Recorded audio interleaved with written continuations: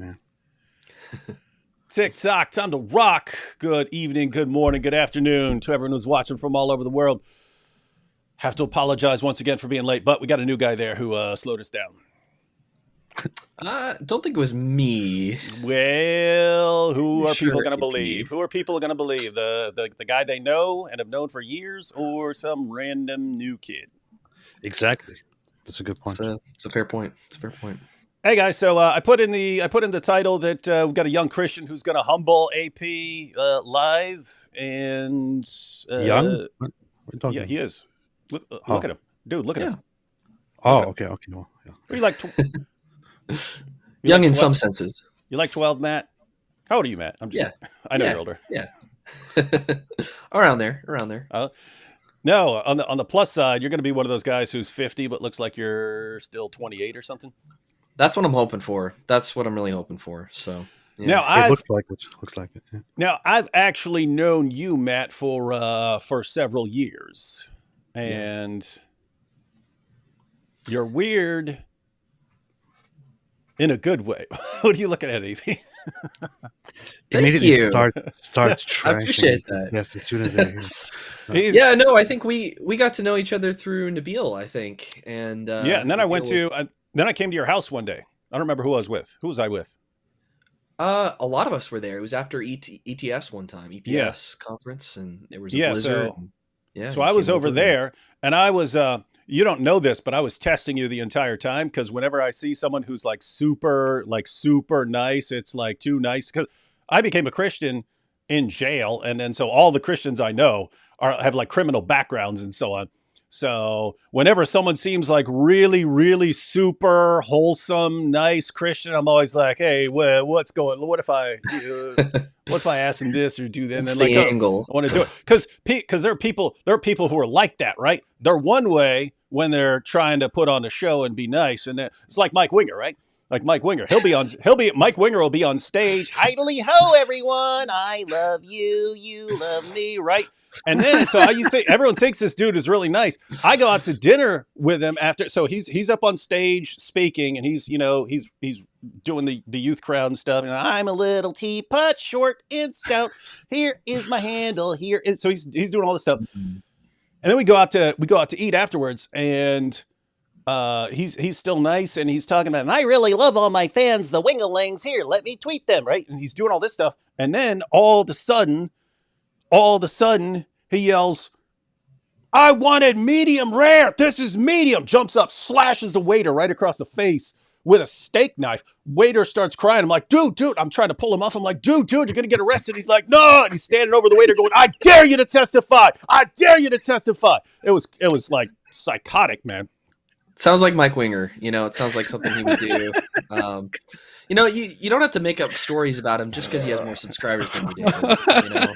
Oh, see, can I block someone for talking trash to me live? That Is there a way to block him? escalated very I quickly. can mute his mic for a few minutes. You're getting a timeout, mister. Oh boy. You're getting a timeout. Hey, by the way, wouldn't that be funny? Because there was that Dave Chappelle skit where he took Wayne Brady out. Like, Wayne Brady, super nice guy. Everyone loves Wayne Brady, but he takes him out, and it turns out the guy's like a pimp and a drug kingpin behind the scenes and so on. That would be funny with like Mike Winger. Like a skit like Mike Winger, and you find out he's like behind the scenes, he's like Andrew Tate or something. That'd be pretty wild. That would be pretty wild. Anyway, long story short, even though you've got a new pretty new channel on YouTube. See, I normally don't like helping. I normally don't like putting the spotlight on new people or helping them, mostly in any way, because I think people who are doing YouTube have to go through what's called a pain period. Are you familiar with that? Have you? Oh yeah. You heard of the pain period? Yeah. Oh, That's yeah. when you're cranking out content, but people aren't watching it as much as you would like. And so that's a period where lots of people, you can go in two directions. Some people give up after a while, and other people, they keep adapting and figuring out what works better and stuff like this. And they keep getting better. And so it's like, you kind of have to go through that, because that's where you kind of figure out where you are on YouTube, and what your niche is going to be and so on, and constantly improve. And you don't. It's basically bad to say, hey, everyone go over to this guy's channel and he's new. And it's like, I'll give you an example. You're familiar with Mr. Beast, right? Of course. So you got Mr. Beast. I don't know if I'm assuming his old videos are still up, but if anyone wants to do something fun, go through some of his old videos, which are the absolute worst garbage I've ever seen in my entire life. It's in fact, I only watched one because it said I'd watched some other video by him just when he's like handing out money at some restaurant or something like that. And then it recommended a video. Hey, I got 1,000 subscribers. And I was like, 1,000 subscribers. And it was one of his old videos. And I clicked on it. It was like his 200th. It was like his 200th something video. It took him like 200 videos to reach 1,000 subscribers. And his like 200th or whatever it was video was the worst video I've ever seen on YouTube. And that's after a guy who eventually became one of the greatest YouTubers, if not the of all time. And what a loser! He took so long to reach 1,000 subscribers. That's what I mean, right? It took me a few weeks to reach 1,000. What a loser! Yeah, man. I know. And you're saying that's what my channel is, the equivalent of that. And now you're ruining my chances at becoming better by just steering people towards my. So thanks a lot, David. I was pointing out. So that's for. So normally I don't like saying, hey, everyone go over to this new channel. I actually think people need to sort of fight and struggle for like a couple years, and that determines whether they're really going to stick with it. Anyway, you're kind of an exception. I also because don't like promoting smaller channels because, but I don't really have a reason. I just don't like smaller. Yeah, you think you're superior. By the way, AP, you remember years ago, and you're like, hey, David, I just started my YouTube channel. You come on. I'm like, no. Get these other guys. You're like, no, I don't want those other guys. I want you. And I eventually came on with you just because you were whining so much. But even then, I was like, no, you got to go through the pain period. But somehow your stuff took off. Anyway, that sounds exactly like what happened. Huh, interesting. So then I'll show you the emails. I got the emails, son. Do it. Got the receipts. Do it now. So anyway, the point was, but Matt, you're not exactly new because you've been doing apologetics and making content and giving presentations and making YouTube content for a long time. You just also went off on your own channel here pretty recently, right? Yeah, that's right. So thank you for making an exception in my case. I appreciate it, and I love you guys, and I'm really glad to be here with you today. And I'm excited. Hey, AP. So I was over at Matt's house, and we just went live, and Paul Copan was there, and Matt's dad, who was Lee Strobel's partner for years. I read Inside the Mind of Unchurched Harry and Mary years ago. Oh wow! But that goes way back. Yeah, so that was way back in the day. That was before you were born. Yeah. So anyway, I was over there, and so we're kind of jumping in on there, and I was talking about what nice guys you are, and what a nice family you are, and then I blurted out, I said, but my sons could beat you up. And I said that, right? And you're like, yeah, they probably could. But see, I was looking in your eyes, right? I was like, I knew what you're going to say. Oh yeah, they probably could. But I was looking in your eyes. Yeah. Like, is he going to get that Mike Winger look in his eyes? Like, yeah, like, dude, wait till I'm off camera or something like that. Oh yeah. But no, it was totally legit. Yeah. So it's yeah, weird. I mean, your sons have won like judo competitions, right? And MMA stuff. Wrestling, all that stuff. Yeah. Anyway, Yeah. but that wasn't the point. It was just, how can I mess with this guy and test his reaction? Because you have like three categories of the people who seem really, really super nice. And you have to figure out which one, because you're going to interact with those people differently. So one, you got the people who are totally fake. They seem like the nicest guy in the world, but like, Mike Winger behind the scenes, like total, like just completely evil and psychopathic. Right. But then you have people who are really good and wholesome, and they are really good and wholesome, but over time they get like massively prideful and judgmental of everyone else. Like, I'm glad I'm not like the rest of these heathens. Mm-hmm. And so they're not doing anything. They're not doing anything bad, but they end up with like this crazy case of pride. But then you actually have people who are really good and nice and wholesome, and that's just how they are. But that's rare. That's like you. That's like your dad, and that's it. That's it. Those are the only two people. Well, only two people I hope I can be in that third category, and if so, it's only due to the grace of God. So, It was a surprise to me to find out that Mike Jones, inspiring philosophy, is pretty much a murderer. He Although is. he's a very nice guy. Yeah, he's a sick dude. All these guys, don't trust any of these guys behind the scenes. My goodness. See, that's the thing about me and AP. Like, we come across like dirtbags, but what you see is what you get, right? We're not. We actually are. Yeah. Yeah, and the other thing you have to worry about, Matt, is you got like AP's got mean fans who just come around and insult all the time. Like this dude, he says, "Dude's head is a flying carpet." See that? Yeah. That's, I don't know what a flying carpet looks like particularly. I would say more like the Great Wave off of Kanagawa or something like that. What does that even mean? At least be creative with it. Yeah. Oh, getting a little feisty there. Uh-oh. Hey, wait a minute. It comes out occasionally. Wait a minute. No, there's all these comments. You can skateboard on his hair. Yes, there you go. That's much better. That's much more creative. I appreciate that. Yeah. And then you have your defenders coming over. Y'all are just jealous of Matt's hair. Truth. That's true. Truth. Facts. And one extra thing. Why does David look like he's in grayscale? Because these guys have their saturation turned all the way up. Let me see. Oh yeah, it does look like that. I mean, I went for a walk on the beach today. So that better? I might just be You like that? You like that, D. Otero? Is that great. that's not grayscale anymore? All right, That's I'll leave beautiful. I'll leave it like that. I might just have a tan because I went for a walk on the beach today. So that's definitely No, possible. I turn it down for other people who look like they're not as colorful, and so I adapt it. But then yeah. So anyway, point is, everyone complains no matter what you do.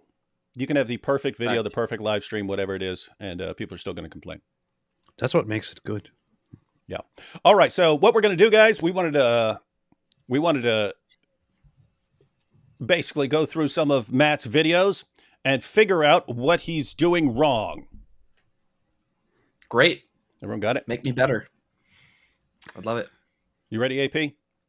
I thought you were going to talk more and more about how we are behind the scenes, Mike Winger, all of these people. I can talk about Mike Winger all day.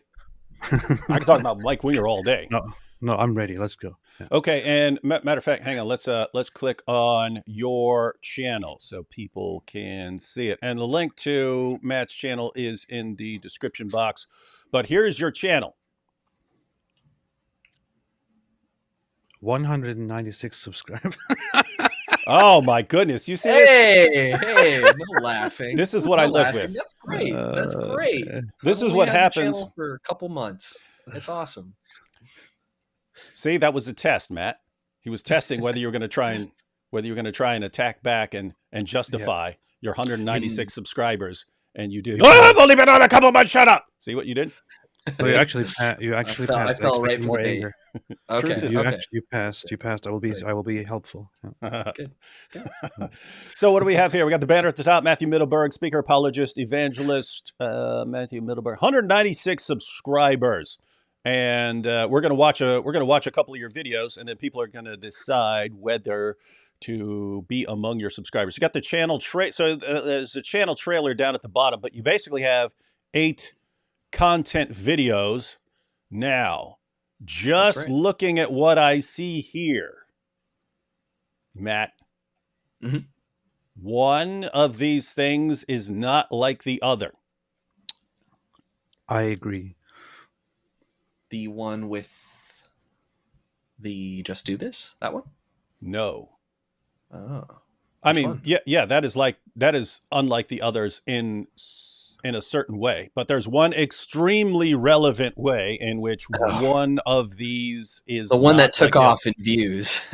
Yeah, the difference between 2,000, because again, notice if you have 2,000 views on a video, and you have 196 subscribers, that means most of the people who watched your video were not subscribers.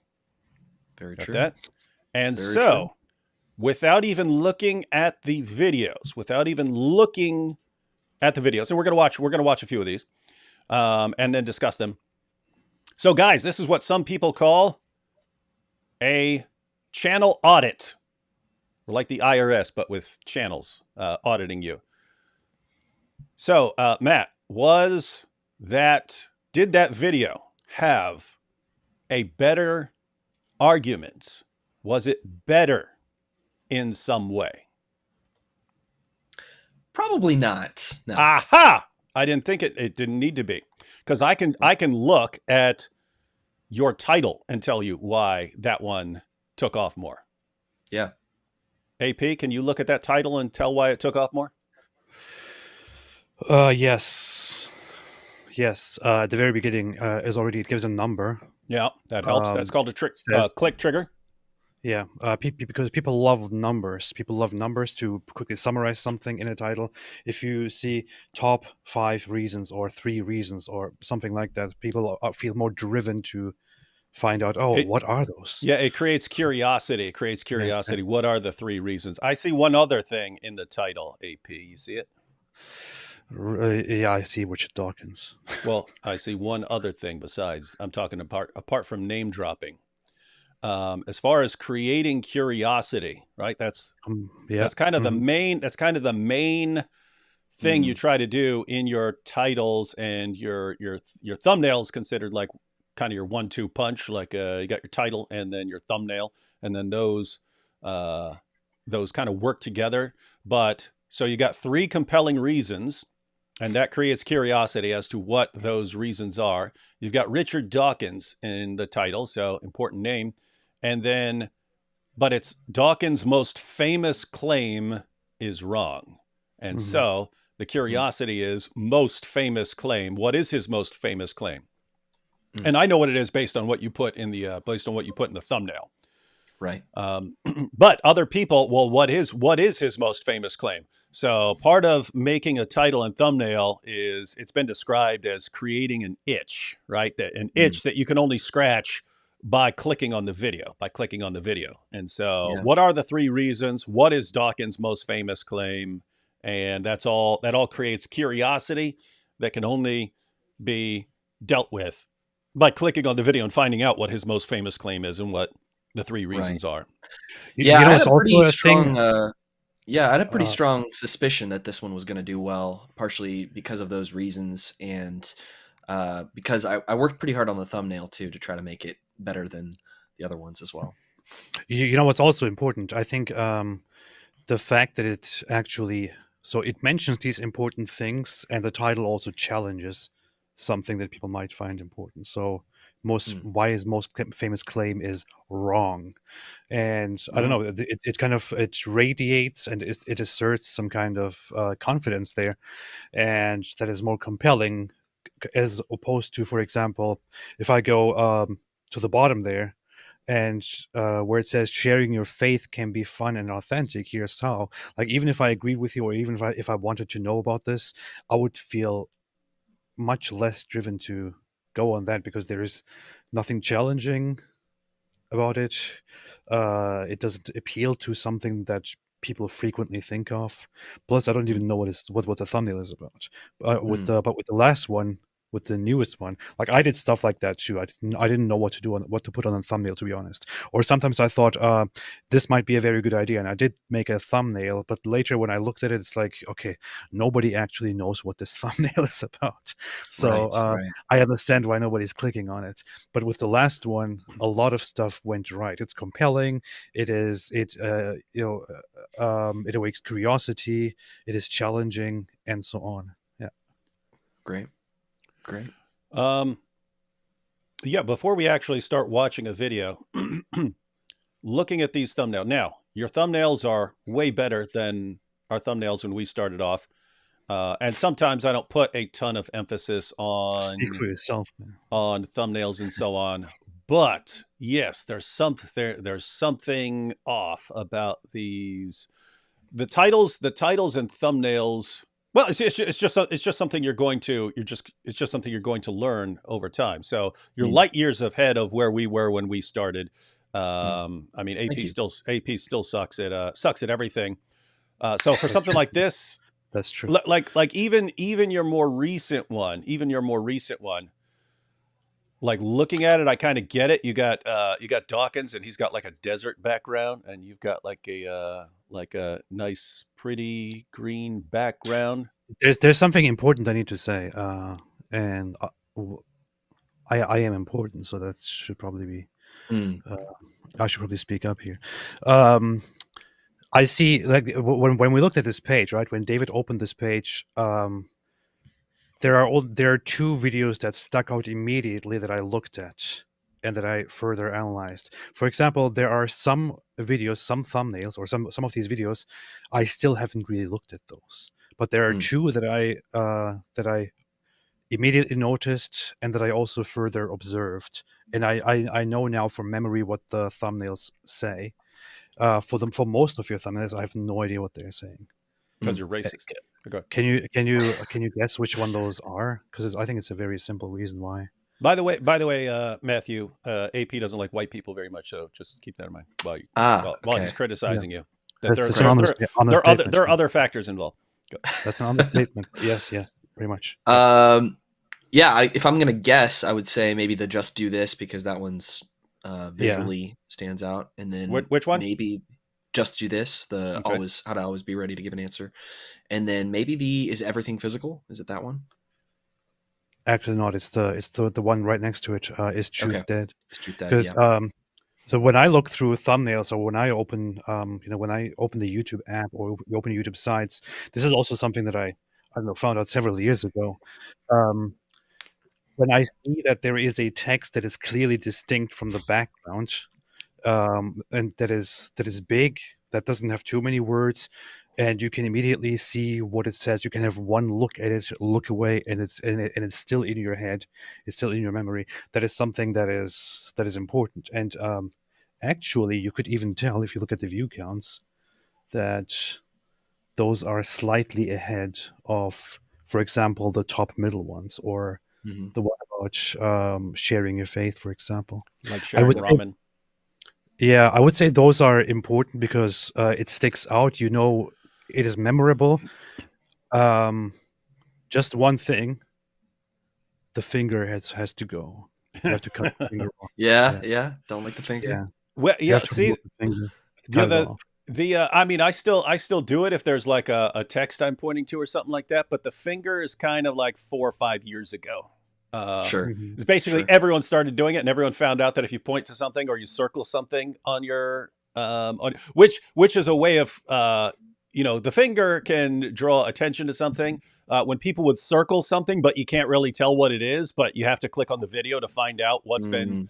It's like there's a crime scene and there's a circle on something with an arrow pointing to it. And you go, oh, what's that? I can't really see it. I have to click on the video to find out what this is pointing out. So these are all means of creating curiosity. But yeah, I did notice the same thing that AP pointed out.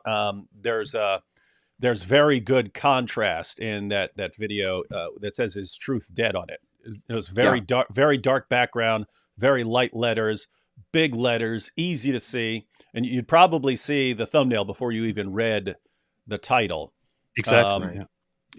As opposed to like some of the other ones with like Thanksgiving, thanking whom. It's kind of, you have, it looks like a brown border around that, and then like orange letters. So there's just not as much contrast. And I get what you're doing. If you're Thanksgiving, you might want orange letters or something like that.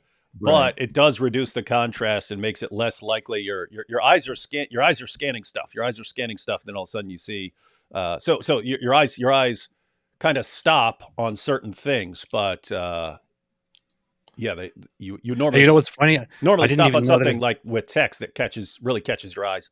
What's that? I didn't even know that it says anything about Thanksgiving until you just mentioned it. Yeah, yeah, that's good.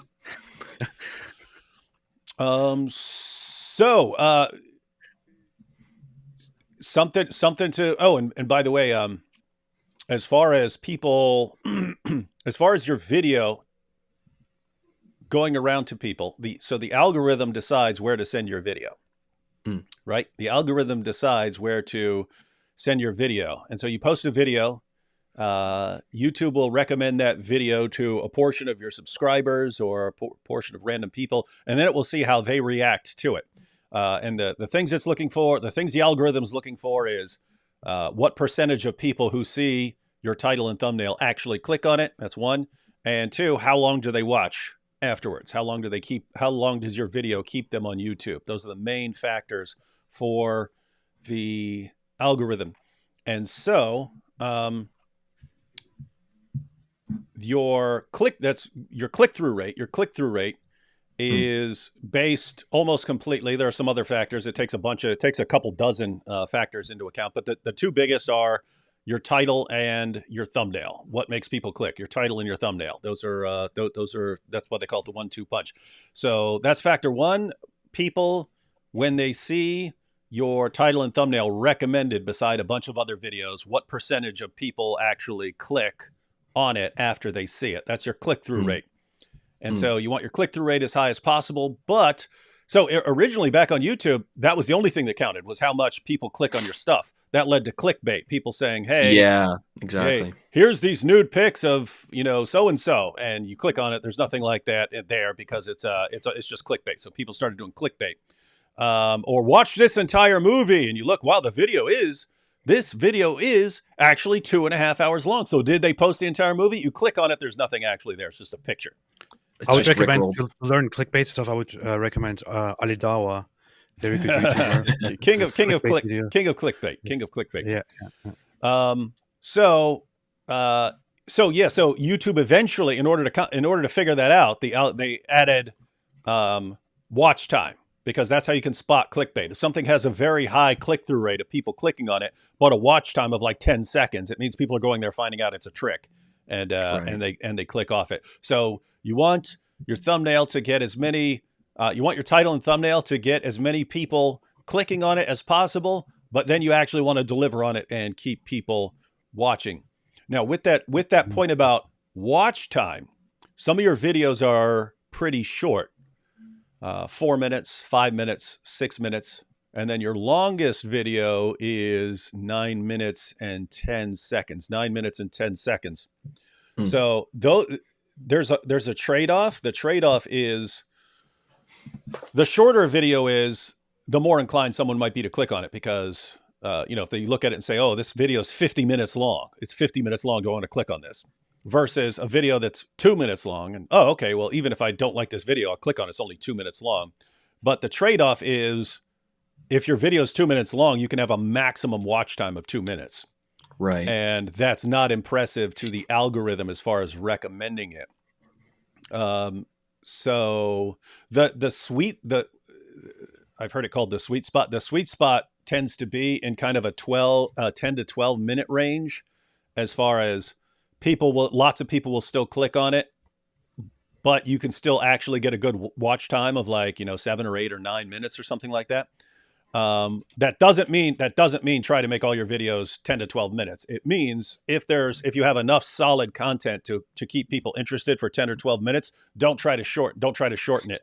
Because it's actually good if you have enough content to fill that 10 or 12 minutes, but you don't needlessly draw out your content. But yeah, for any of these topics, if you were like, oh, I'm going to leave this out because I want to keep it at 7 or 8 minutes. If it's actually important, keep it in there, because keep going. Get a long. No, that's good advice. Yeah, that's really good advice. I like that. Anything else, AP, based on what we're seeing here?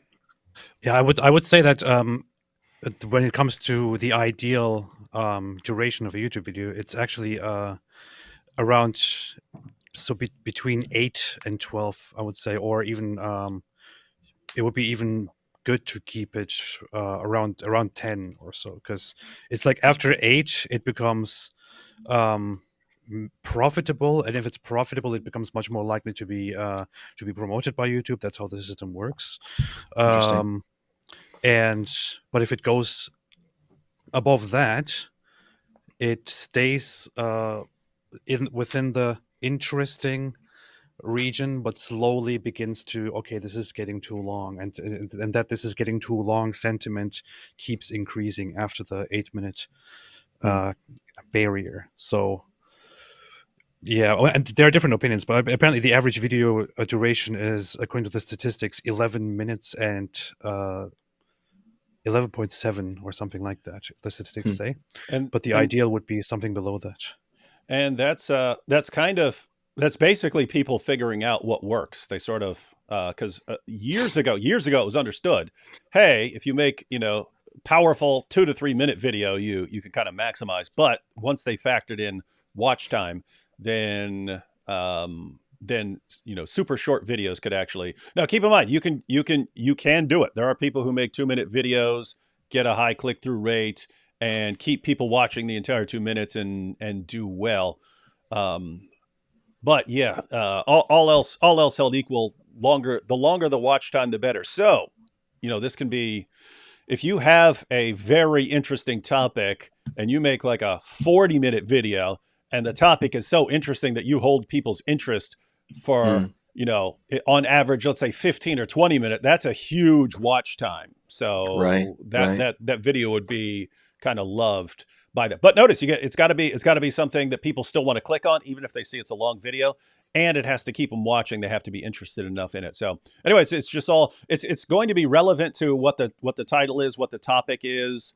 So anyway, long story short, if you have enough solid, good content to go 10, 11, 12 minutes, don't cut it out. But if you can cover exactly what you're saying in 5 minutes, then cover it in 5 minutes. Don't drag it out just to add time.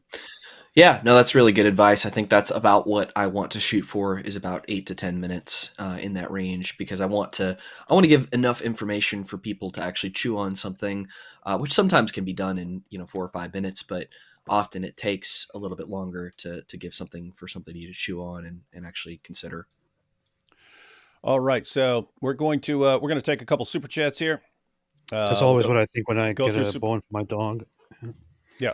Going to do a couple of super chats here, and then we will jump into some of your videos, and we'll tell you why they're the worst thing we've ever seen in our lives. And then we will talk about the claims made in those videos as well, right?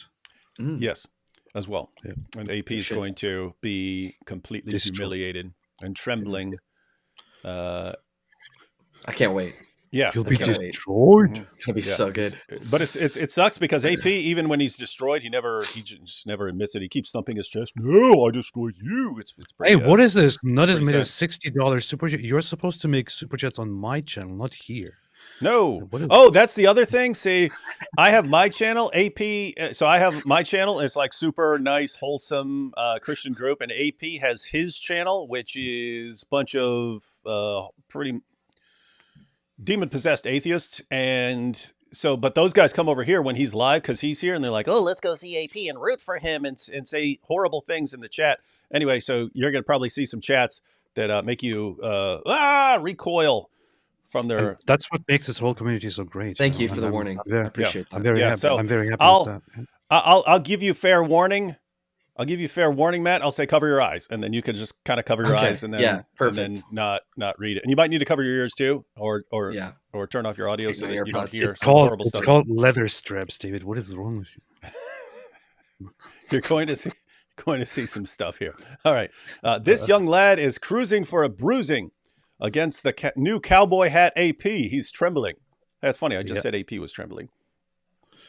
Yeah, I think Ayatollah here meant AP is trembling. Chloe says, I made your Daniel Pikachu dream as a video.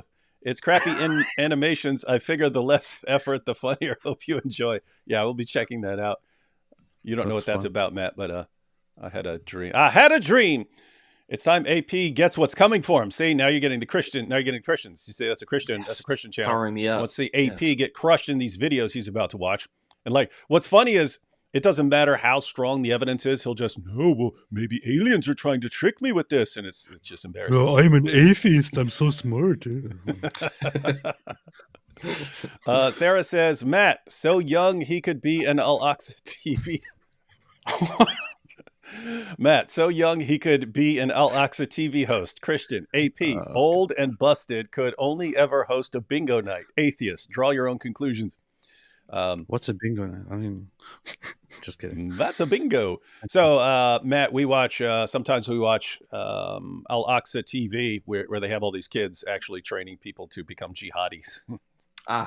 Makes sense. So, but they always have like 6 and 7 year olds doing the hosting of why everyone should, why all the other kids should grow up to be jihadis. So, oh, wow.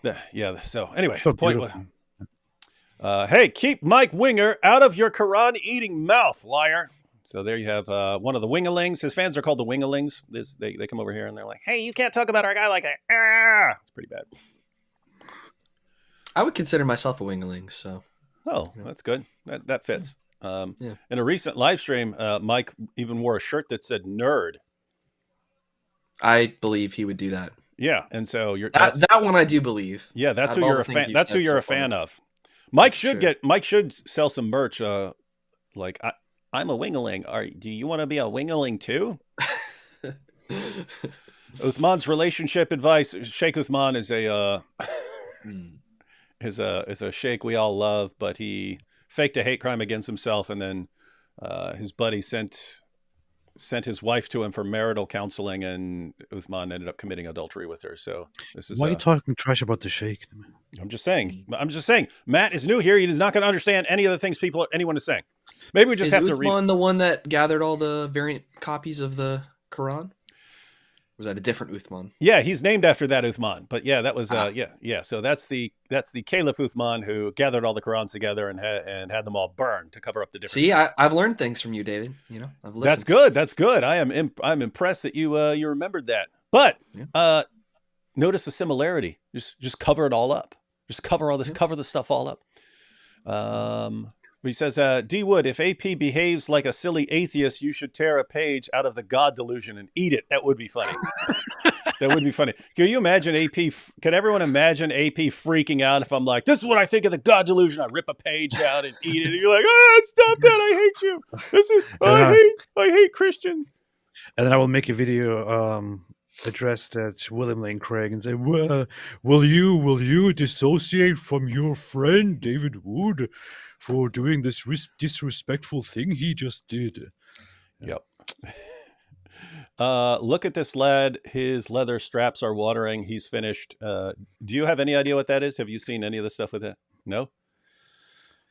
There's a famous. I want to know that one. There's a famous quotation from Muhammad that we actually made famous because we just pulled it up and we're making fun of it. But Muhammad said, "The eyes are the leather straps of the anus." Just saying it is ridiculous. But so now one of those biological facts in the Quran. Yeah. So now, no, that's actually the Hadith. Don't be falsely accusing. Don't be falsely accusing the Quran there. I taught you better than that. But so now whenever anyone is talking about eyes, they refer to them as leather straps. Is that Diha Al-Kalbi? Muhammad would be jealous. We will not comment on that. That is one of AP's fans. This is the kind of childish stuff that we go through on David Wood's channel instead of talking about actually relevant things stuff that are actually serious that make sense. We spend our whole time with jokes here, and it's just Yeah, AP's fans all want to be Mr. and Mrs. Funny Pants and distract from the show. Dan here says, hi, David and AP. This is the first stream I've managed to watch as I'm in England, and I just wanted to say thank you for all the work you do. See, now you occasionally get a nice comment like that. And then, of course, you have things like Ayatollah here. I salute your hairstyle. It's what we like to call a cow or a goat lick in Iran. Cool. Thank you. What is that? Oh, that's a super sticker. And we've got more, but we'll jump into some videos here. AP, atheist, always late. D. Wood, friends with an atheist starting to be late. Draw your own conclusions. D. Wood, friends with an atheist starting to be late. That's a good point. No, it's not. All right, we ready to check out a video? Let's just watch your channel trailer here real quick. Let's do it. Here we go. Channel trailer, ladies and gentlemen. Do you have questions about your faith? Do you want to learn how to explain and defend why you believe in Christ? Then this is the place for you. Hey, what's up with your audio? This sounds different from your other stuff, but I see the same microphone in front of you. Yeah, I was still tuning it in, still figuring it out. So this was first video made over a year ago now, I think. And you thought it was a good idea of what you could put in the background. You thought shoes. I thought, it's good enough for Sean McDowell. It's good enough for me. Fortunately, you eventually wisened up and went with Bucks. Huh? Yeah, nice. I figured the David Wood mechanic would probably be the best background to go for. So, yeah, went back to the library, the classic apologist look. Shoot. So, can we confirm shoes do not work? You asking me? No, I'm asking someone who's not here. Good. I'm saying, can we confirm shoes did not work in the background? What if I put shoes on the bookshelf? What do you think about that? Yeah, you could put stuff on the bookshelf. Like, look, like I've got like Rock'em Sock'em Robots here, and I've got this mask down here. So yeah, you can put other stuff on there. Best of both worlds. Yeah, there you go. All right, let's go here. My name is Matthew Middleberg. I've been studying, speaking, and writing on apologetics topics for the past decade or so, and I've gotten to speak all around the world in churches, organizations, schools, on the reasons that we can be confident that our faith in Christ is true. And I've been a lifelong lover of YouTube as well. So I thought, why not put the two together and start a YouTube channel and share some of the things that I've learned about apologetics. But what is apologetics? 1 Peter 3:15 says, "But set apart the Lord as holy, always being ready to give an answer to anyone who asks you for the reason for the hope that is within you. Yet do this with gentleness and respect."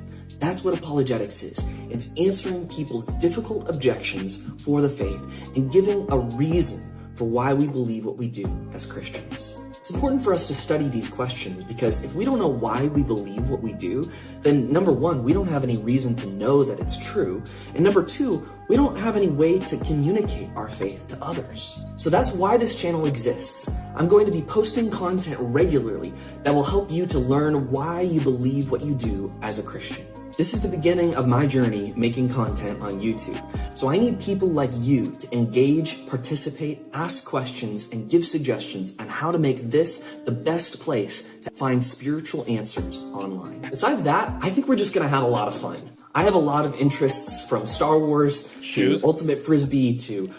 You actually zoomed in with B-roll on your shoes that people could see. That people could see the entire time when you're talking to them, but you thought, we need close-up. We need close up, and now you've stopped it on the best frame in the whole video. Me. That's all right. I can back up. I can back up. I can back up to the shoes there. There you go. Perfect. We got the shoes here, ladies and gentlemen. All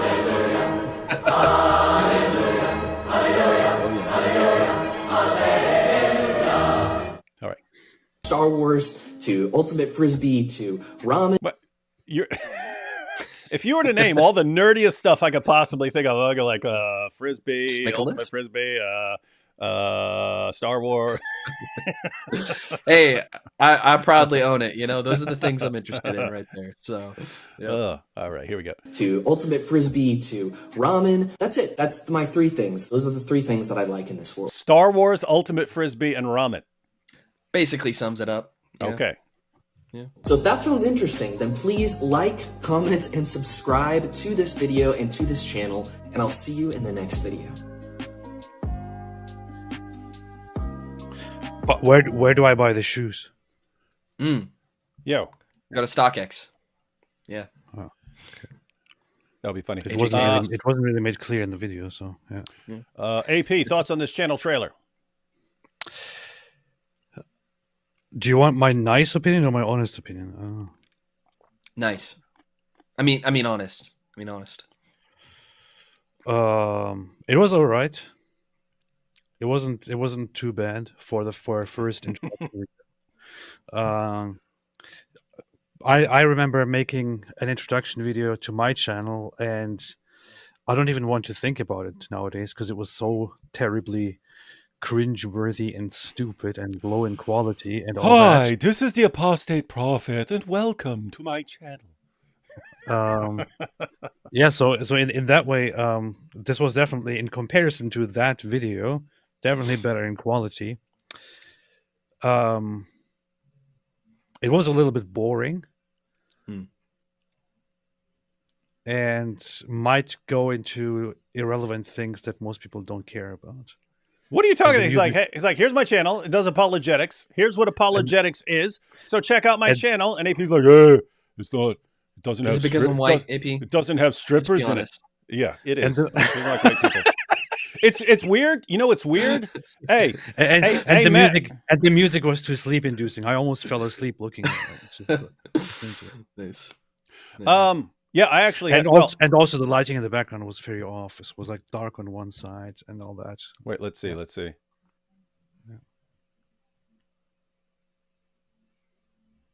Yeah.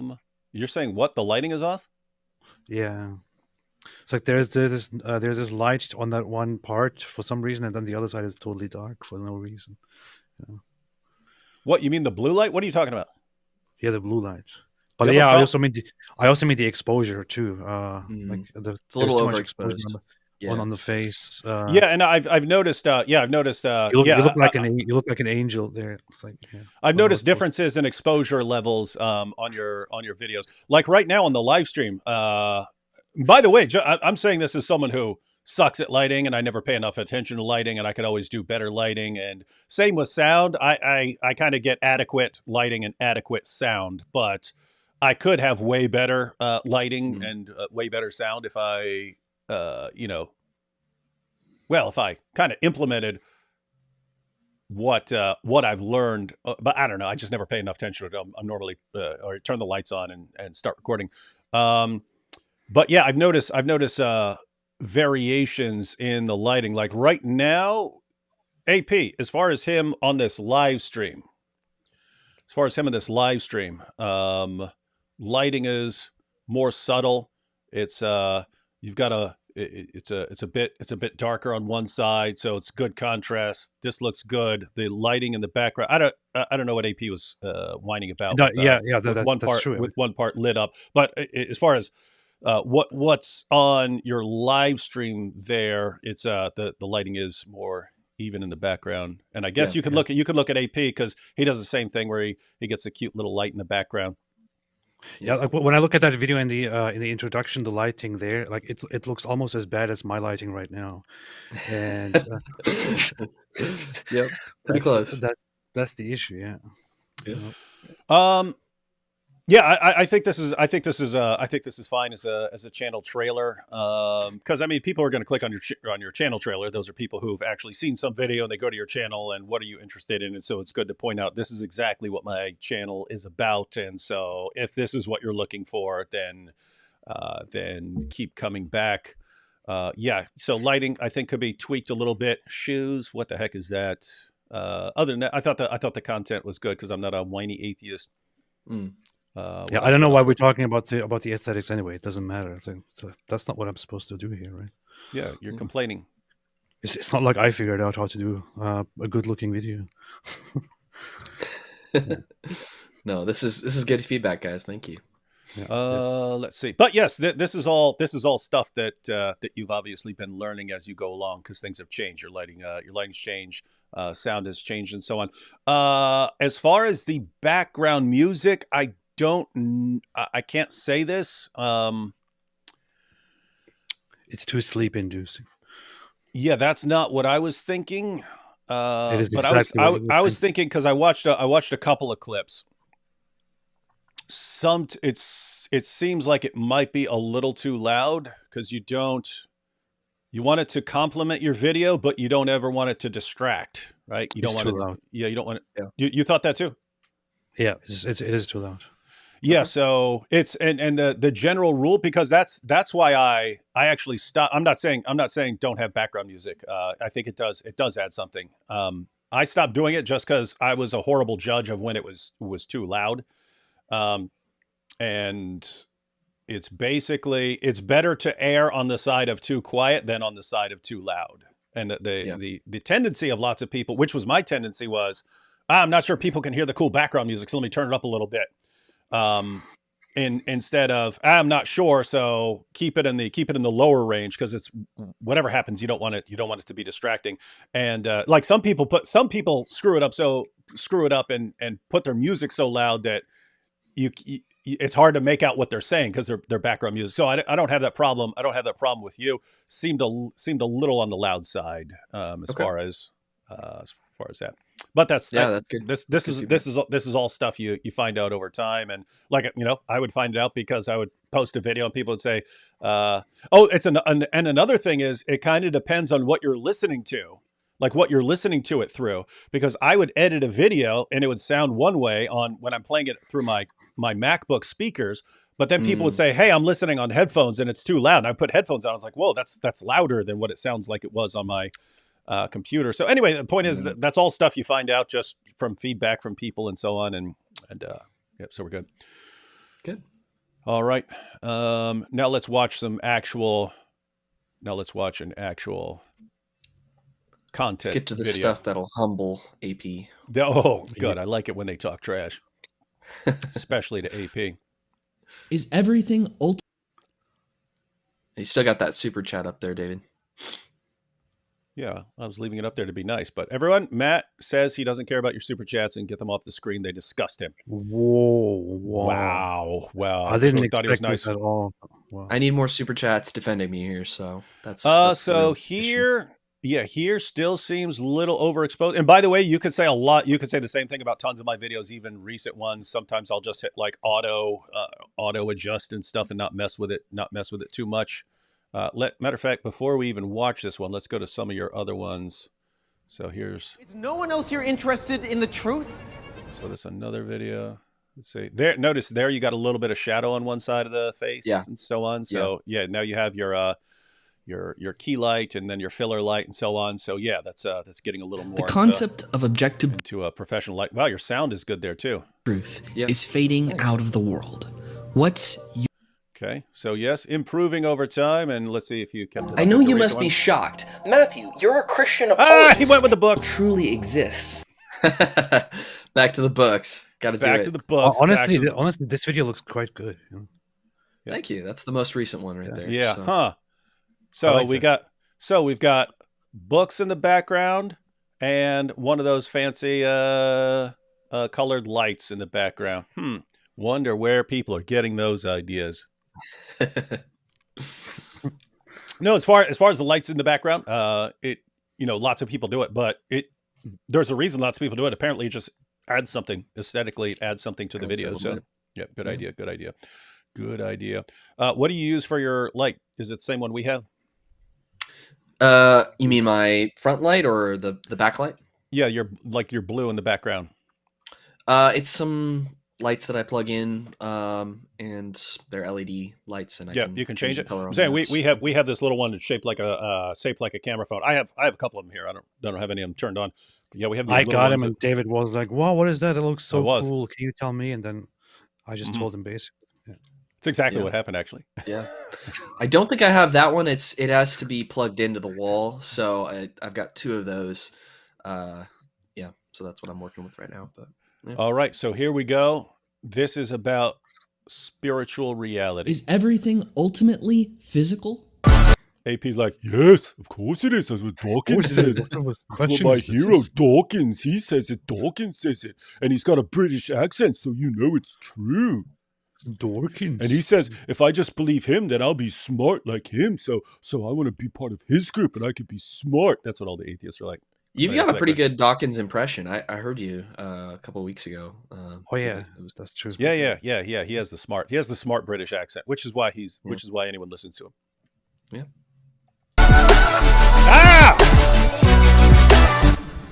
Yeah, I got rid of that. Oh. Yeah, I was fine with the music. It just seemed like twice as loud as everything else. Yeah, correct. Imagine you're talking Hey, look at him though. What's my name? Matthew Middleburg. Apologetics. Oh yeah. Imagine you're talking to somebody who is an atheist or who simply believes that everything can be exhaustively described through physics. Imagine? What do That's you mean? me. I do that every time I look in a mirror. Time I'm in a mirror, I say, hey, look at that guy. He believes that everything can be exhaustively explained.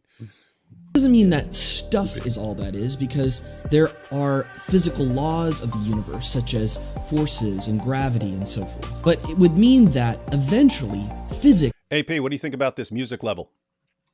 Too much. Yeah, that's what I was thinking.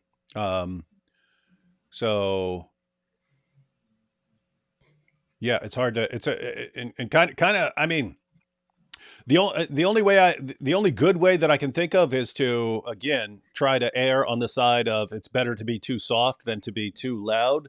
But also, once you make a video, you could do sort of a sample render and just have a couple people listen to it. Say, does this sound too loud? If anyone says, yeah, that sounds too loud, then you could dial it back. But yeah, it's you're not screwing up like some people do to where you're like it's hard to understand what you're saying because of the music, but it's just a slight distraction because it's louder than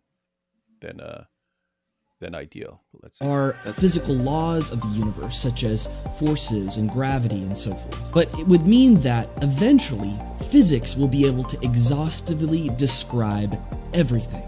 Nothing will be left unexplained by physics. There are a lot of ways that we could respond to this. What are you laughing at, AP?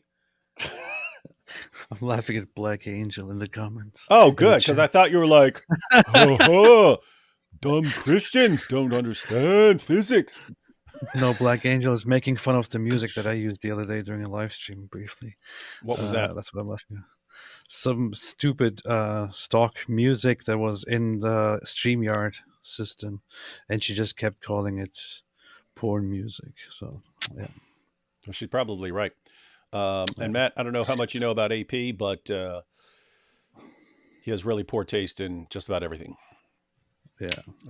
I gathered that. Yeah. Yeah, he's like we first started hanging out, and he started speaking German and stuff, and I'm like, dude, how'd you learn German? And he's like, because I memorized all of Hitler's speeches from YouTube. It's like, gosh, man. Wait, I thought you said he was racist against white people. What? Yeah, that's what's weird. He gets that from the Islam side because he's an ex-Muslim. So he simultaneously is like, well, white people are all that matters. They're the best and everything. And then, oh no, all that matters is Turkish people. Anyway, it's weird. Oh, it's actually different. It's I take it from the Hitler, Ottoman Empire back. Yeah, he reversed it. Yeah, I reversed it. That's what I do. All right, nice. We could point to the evidence for God's existence. We could look at the well-documented... Hey, and AP, how about instead of following what Black Angel making fun of your music in the chat, you pay attention to the argument so you can say whether it's good or not. How about a lot of ways that we could respond to this. We could point to the evidence for God's existence. We could look at the well-documented cases of miracles throughout human history. Or we could even look at the arguments for the resurrection of Jesus. But what if we were to start with an argument that relies on nothing more than our shared intuitions? Let's look at a classic thought experiment from the philosopher Frank Jackson called the knowledge argument, also known as Mary's Room. Imagine in the future there's a scientist named... You should learn this, AP. Learn this something argument. with Michael Imagine in Jackson. No, Mary's. Oh, Mary's. future there's a scientist named Mary, and she is the AP's like, that's stupid. How could a woman be a scientist? I can't even watch after this. It's so ridiculous. Hey, can you imagine? Hey, can you imagine playing this for like the Taliban? The future, there's a scientist. That's impossible. Girls can't be educated past grade 6.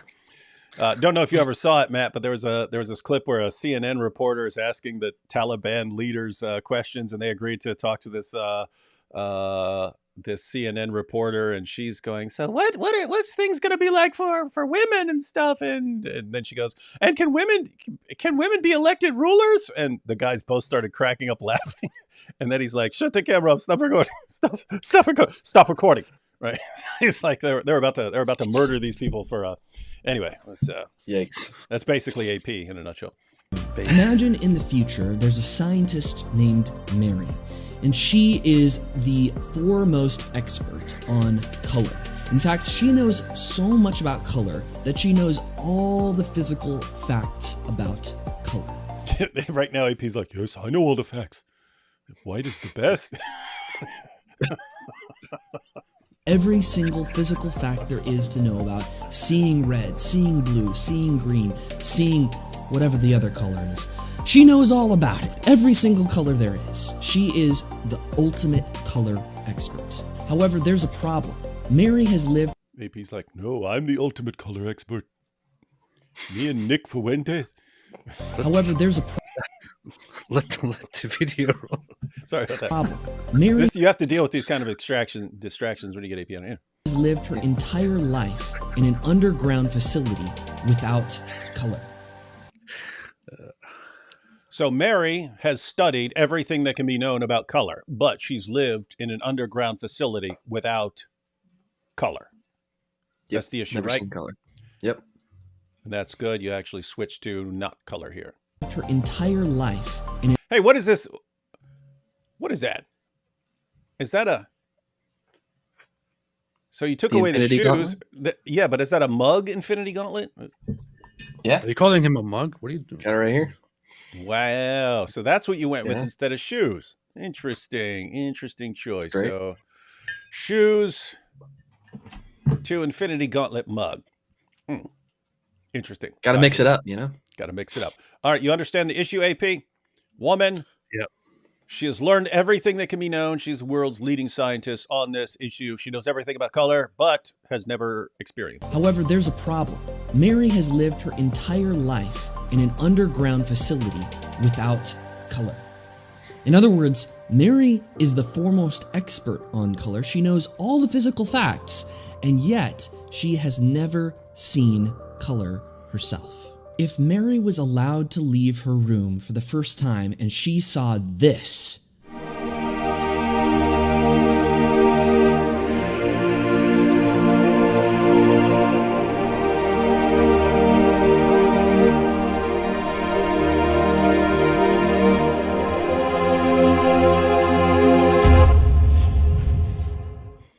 what would happen to Mary?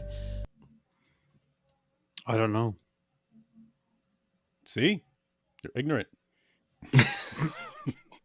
See, you're an agnostic, not an atheist. Yeah, I think that all worked well with the no color switching to black and white, and then which you being in black and white for a little bit, and then switching to the extremely colorful things of nature. I think that went well. Although atheist demonstration. Oh, okay, cool. I That is a thought good atheists would demonstration. still find something to complain about. That is a good demonstration, except that there is also the music. Yeah. See, he can't help himself. Little music in Which- there, too. Yeah. She learn something new. Of course, she would learn what it is like to see color.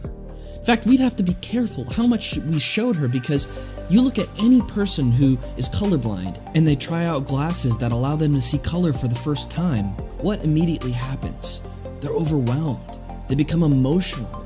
They realize that there's this whole feature of experience of a reality that they have never experienced before. And It is kind of creepy. You've got this blonde-haired, blue-eyed kid talking about color so much. Yeah. So you have people start wondering, why is this guy so interested in color, huh? Yeah, we're a few Why is- minutes away from how about let us create an entire generation of people with blonde hair and blue eyes. I'm saying color's good, okay? I'm saying color's good. That's what I'm saying. Okay. Yeah. Except with people, then only one color is good. in other words, even though Mary knew all the physical facts about color, she had never experienced seeing color before, and when she does experience it, she learns something new, something irreducible to the physical facts. Our qualia, or our experience, cannot be reduced to simply inputs and outputs and data. It's something more. If this argument is successful, then it seems that reductive physicalism fails to accurately describe the world. There is more to life than just physics. Doesn't this line up so much better with our experience? There seems to be so many things that we believe in that can't be simply reduced down to their physical properties. Beauty, love, the soul, free will. These sorts of things can't be exhaustively described through physics. We don't have to artificially limit the way that we look at the world by a set of predetermined calculus that reduces everything to physics. Instead, we're able to see creation, reality as it is. There's a big, huge, beautiful universe out there, and it's comprised of more than just the physical stuff and forces of the universe. There's a spiritual dimension to reality, and this argument helps us to connect to that. So did you find this video helpful? If so, like the video, share it with a friend, and subscribe for more, and we'll see you in the next one.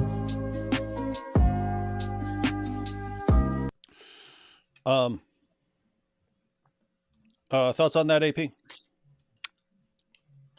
What kind of thoughts do you want from me? Well, not on the arguments, on the I'll give you my thoughts on the video.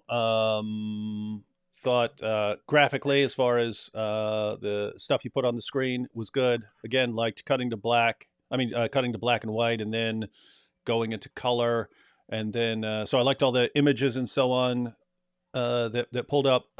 AP on the background music.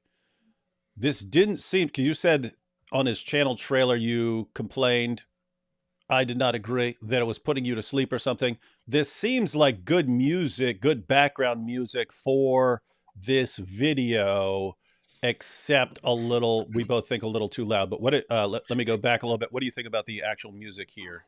Color before, and when she does experience it, she learns. I think the music is appropriate, but a little too loud. What are your thoughts? I think it is a little bit too dramatic. What? There's the thing. Like at some point, I was putting music into some of my videos when I would talk about, I don't know, lengthy historical stuff and things. Yeah, like that. because you were using those Wagner opera songs. That too, but also some other ambient music stuff. But ambient, because it made people want to go to sleep. Go ahead. But the thing is, it is a very common response that you see from people when there is music in a video. You are very likely to see some people say, lose the music. Like I wish there wasn't. I wish I could turn the music off, because it's a thing. Like you don't need to put music into videos where you talk about things. You will only lose people instead of winning people over. That's how I see it. It's too distracting. Like some people would rather focus on what is being said, and would get distracted from the music that is playing. And especially here, it is loud. It is relatively loud, I would say. Yeah. I'm going to disagree. But I like the video overall. I think the video is overall quite good. Yeah, and, we are focusing on things to nitpick about. So don't. Sure. Yeah. It is very concise and makes the point very clearly. Looks good. The thing works well, like the transitions from the black to the colors and all of that. My main issue is just with the music. If we're just talking about the production here. Yeah, and I'm going to disagree with AP somewhat. I think the music is fine, just a little too loud. I think that because some people pick background music that just it doesn't fit with it, like that it doesn't have the right tempo and so on for what they're saying, and it can be distracting that way. This music I don't think is distracting that way, just a little too low. So I think if it was dialed back, it'd be fine. But you are going to have people with this is a matter of taste preference and so on. So you will have people like AP who I can't handle it, so let's call music in it, versus other people who like it, and it can also do two things. One, it can make your video come across as better put together and kind of more professional with background music when it's done well, and also, which you did in that video, there could be times when the music cuts out. Right, the music ends, and it kind of draws a little more attention to what you're saying at those points. So you can actually kind of plan it out so that it's the music fades out right as I'm getting to this point or something like that. So, but yeah, I would say well done video there. Thank you. So we're being nitpicky. Any other comments on this, AP? No. I just checked because I downloaded the video and then to put it up there. So I went and checked because end screens don't pop up if you've downloaded a video. So I went and checked on your channel, and there are no end screens here. Yeah, I hadn't figured that out yet. So the newer videos have them. No, okay, so your Dawkins one has one, because you definitely want end screens on that one. Let me check out what you linked to. Let me see here. See how you do your end screens. Oh, yeah, there we go. So you link to does thankfulness point to God? And now, did you pick videos, or are you doing most recent or best for viewer? I can't remember what I did on that one. If I chose a specific one that I thought would be related to anyone who's interested in arguments for God, or if I just said most relevant, most recent. But yeah. All right. So you picked up on that, but that's also something you could go back on. You know what I mean? You go back through your earlier videos and add in screens because even if most people don't click on them, so there's a click through rate on your end screens as well, and that might be like 5 or 10% of people or something like that. But guess what? That's just extra. Yeah, that's just that's extra helpful. views on some videos. So it doesn't. It can only help. It doesn't hurt. Yeah. And there's also this. I don't know if you want to do this because I sometimes do. I probably usually don't. But I kind of at the end of my video fade to a generic end screen that's got a graphic and stuff on there, and then I'll have some videos up there. But putting something up on the screen that obviously makes it more likely that someone's going to watch that video if it pops up on the screen. But telling people to watch it, that increases that rate. So if there's ever a video that really ties into another video, like the other video's on a related topipic, then it's good to actually say it at the end of your video. And if you would like more on this, then you definitely want to check out my video, such and such and such and such, because I've done that on a couple ones because there's a couple of them where it's like, oh, this one really relates to it. So click this video if you want to find out more about that. And then I go into the normal. Wait, telling people to do something increases the likelihood of them doing it? Yep. That's interesting. I had no idea. Watch. Hey, AP, why don't you complain a bunch during this live stream? Watch, he'll do it. I'm not going to complain. Why? I don't like complaining. All right, so we got that. Let's take a couple more super chats, and then we'll jump into the third video. Well, hold on. I want to know what AP thought of the content. Yeah. Yes, now? What do you think? It was the content. It was stupid because atheism is true. Yeah, what do you think of the knowledge argument? I don't know. Why don't we see what Richard Dawkins says about it? Then I'll know what I'm supposed to say. I'm familiar with the argument. I never considered it a very strong argument. See, complaining already, like I told him. Not a strong argument for. I guess if you want to use it as an argument for theism or for just against physicalism or materialism or whatever you want to call it, I don't think in that regard it would be a strong argument. It is a thought-provoking question, though. That's what I could say. And there are already some issues with it. For example, like you brought up the soul as an example, which in and of itself would be a whole debate. Mm-hmm. When you ask a physicalist or a materialist about how to describe certain things that can't be described by physics alone, like the soul, then you are opening another whole door, which would be soul. Why did we agree at some point that the soul is real, that it exists? What exactly is it, and so on? So, and I think we can. There's a whole debate around the soul and around the existence of soul, and I think there are really good arguments to believe in that. Near-death experiences, philosophical arguments for that. But I don't. But see, it's a whole different question. That's the problem. I don't think we need to necessarily even conclude that there's a soul. I think what this is kind of arguing against is reductive physicalism, the idea that everything can be exhaustively described by physics, and yet it seems like she learns something new, right? When she sees color, she learns this kind of knowledge by acquaintance of this phenomenal experience. Would you say that she learned something new? I get that. I get that. I understand that, and I would say it is a thought-provoking question. I wouldn't say it's necessarily a compelling argument. My issue with the whole soul part is just that when you bring that up as an example, then you are opening a whole new door of a discussion that needs to be had. So, but apart from that, the argument is surely thought-provoking. I would say I'm familiar with it, and I personally just these were my thoughts. All right.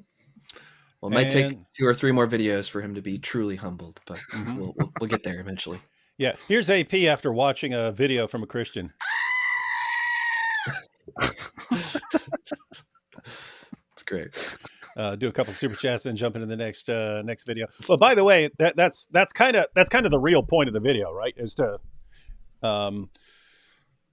like what Greg Kokel would refer to as putting a stone in someone's shoe, right? Like obviously there's a ton of issues involved and would be a big discussion on physicalism versus some alternative or something like that. But hey guys, why don't you get thinking about this? Because notice there's a little issue. If you're a physicalist, there's kind of an issue here.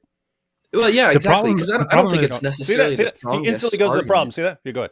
Yeah. no, I the don't think it's problem is if necessarily you want the. to. Oh, go ahead. Yeah, the problem is if you want to actually get into the discussion, Don't let into the don't let debate AP don't let of AP that whole bully thing, you, Matt. of that whole He likes it. argument, if you actually get into it, you would have to analyze one aspect of it, which is David. You are probably familiar with it as well because you recently got jealous of my studies in psychology, and then you started studying psychology too. But where you, where you, for example, got exposed to the neurological or neuroscientific or neuropsychological approaches in psychology, for example, and the conclusions that It's a bunch of quack nonsense. Go ahead. the conclusions that even in this example that we had, where Mary first learns about colors and then goes out and sees color for the first time and then has an experience and feels emotion, even the experiences, even the emotions that that you are feeling there are not things that are beyond our explanation, are not things beyond our description. They can be very much described and actually reduced to physics. They can be reduced to biology. They can be tracked and explained in that way. So it's not something that is beyond our natural observation or explanation. It is actually a physical experience, like feeling love toward a person, feeling desire, feeling being amazed by a certain sight, and all of that. It immediately does observable things in your body which make you feel a certain experience. So there is then again a very long debate about that. I think that is exactly what we would expect, though, if we have under substance dualism or this idea that we have a soul and a body, that there's going to be a correlation between the two, that when you experience things, there's going to be a how your body responds to that. And you can try to reduce it all the way to that, but I don't think you need to. And it's not really about the way that her body's processing the neurons. Obviously, there's something different happening when her eyes are reflecting certain wavelengths and all of that. It's the fact that she's supposed to be omniscient with regard to all the propositional facts prior to being out and seeing it physically, and yet somehow there seems to be this knowledge that can't be reduced to propositional knowledge. Yeah. So the issue is that the only bridge that is missing there is so she already knows about it. She simply didn't go into the field and directly engage with it, but she already knows. There is nothing really added to the bank of her knowledge on the issue. She only makes a further experience to then understand the thing that she actually knew all along. Which learn is what then, it's like to see that color. Which is then the experience. So she gains the experience, but she doesn't learn anything about the facts of the matter, right? She only makes an experience of how these facts, for example, how I don't know how you would say that, how they are observed, how they show themselves, how you perceive them when you look at them, and so on. She doesn't actually learn any difference about the very nature of those things that she's now exposed to. Yeah, I don't know. I think she has to learn something there. Yes, she has a new experience, but she is learning what it's like to see blue, what it's like to see red. She's seeing these colors, and I think she's gaining, and I think it speaks to the kind of being that we are, that you have to actually have that phenomenological experience of that to actually have that knowledge. So I don't know. I will say that I don't think this challenges physicalism, though. Well, it's if the claim is that everything can be reduced to description by physical, laws of physics and so on, something like that, then the idea is even if so it sounds like AP you're saying, but her experiences, I can explain all that in terms of physics. Like, suppose you could like absolutely write out everything that you knew as far as physics is concerned. Is there something that's left out of that account? If so, then it seems like you need to change your description of reality, because everything can be described. Yeah. Yeah. There are two things. One is that the experience which is being had there can be completely laid out and described, and there is nothing left that is beyond your comprehension or explanation or beyond nature, whatever it is. And the other aspect is that nothing is actually being learned about the very nature of whatever she knew. So she doesn't learn anything new about that. What she learns is the new things she does learn at that point are how she subjectively interacts with that very thing, and how that very thing that she already knows about and about which she learns nothing new, how it displays itself in the world. But it is supposed to be baked in that she knows everything about color perception and what it means to perceive this knowledge. Not just that she knows about color, but she knows what it means to perceive color, and yet she has this experience. But I'll just say, if you want more about this, my buddy Parker's Pensies, he has a channel on this, and he interviewed Frank Jackson on the subject himself. So AP, have you interviewed Frank Jackson? I know about Michael Jackson. Okay. Well, why don't you beat it? Oh, that was Nice. smooth. All right, Nice. all right. We'll take a couple more super chats here, and then we'll jump into the next video where AP will again be. I'm an atheist. I don't believe that. AP, you see the poll on Modern Day Debate? You eating soy? I said AP is greater than Dan. Yeah, we mentioned that earlier, but I still don't know what that was about. I don't know. It was just is that James' new thing? I still don't even understand. Like the joke, eating soy. Yeah. What's that make you? He sometimes talks about that whole thing because it became a meme.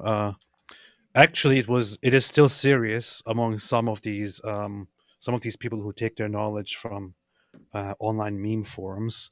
They say, "Oh, you're a soy boy. You drink too much soy. You consume too much soy." The impression there, I guess, the indication is that consuming soy somehow turns you into a woman. Or I think it does mess with your hormones or something like that. I think. Yeah, but it's like it does not in any proven way turn you feminine or anything like that. It's like if it did, you would have to consume like a world of soy or something like that. And yeah, it doesn't even make any sense. If you're really soy boy, then why'd you just crush and humiliate Daniel Hakikachu, the manliest? Oh yeah, I thought you were asking the manliest of all jihadis. I thought you were asking about why he's talking about soy. So that's the joke behind that. But the thing is, with him, he's just being funny with me because I was being a jerk in the chat. Yeah. Sean says Mordecai Kedar. Yeah, I keep seeing that name. Not familiar with that. I'm gonna have to actually look up Mordecai Kedar. How dare you say we insult AP fans only speak truth? That's from the channel called AP Fan. Mother Queen said, hi, AP and D Wood, jizya paid, Nike versus Seventh-day Adventists in Indonesia. Do you know what else SDA would stand for, AP, in Indonesia? Nike, SDA? Nike versus SDA in Indonesia. I don't know. Is that? I don't know about that. No idea. Cup of Indian Tea says, new subscribe here, Matt. Hey, you got a new subscriber here, Matt, from Cup of Indian Tea. You. Oh, and you even got May God Bless You, so you know it's not an AP fan, so that's good. Amazing. Good, wholesome Christian fan.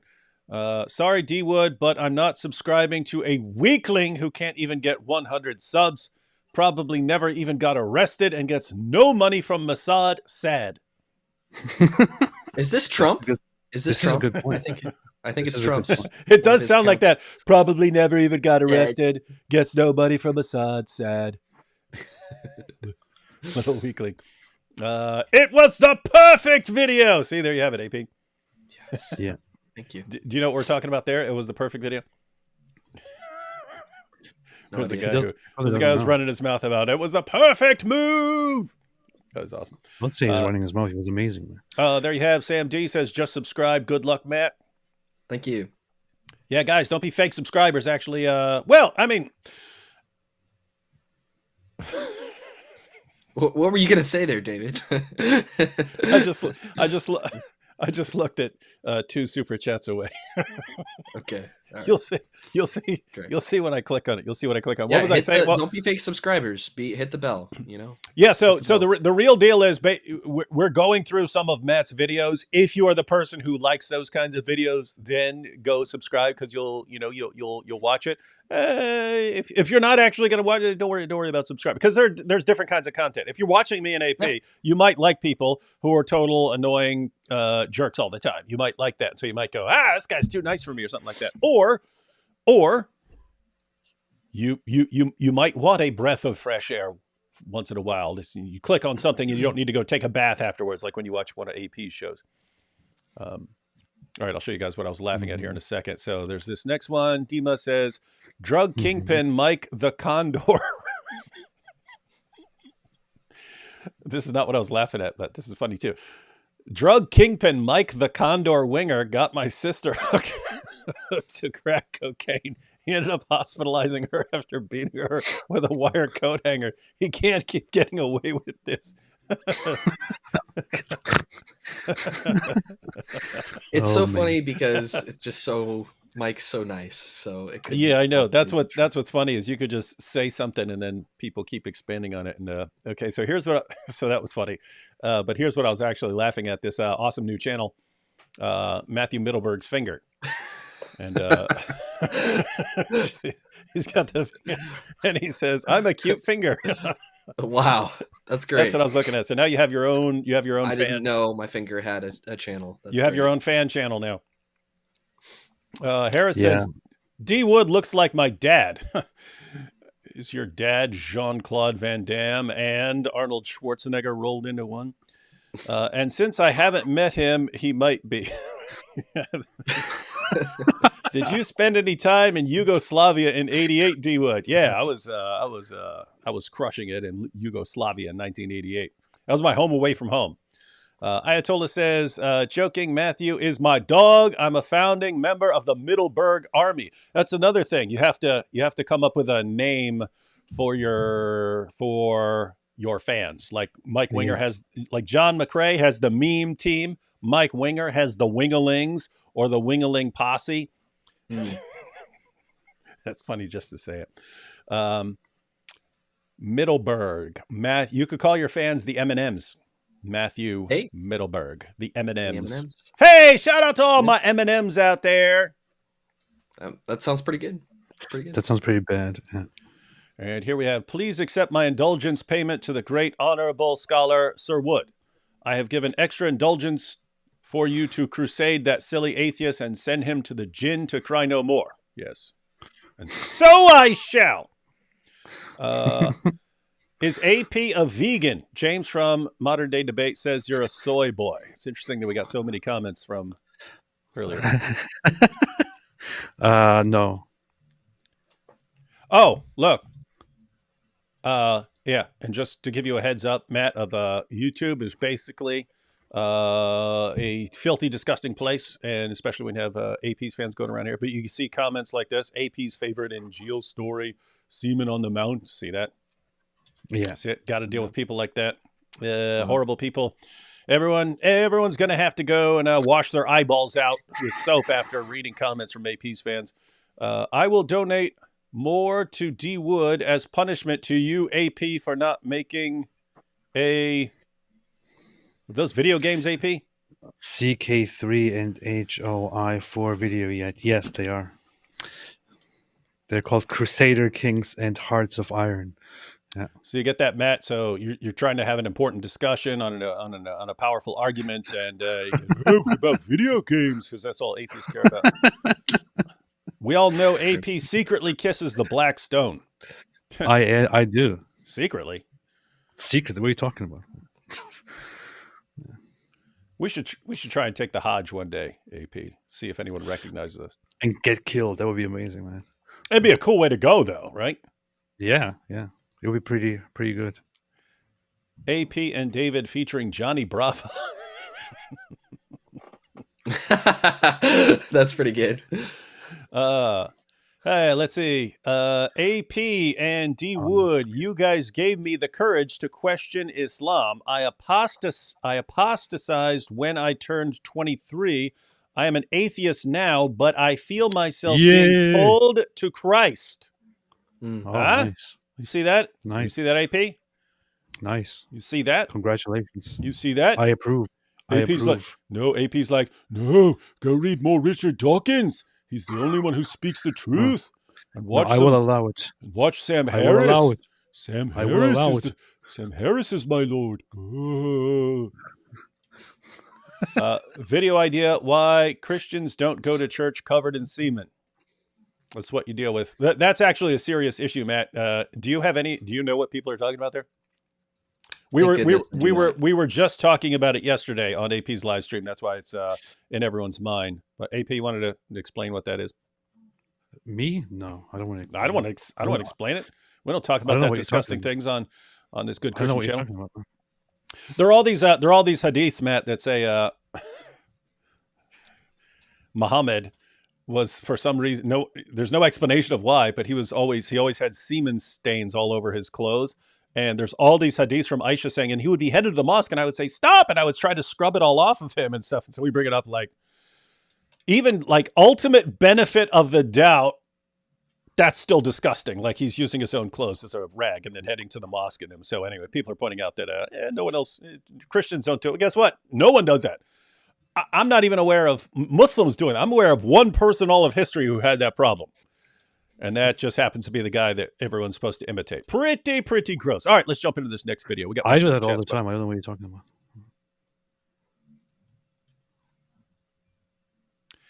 Matthew's going to leave. He's going to be all messed up. And counseling. He's going to have to go to 3 years of Christian counseling after being on a live stream with us. So, Matt. You're on YouTube. You're in a very, very dirty, filthy place, Matthew. You just have to be.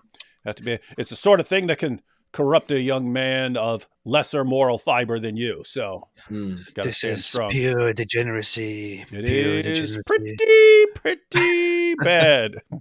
Many pure men, many pure intended humans have come here and left as criminals.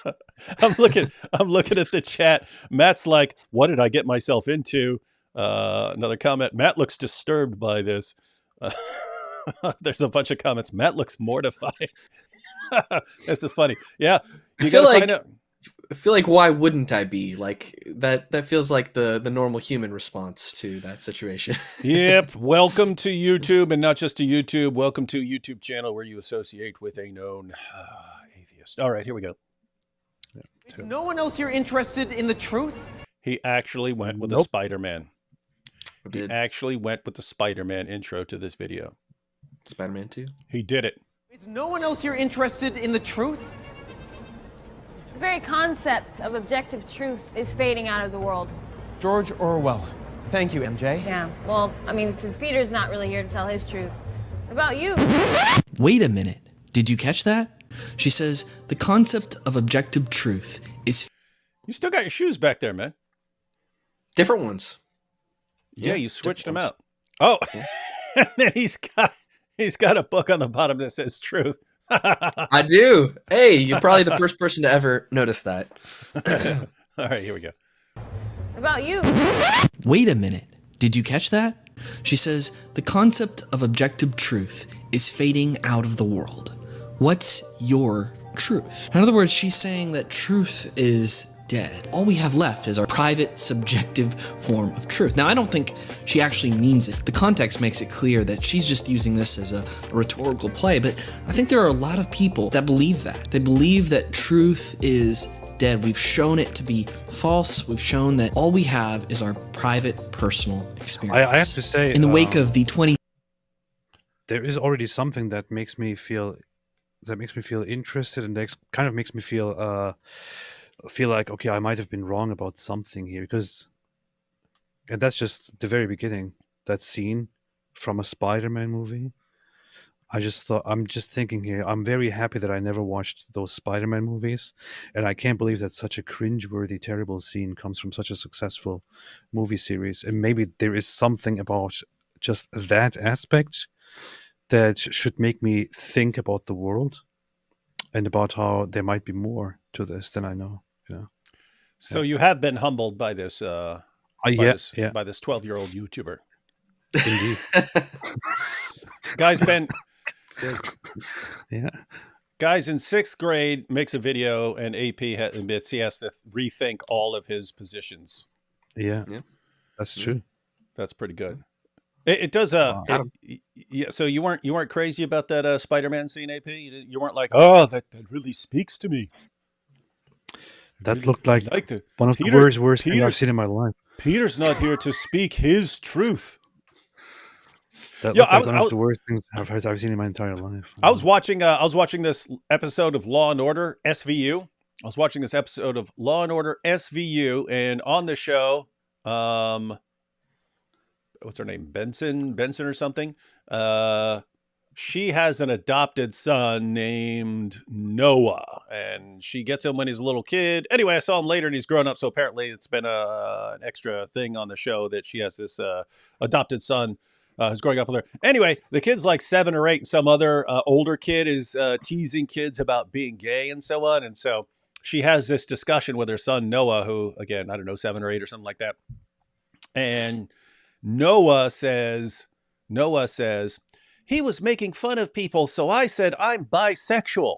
And she goes, "Oh, that's good, Noah. Is that right?" And he goes, "No, I'm not really interested in anything, but I don't believe that anyone should be excluded from love." And she goes, "That's great, Noah." And he goes, "I spoke my truth." And then I was like, "I spoke my is this how, like, do they think 7-year-olds actually talk like that? Like 7-year-olds are like, I speak my truth." That's how a 20-year-old college student is trained to talk. I spoke my truth, and that's my truth, and so on. Anyway, I just thought it was interesting that, it's like now they're inserting it into the Marvel movies, and anyway. Well, and I say it in the video here. They should have said, no, gay doesn't exist. It's actually a disease. No, you can be cured from it. That's what they should have said. She's not actually making a serious argument here. She's using it as a rhetorical play, but just in the Marvel defense, as a Marvel fan. Oh, she wasn't really saying this stuff. Right. She's just using it as an excuse to try to trap this guy. Yeah. So AP. Always judging everyone else, telling everyone else they're wrong. You're wrong, AP. That was not cringe. That was supposed to. It was her pretending to be cringe. Oh, so take back your ridiculous attacks on Marvel. So on a scale of cringe to based, that would be then based, I guess. Okay, I guess super based. Yeah, it's based making fun of it, using it and making fun of it. Okay, here we go. Shown that all we have is our private, personal experience. In the wake of the 2016 election cycle, Time magazine posted a question on the cover of their magazine saying, "Is truth dead?" And this question has been looming in the minds of many people as we continually are barraged with fake news, conspiracies, cover-ups, all sorts of misinformation. And we begin to ask the question, is there really a truth at all? In 2016, the Oxford English Dictionary word of the year was post-truth, and they define it like this. They say it's relating to or denoting circumstances in which objective facts are less influential in shaping public opinion than appeals to emotion and personal beliefs. When there's so many different opinions about what is true about politics and government and culture and morality, a lot of people just sort of conclude that maybe there isn't a truth out there at all. Maybe all we have is our personal beliefs, our personal values and emotions, and the things that we find to be true. And this is especially true when we talk about God. There are so many different religions in the world. How can any one of them be right? There's a famous example that's often given of the blind men and the elephant. And the story goes that there were these blind men going through the forest, and they come across this object, and one of them comes from the front, and they go, whoa, this is a snake, this is a snake. And then another one comes from the side and says, no, this is a wall, it's a wall. And another one comes from an angle and says, no, this is a trunk, it's like a tree. And all of them are actually describing one thing from their own individual perspective. They all think that they have access to the truth, but actually they're all wrong. And because of this example and others like it, can we say that there's also no truth about God? Well, I'm going to argue that in spite of these things, there actually is a truth about God and a truth about reality that we can know. And I'm going to give you 2 reasons. The first is that we can't think it away. So I actually like the setup here, because this is a longer video, and looks like you spend sort of, 2.5 minutes or so leading up to your points and telling people what you're going to be addressing here. Any initial thoughts, AP? Everything okay so far. Yeah, I think you have good instincts as far as cutaways and going to putting things up on the screen, putting little video clips and stuff up on the screen. I'm sure AP would disagree, because he's a fan of no music, and I almost never use music in mine. I think you have the right kind of music that doesn't distract. It has the right sort of tempo to it, and so on. So it's good complimentary music. Again, I would say it's a little loud. But other than that, looking good. What is truth? One way of thinking about it is that it's an idea that matches reality. So 4 equals 4 is true. It fits, it matches with reality. But 2 equals 4 is not true. It doesn't fit, it doesn't match with reality. And in the same way, if God is real, all of the atheists are wrong. And if God isn't real, if he doesn't exist, I'm wrong as a Christian. What matters is not AP's like, what? I'm not wrong. You can see it on his face. He's like, what? He said I'm wrong. I will humiliate him. So, Yeah. Let me go back a little. Hey, check this out. Hey, look, you're getting some comments here. Cornelia says, atheists hate music, you see. Good video. Subbed. Thank you. Wait, what is this? Let the fella talk more. We're sitting there going through his entire video. What do you mean, let him talk more? What's wrong with you? Yeah. Look for any more. Yes. Truth found dead. Propaganda prime suspect. Powerful. Here we go. Scarlett says, that's quite good. Good quality content. Thank you. Pretty good. Cornelia said, not bad. Hey, look at your finger up in the air. The finger. There it is. I'm counting again. All right, here we go. is real, all of the atheists are wrong. And if God isn't real, if he doesn't exist, I'm wrong as a Christian. What matters is not how sincerely or how hard I believe something. What matters is whether or not that belief is right. So when it comes to the blind men and the elephant, there's several problems with the analogy. First is there's a real truth. It's actually an elephant. It's not a wall. It's not a snake. It's not a trunk. It's an elephant. And there's a second problem. It's the relativists. They're the only one in the analogy that happens to be able to see. All of the religious people, they're blind. They don't have any access to the truth. But it's the relativists that can actually notice and see everything. Why is that? What is that is funny. You see someone like AP's like, yes, all these religious people, they think they know the truth, but I'm the only one who has the truth. And by the way, there is no truth. That's true. That is true. There is no truth, and that's true. That is true. Wow. giving them the access to truth that none of these religious people have, especially in light of the fact that maybe one of those religious people has actually received a divine revelation. Maybe God, if he exists, has actually communicated his nature, what he's like, to one of those religious people. So the elephant and the blind man analogy breaks down at its core. Ultimately, every argument made against truth fails because truth is logically inescapable. Arguments against the possibility of truth are self-defeating. It's like saying, I can't speak a word of English. As soon as you say it, you're disproving the very idea you're trying to communicate, and therefore it's necessarily false. Someone will say, you can't know the truth. Well, do you know that? Well, it's arrogant to say that you know the truth. Are you saying that you know that it's arrogant to say that you know the truth? What about if you say you can't trust somebody who says that they know what's true? Should I trust you when you claim that as well? These arguments against truth self-contradict because I'm looking at Matt grinning at his own video. Sometimes it's like your child, you just can't help but be proud of it.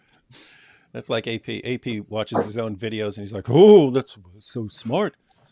Is trying to say something true. It's like saying, makes sorry, sense. I never apologize. So truth exists. We just have to acknowledge the fact that reality exists, and some of our ideas match that reality, and some of them don't. And in that way, truth seems inescapable. The second reason that truth is not dead is that we can't live without truth. I have one problem with everything, with the content so far, or with the message so far, which is just to understand from your point of view, what is the point of the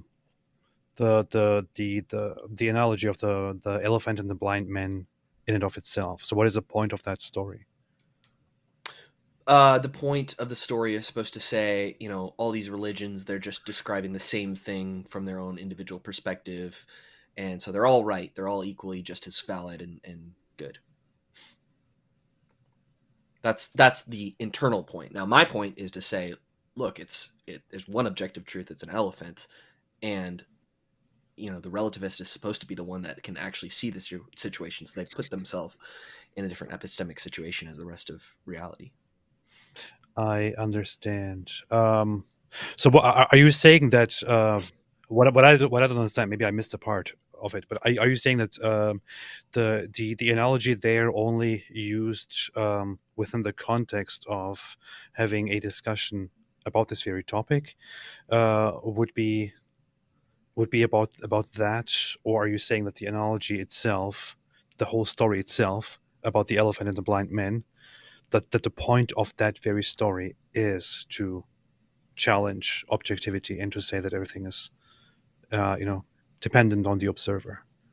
People have given that story as a way of saying, like, all roads lead to Rome, all paths lead to the same mountain. And I'm breaking that analogy down to say, hey, actually it doesn't work that way. Even in the analogy itself, you can see that there's one objective truth that each of these people may be describing incompletely, but there's actually one reality that they're trying to get at. I understand. Yeah. Because the thing is, when we are talking about just the story itself, I think the main point of it was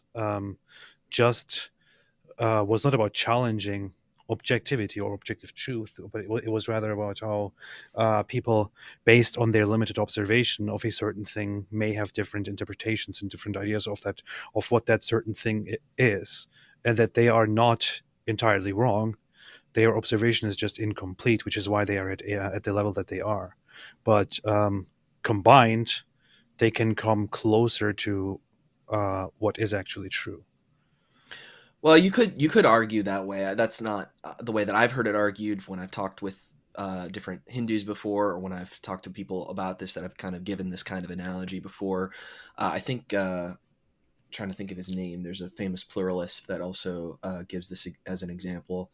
I can't think of his name, but I'm pretty sure that's the point of it. I'm pretty sure that's the point of the story, but I might be totally wrong on this. I don't know. Yeah. Well, in it, I mean, you're probably both right and wrong, AP. There are probably some people who use it like you're saying, and other people who use it like Matt is saying. Yeah. Because I've heard people use it like Matt is saying, but when I think about it, it seems to fit pretty well with what you're saying, AP. In other words, I could use it as an example, as you're pointing out, and reject the way that some people have used it. Right. If this was like a literal situation and everybody was there doing that, and I'm the one person who happens to be able to see, I would conclude, oh, look, they're all equally right. I would say, hey, guys, you're actually just describing the same thing from different perspectives. The problem with that, though, is that when you look at the religions of the world, they're not like oh, basically the same and like minor differences. No, they're very different. You compare Hinduism with 330 million gods, or however many, versus Christianity with one God. It's it's a very, very different story. So they're not Well, they're mutually exclusive. you heard the story in that way, and I heard the story in a different way. So from my perspective, the story is the story is We're both that way. From your equally perspective, it's different. truthful. Yes. Yeah. AP, no one cares about the version you got in Nazi Germany. Okay? My version is actually the correct version because I actually learned it from the source itself. I learned it from the greatest speech of all time. The Fuhrer was saying, a hike and an elephant, a hike and a high on a trunk, and a hike and a. That's how I talk all the time. That's how I dream. Yeah. Intellectually embrace the idea that there is no truth has to go out and live as if there is truth. A couple years ago, I did a Star Wars VR experience with some of my friends, and it was so cool because it felt like... Did he just say it was so cool? Look at this. Look at it. Always has to humiliate people because they're not as cool as him.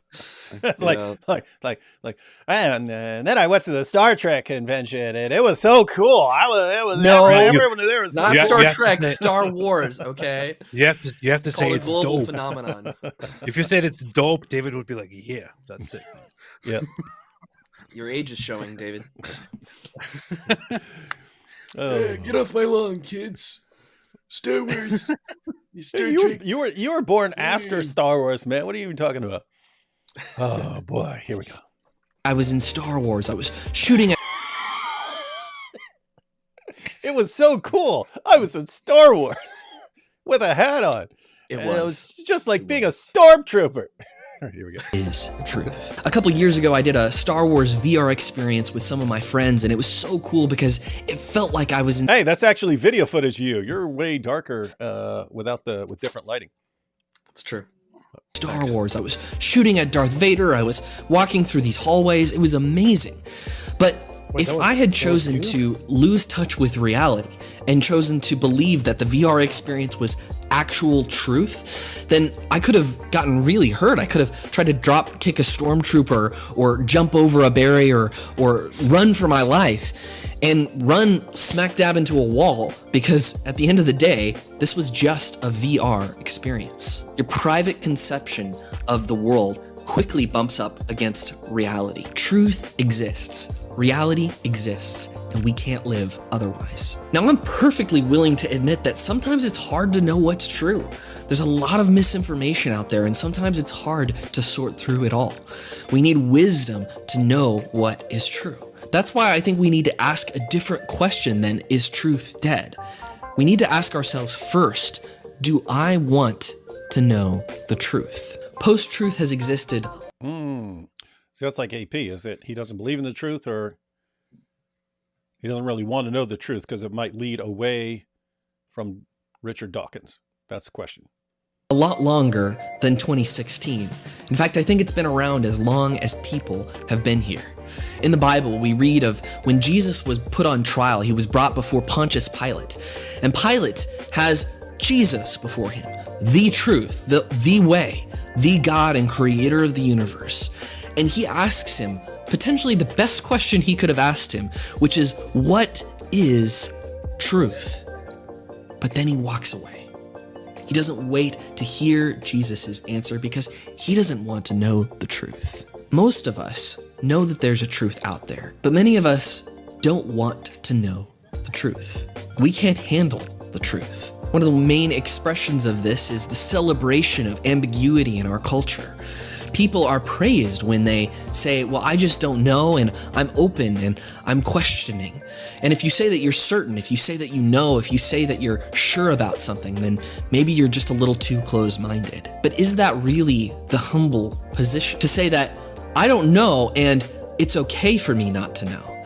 You see, that's an incredible claim, to say that not only do I not know who God is, I know that he's okay with me not knowing. That's a pretty huge claim. If you're making that claim, what makes you so confident to know that it's okay for you to just continue to question, continue to ask, and never settle on who God is and what he wants from you. If Christianity is true, it's good news. There's a God who loves you and desires to know you and desires for you to truth, and the truth will set you free. Free to live in light of your purpose and identity. Free to live without trying to create your meaning in the world. Free to know that you are loved beyond measure. If this is true, it's not something that we should avoid. It's something that we should run towards and pursue and take confidence in. Jesus said, "I am the way, the truth, and the life." This means that we can not only intellectually know the truth, but know this truth personally. We need to ask, is this true? And there's many reasons that we can be confident that it is. My encouragement is to pursue the truth. Not only is truth not dead, it's alive and well, and we can know it. Jesus promised, "Ask and it will be given to you. Seek and you will find. Knock and the door will be opened to you." If you're interested in knowing some of those reasons, then check out some of the links in the description, subscribe to the channel, and we'll see you in the next one. This is an interesting advertisement. What do you mean advertisement? This is an interesting advertisement video. That's what I'm saying. Advertisement for what, AP? What are you saying? Quit I don't know, speaking in riddles, Sphinx. It sounded like an advertisement video, like that. It just I just zone out because it's like an advertisement video, and I would normally click away. I'd be like, yeah, okay, I'm not interested, whatever the product is. That's what I would say. Doesn't want to know the truth about the message here. That's what I would think, if you want my honest opinion. Now, it's interesting because I think atheists generally are on board with the idea of objective truth. At least in my experience, when I talk to them, they're not on the board of like, oh yeah, everything, just whatever you feel is true. They're much more on board with, either there is a God or there isn't, and there's one reality about it. So maybe that's why it doesn't particularly interest you, AP. Yeah, no, I have never ever had a problem with the idea that that there is the objectivity that we can all agree on, and that things are not as relative as some may want them to be. The issue also with the whole analogy of the elephant and the blind man, I'm still stuck there, is that I am sure now at this point that it is actually about how there is one reality, but we have different understandings of it. And exploring the different understandings can bring you to the actual reality. So that would be the actual point of the story. Yeah, I get that, but that wasn't the point of what I was responding to there. Now, I think you could argue against that to say, look, if there is a God out there, doesn't he know how to communicate? Doesn't he know how to talk? Is he so unable to tell us what he's like that he has to let all of these religions be equally wrong, and we've got to investigate all of them? Or could it be possible that there is a revelation of God that is given to mankind? And what would that look like? Well, if God wants to make himself known to us, why wouldn't he write himself into his story? It's like an author, writing himself into the story so that the characters can know. And that's what we have with Jesus. We have Jesus entering the world. Jesus is God. He's entering reality. He's taking on human flesh. And the Bible says that he's the clearest revelation of God. So, I think it's definitely possible that there is a very clear revelation of this is God. This is what he's like. Look at him. And he's certainly not what we expect. He describes himself as gentle and lowly. He describes himself as loving and compassionate. Yeah, I wouldn't agree that it is very obvious, and I wouldn't agree that it is basically revealed to everyone.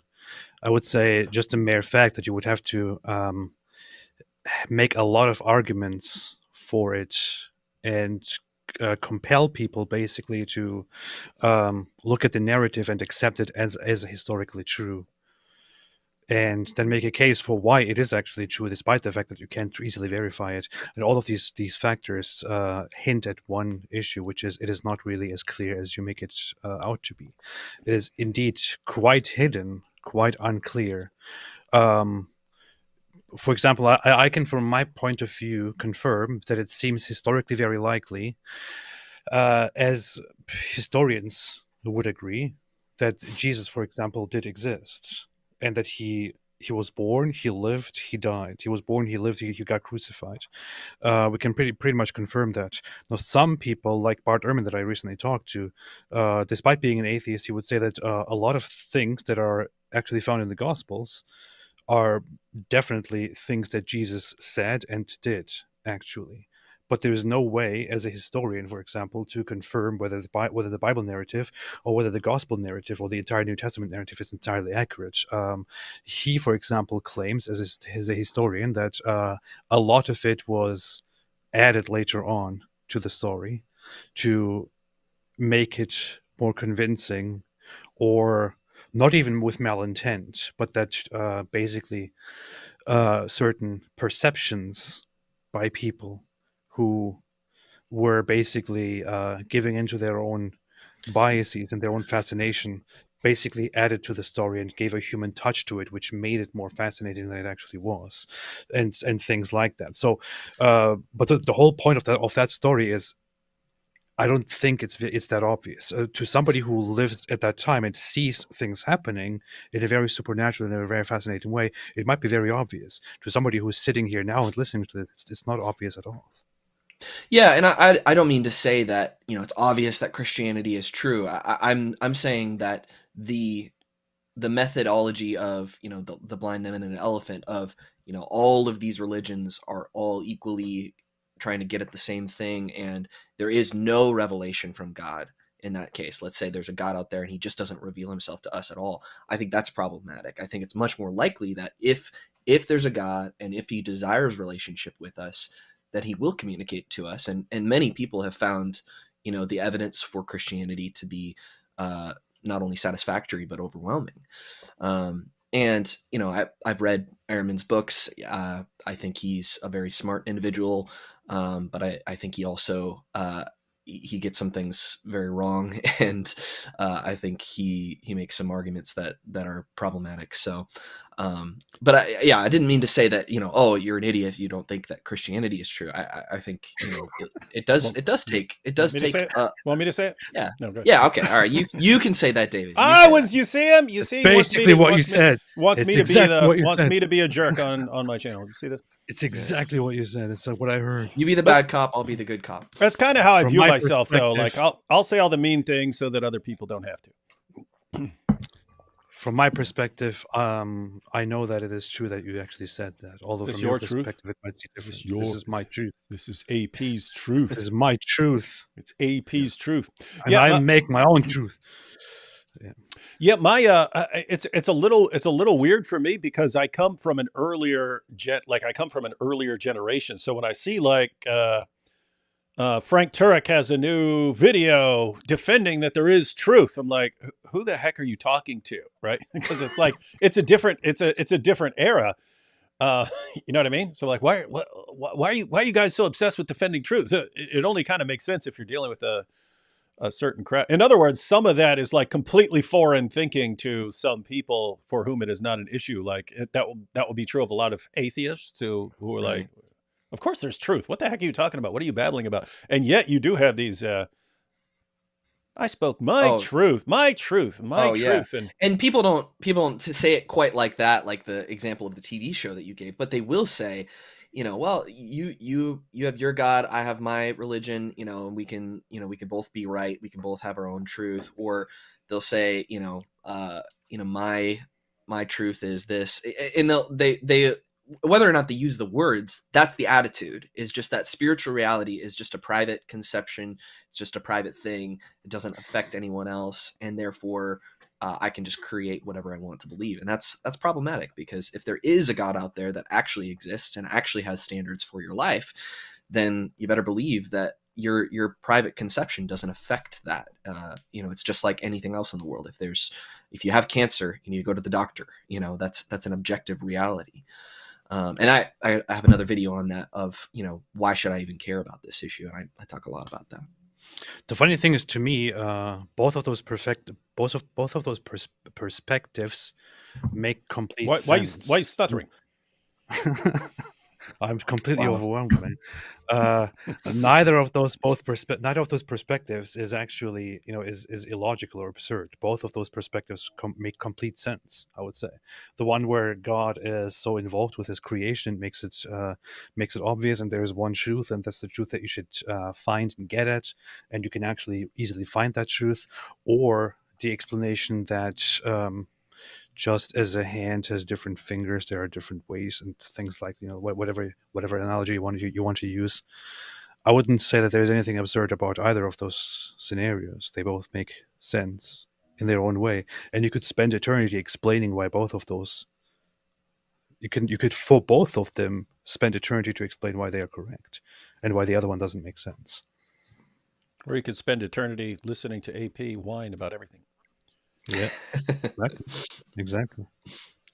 All right, That's final what it is. thoughts on that, Matt, and final thoughts on everything AP just said, and then we'll jump into some super chats, and then we'll check out one more video, this one about Richard Dawkins.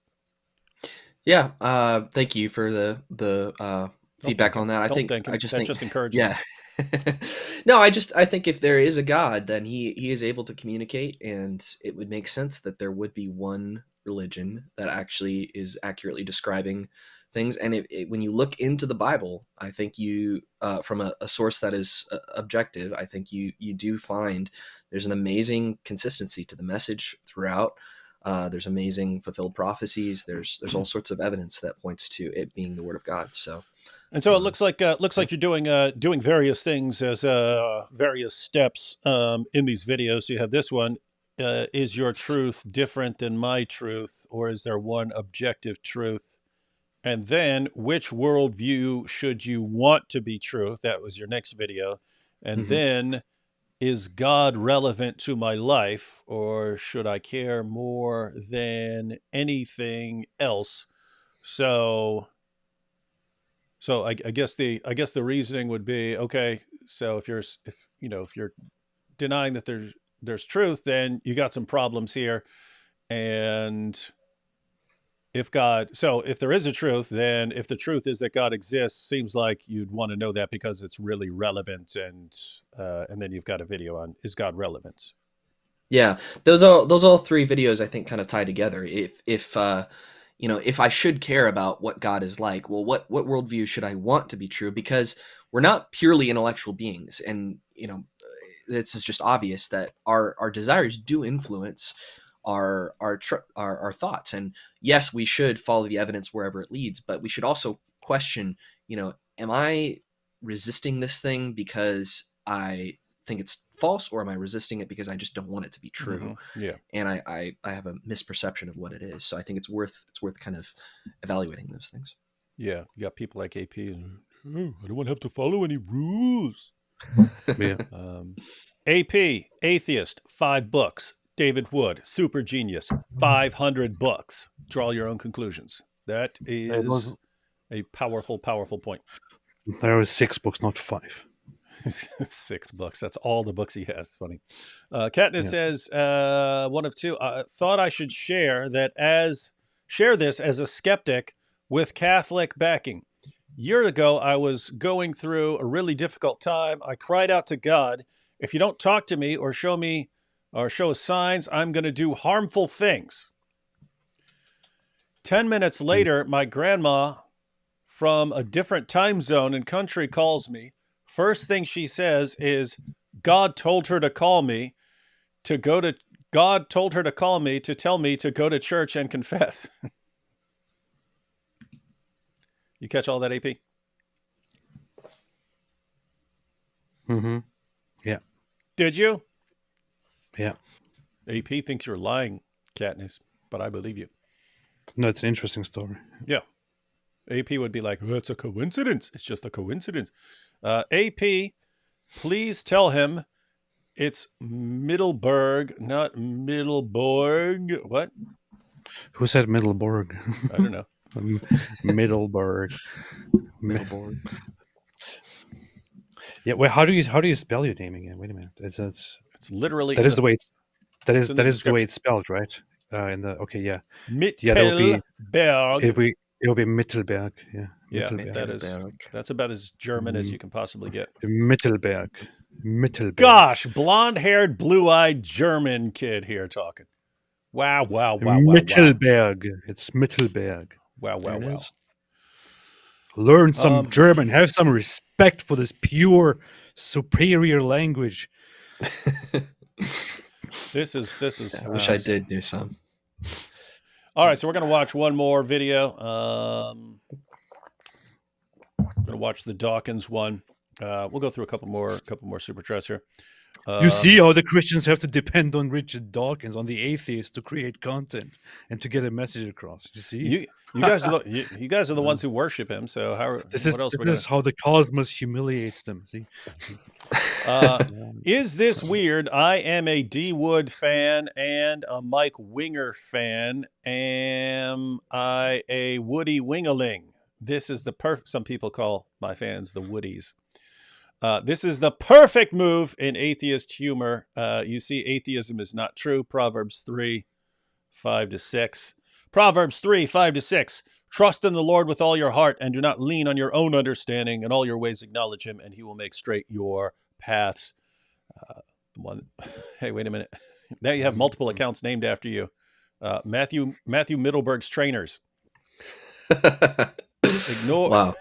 So he got his shoes. You see the picture? It's got your shoes. Yeah, that's beautiful. I love that. Ignore the haters. Ignore the haters. I am beautiful. That's a message directly from your shoes. I think that sounds like them.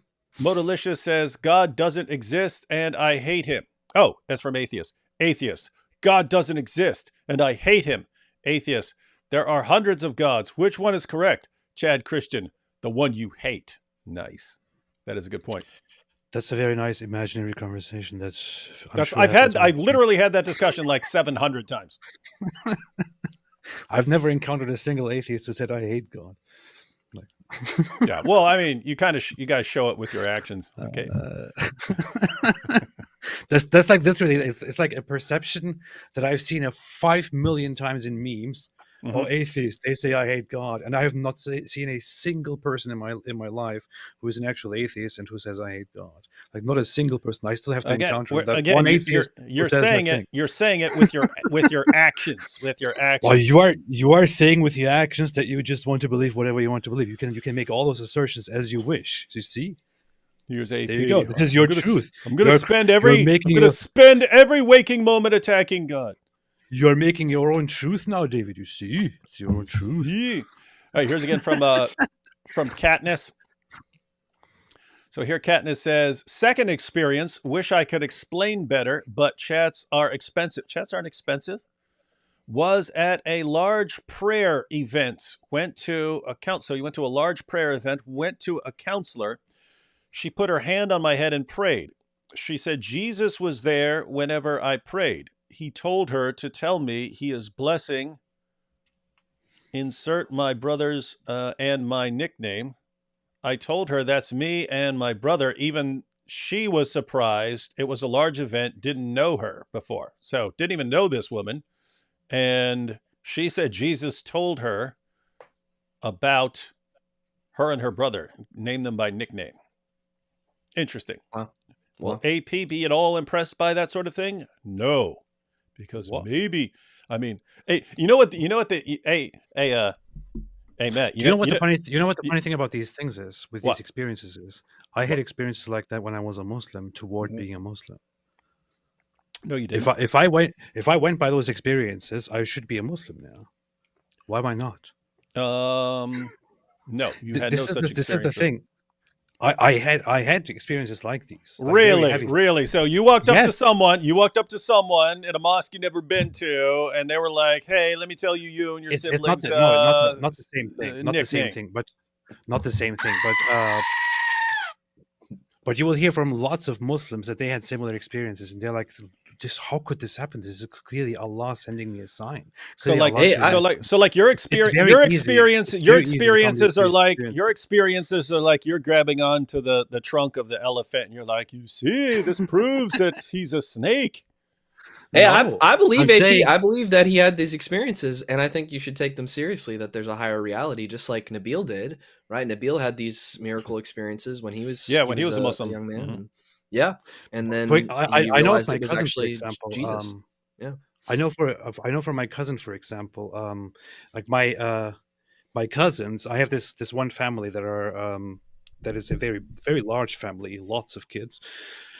They were very busy, and so one of those cousins, he was at a stage, and that is a very extremely religious family. He was at a stage where he was completely disconnected from all kinds of religious living, wanted to live his life, go out into the world. He did this crazy thing where he went outside one day in the rain, which is like incredibly dramatic. I don't know why he would do that, and basically walk forever, endlessly. And he basically, according to his side of the story, he was walking on this rainy day forever, saying, "Please, please help me, please, just help me, please lead me toward a path. I don't know what to do anymore. I can't do this anymore, and give me a sign." And out of nowhere, suddenly, in a very unlikely environment in Turkey, somebody that he knew from Germany somehow shows up, and who is a religious person, who encounters him at that very specific time for a specific event, and is like, "Hey, very surprised to meet you here." And that leads to my cousin turning around, seeing that as a very clear, indisputable sign of Allah sending him a message and returning him to the faith. And to this day, he is incredibly pious and religious and all of that. The thing is, I found that very impressive back in the day. When I think about it now, I still understand why it is impressive, and I still understand why you would consider it impressive, and why you, if you were affected by that experience, would find it impressive and would maybe change your life completely from then on and never be shaken again. But now, when I look at it, I also think it's actually not really that impressive. Hey, What am I supposed to do with this experience? hey, With this information? did everyone notice that Katniss said everything in very short super chats? It took like 10 seconds to read, and AP goes on to that, has to go this like 20-minute tangent about his cousin Well, in Turkey. I don't know. I should trust my cousin now. it is I'm interesting. going to Like become a Muslim. yeah, there are interesting, like, yeah, there's possible explanations for these things. Some of them can be coincidences. Some of them could be, if there is a dark spiritual realm that could be misleading people. Even in the Bible we read about the Egyptians doing miracles and signs and things. So, but it also could be God leading people towards Him and towards the reality of His existence in general. I think, though, when you see the proportion of miracles that are done in the name of Jesus, and the ones that are far more miraculous than, meeting somebody on the street, more like people regrowing their intestines and, all sorts of incredible miracles. You can read about those. It's pretty amazing. In the Case for Miracles by Lee Strobel, that'll give you some good stories that Hey, don't are be plugging little books on harder my. to Don't deal be with. plugging books here. What the heck? No, just kidding. You can I plug gotta all the books you want. plug my boys. Yeah. Aren't you charging him?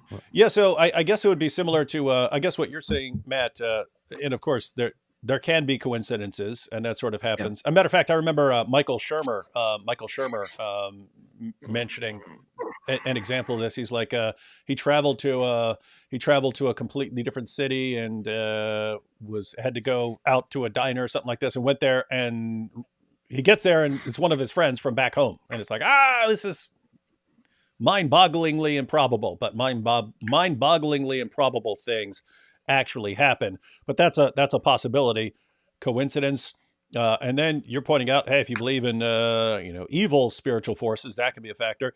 And then of course the third is which seems to be how Nabil was thinking of it, because he actually believed that his family members and even him, when they were all Muslims, were getting kinds of revelations from God. Then he becomes a Christian, and so he still believed that they were getting like messages from God. He just doesn't believe that they should have taken them as confirmation of Islam. In other words, if if a Muslim woman prays for her kid to get better and then her kid gets better and so on, you could take that as just God is answering a prayer or something like that, or you take it as like some kind of confirmation that Islam is the truth.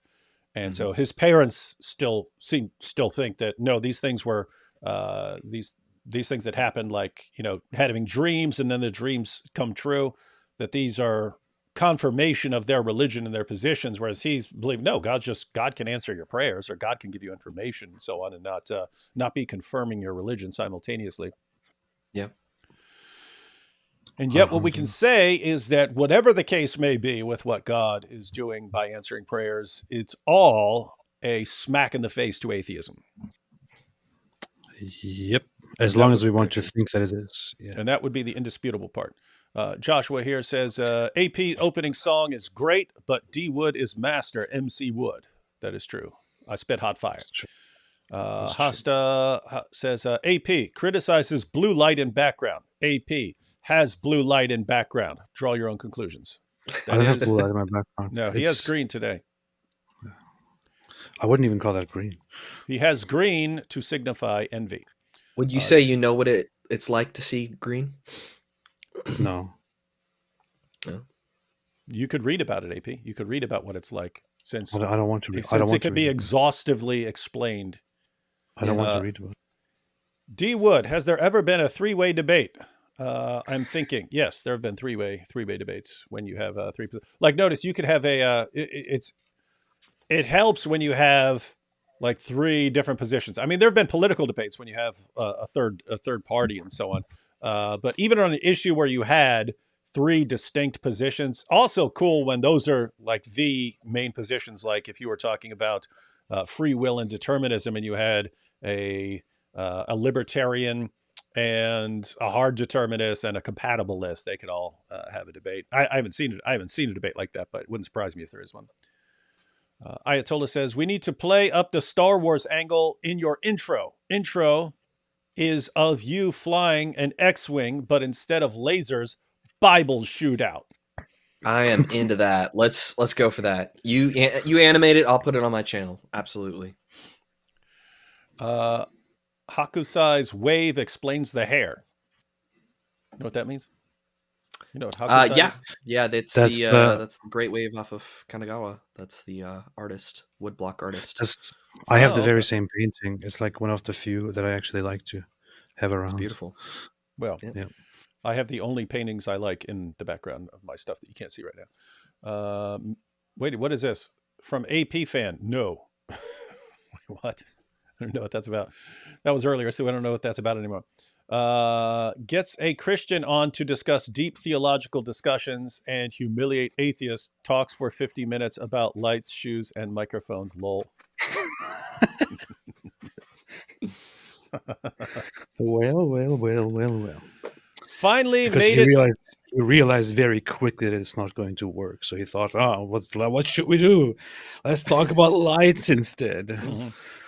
Yeah. Finally made it to a live, but it's YouTube tips. Yeah, it is. We actually have a bunch of YouTubers who watch, and some of them are just getting started. And lots of the stuff that we talk about, we had to figure out the hard way. And there's no reason for those of you who are starting off to be learning the same stuff that took us 5 years to learn. Because some of the stuff you have to learn. Some of the stuff you have to learn and learn on your own. Other stuff, it's already been figured out. Francis says, Matt equals cringe. AP equals late. D Wood equals love. That is a good description. Good summary. Mm-hmm. Good summary. Joshua here says, Catholic, Trent Horn, Eastern Orthodox, Andrew Wilson, Reformed Protestant, maybe Redeemed Zoomer or Vocab. If he's Protestant, what kind of Christian are you, sir? Who are you asking? A question to me? Are you asking a question to someone, Joshua? What kind of Christian are you? Go ahead and ask. You can go ahead and answer, Matt. What kind of Christian are you? I am a evangelical Christian. Die, heretic! No, just kidding. Thomas here says, it sounds like you're judging him. What kind of a Christian are you? What is this, AP? What are you doing on your channel when I'm not around? So Thomas here says, AP, that porn song is called Feeding the Ducks. Think of the motion. This is all Black Angel's fault. She called it that, and then oh, yeah. I never even thought about it that way. This is it was disgusting. Look, Matt's about to leave and say he can't even be in this live stream because of these perverted comments from AP fans who come over here. It's funny that comment comes from Christians, by the way, not even from. No, it comes from AP. This secret Christian commends your work. We got some secret Christians here. David, you have a video up about the Book of Enoch. No, I don't. Icon color, sensational overload, followed by convulsion, seizure, and death. Poor Mary. Oh, that's from the Mary's room.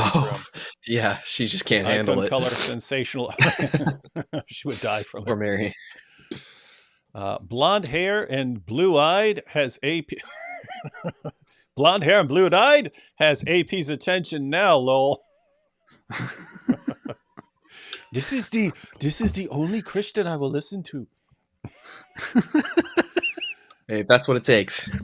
We'll get him in the kingdom. Hey, here you go from Red Olympus. I'm an atheist, but if you turn down the background music, I might become a Christian. I bet. Let's do it. That is a good point.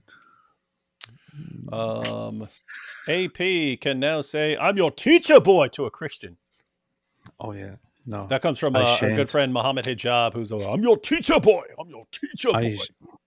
I shan't say that. Someone remixed it into a song. As evil atheist, will AP help a grandma cross the road? I will throw her in front of the car. Only if it makes me feel good. Otherwise, I will throw her in front of it. I will throw her in front of the car without even thinking about it, possibly. But I would also say I might actually just help. I don't know. AP is not your regular atheist. He doesn't rage quit. That's a good point. What do atheists do? Recite the Pythagoras theorem.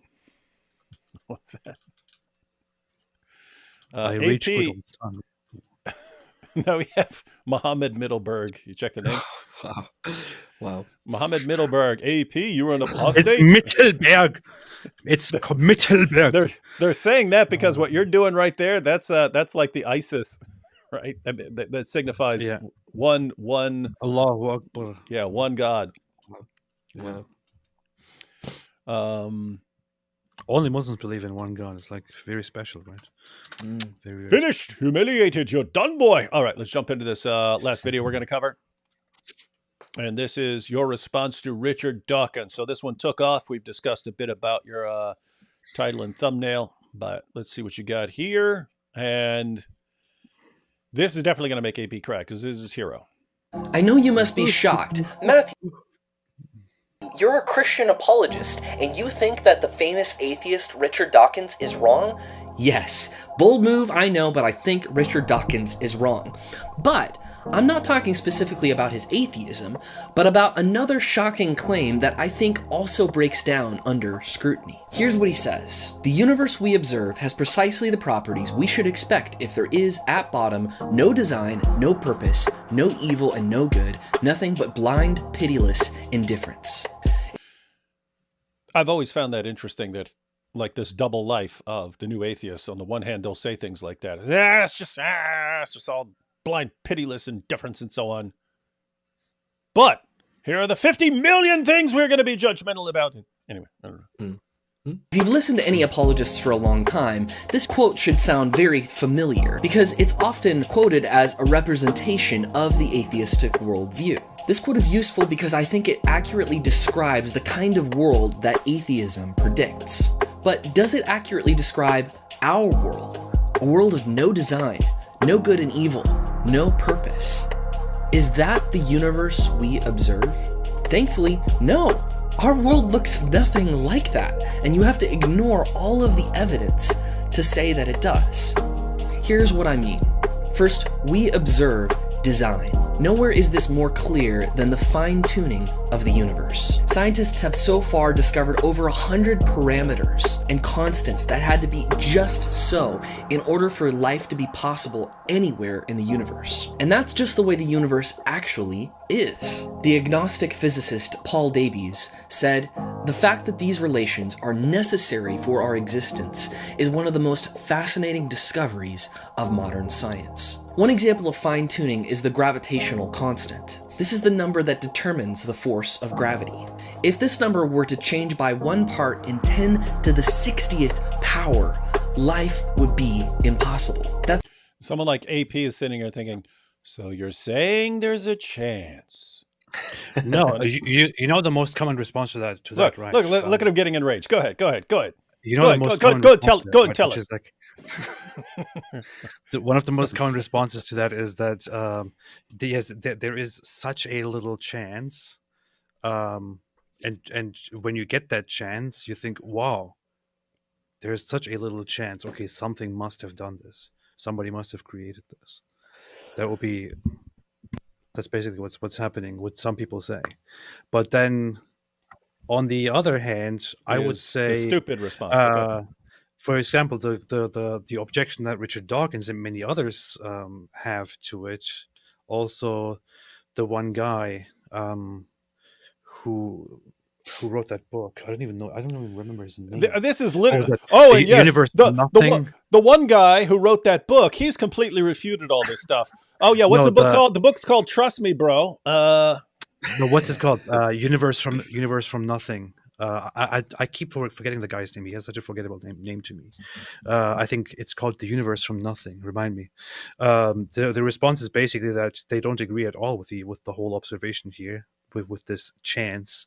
What they do agree, however, is that within the universe that exists, which necessarily exists, it is there is very little chance that life would form on a planet, which is why on most planets life does not form. Only on very few of them it successfully comes into existence and successfully develops to a detectable level. But that this does not indicate that there's a design or a creation behind it, but rather that there is simply, a low chance, which in and of itself doesn't really mean anything. Hey, But AP. yeah, continue. AP, I have a new Continue. challenge. New challenge. Tell me you have no Lawrence Krauss. Lawrence Krauss. Exactly. That's who it was. Lawrence Krauss. Yeah. Okay. Just so you know, quoting Lawrence Krauss to us would be like a guy citing Zuckernick. So you know. That's pretty rough. That's why I'm saying extremely forgettable name, but the book is actually makes Krauss makes is not a forgettable name. That sounds like something you would. I heard that because guy's it sounds name like because 50 it sounds like times, Kraut. I forget It sounds like Kraut. Well, to me, it sounds like a very, very forgettable name. Hey, I AP. heard it AP, I have 50,000 times. I still don't know that. I have a challenge. I have a challenge for you. Show me you know absolutely nothing about the fine-tuning argument without telling me you know absolutely nothing about the fine-tuning argument. Oh, you I just wasn't did. responding. You just did. I wasn't responding to the general fine-tuning argument. I was responding to the very aspect of it that Matthew here brought up at that point. And you're completely wrong. What are your thoughts on the nonsense AP just spouted, Matt? Yeah, it's hard to know where to start with it. Yeah, it seems like you're ignoring kind of just the picture of, it's not proof that God exists, right? It's not absolute proof, but it is an incredibly strong case to say, look, things are so finely tuned. There's a 99.9999% chance that we get a result where life can't exist. It's not a life permitting universe. It's not a life sustaining universe. And yet we happen to find ourselves in one where things are set up exactly the way that they need to be for life to exist. It's like getting, 10 royal flushes in a row and going, but it could be chance, right? Like it could be chance. Well, yeah, but it seems like it's probably designed.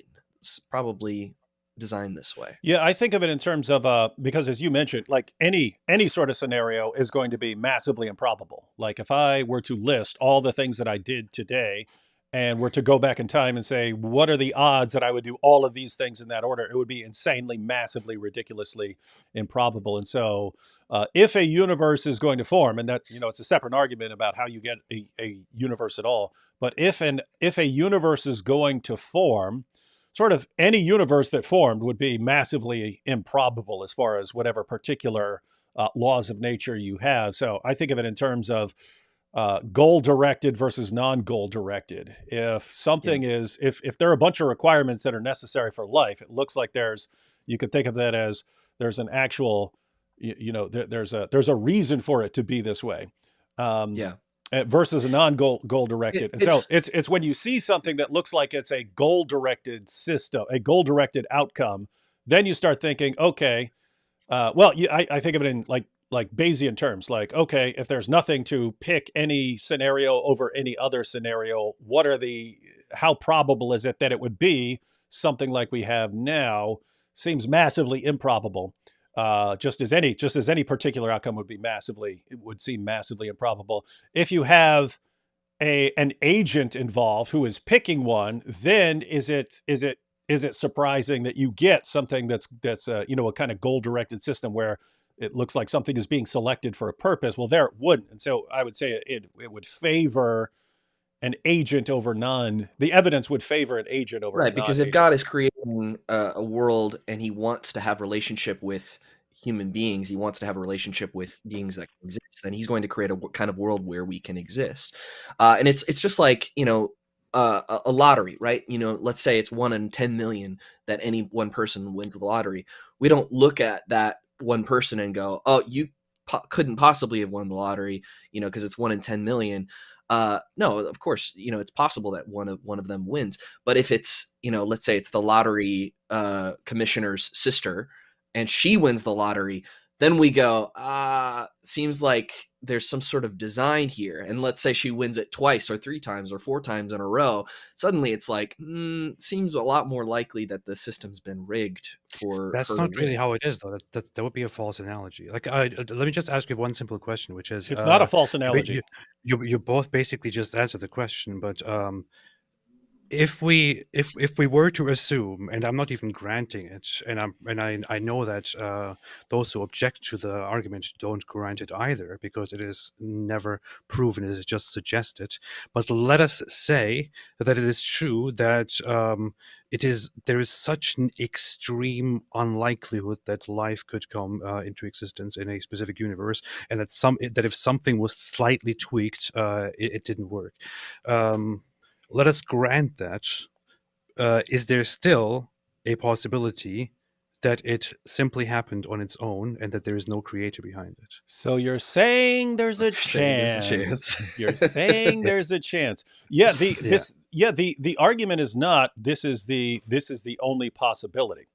The argument is, here are the things that are necessary for life that's anywhere in the ballpark of what we think of as life. You need a lot of things. You need a very particular kind of universe. If you start changing things like the law of gravity and so on, you don't even get the basic components that you would need to have life. And so the more precise things are, the more it looks, the less probable it is that you got this precise outcome by chance. Just as he's pointing, is winning the lottery once, I would say, it's improbable, but if it happened, it happened. If you won 10 times in a row or 20 times in a row, you'd start okay, this is obvious. There's something else going on here, because it doesn't happen like that by chance. And so when you have all the factors involved and how precise some of these things need to be, yes, the argument is not it's impossible. It's just the more precise things are, the less probable chance seems. It's actually to put it more accurately, it's actually that there is it's also from our perspective as observers, you can't even really put a number or anything to it. You can't even really picture it, but there would be a range of possibilities. There would be a range that you could describe as a vast range or a very tiny range under which it would be possible for life, for example, to form, or for a functioning universe to, I don't know, come into existence or pop into existence or to exist, whatever you want to call it. And under different circumstances within this range, it could still happen. Things would just be different. Things could be slightly different, maybe more orderly, maybe less orderly, or if you can't even define orderliness or order in the universe. So there is a range. We have no way of describing that range and telling if it's a big range or a small range. That's all completely relative. There are many possibilities. It's not like there was only one chance, a very tiny chance of things being exactly put in a very specific way. And if it weren't put in that very specific way, nothing would work. That's not really how it is. That's just you're misunderstanding the constants. It's it's about existence. I mean, the one that I'm giving here, you'll hear me explain. If the gravitational constant is different by that amount, it's not like we get planets that are a little bit bigger or a little bit smaller or something like that. It's we can't have planet formation at all. There's no that's planets also a range. That's also a range. I mean, none of us here are scientists in the field, but so from my reading and my observation of the whole discussion is also your reading of Lawrence Krauss, that even that is within a certain range. It's not like we often make it look like we are talking about a system or numbers or like, I don't know, certain things that you twist and adjust accordingly. But in every single term within this argument, we are talking about ranges that are indescribable, that you and I cannot possibly describe to each other. But there are just different possibilities, and none of this implies, as you guys of course admit, that therefore it is impossible. It is only as didn't say that. I know. Quit straw manning us. Quit straw manning us, atheists. All right, go. Yeah, that's why I just acknowledged that you also acknowledge this, which you also say. So it's about possibilities, and then when we talk about possibilities, then I would say, yeah, of course, this is a very interesting, a very thought-provoking argument, a very thought-provoking discussion. However, it is just an endless discussion about something that both of the sides can make compelling arguments over and over again. It will not positively prove or present empirical evidence for either of these things. Plus, there's also, David, you know very well, there's also the whole thing of explaining this with a multiverse, for example. Right?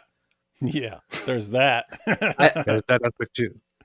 I think that's just like the person at the poker table saying, "Hey, it's possible. I got 10 royal flushes in a row. You guys can't argue with exactly me. AP's reason. It's possible. It's definitely possible. No, we can make both nope. sides. Both sides can make arguments. Yeah. We got possibilities. And AP's wrong. He's saying no, it's not like that because we don't even know the range. Yeah, you can calculate the probability of getting a royal flush. There are different kinds of games with different numbers of cards and so on, but you can calculate the exact probability of getting a royal flush.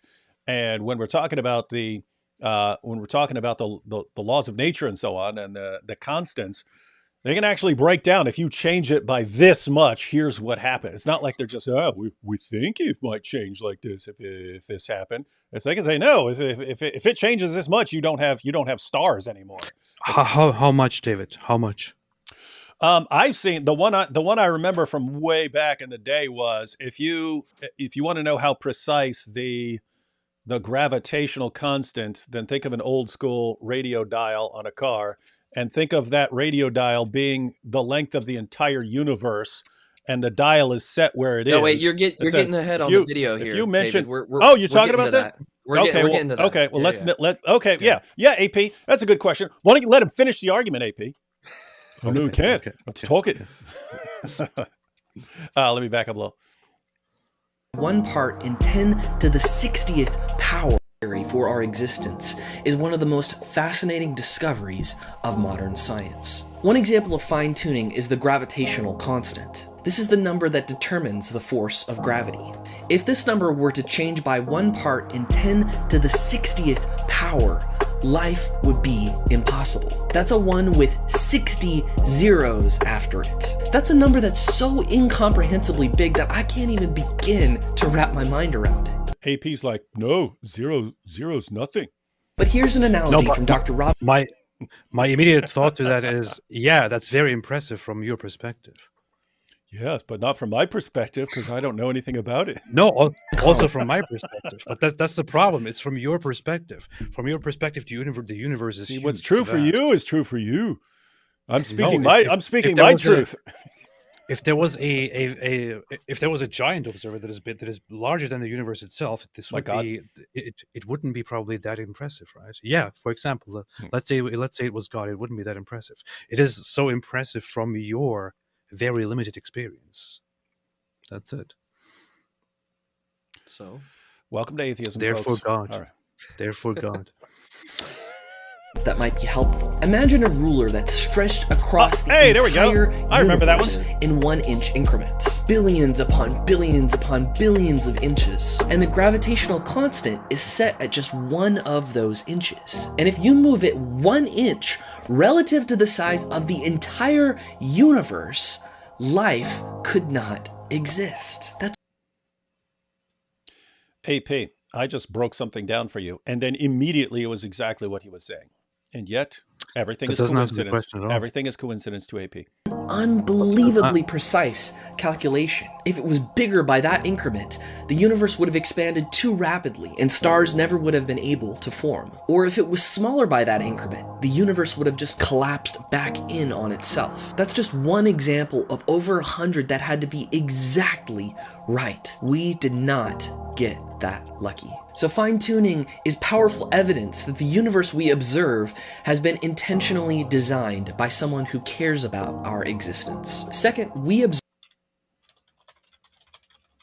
AP didn't rage quit. I'm surprised. All right, next. Here's the next one. good and evil. When I mean an Because it atheist, doesn't answer anything. It doesn't answer anything. All you do Because is it claim doesn't it. even begin to answer the And actual I- question of, and I of, can of sit here- any of I can anyone sit here who and say objects. it doesn't refute Richard Dawkins. He's smart. He's got an English accent. No, it doesn't actually answer any question that any regular person has as an objection to this. to this argument. It is the Like, if somebody perfect sat down- explanation. Like, for example, I could say that almost anybody here in the chat could agree on one thing here, which is if I asked you and said, "Hey, okay, I understand. Yeah, we're talking about all of these possibilities, all of these, these millions and billions, a bunch of zeros, which are very big and very impressive. Okay, and under which circumstances gravity could come into existence? Okay, very, very nice.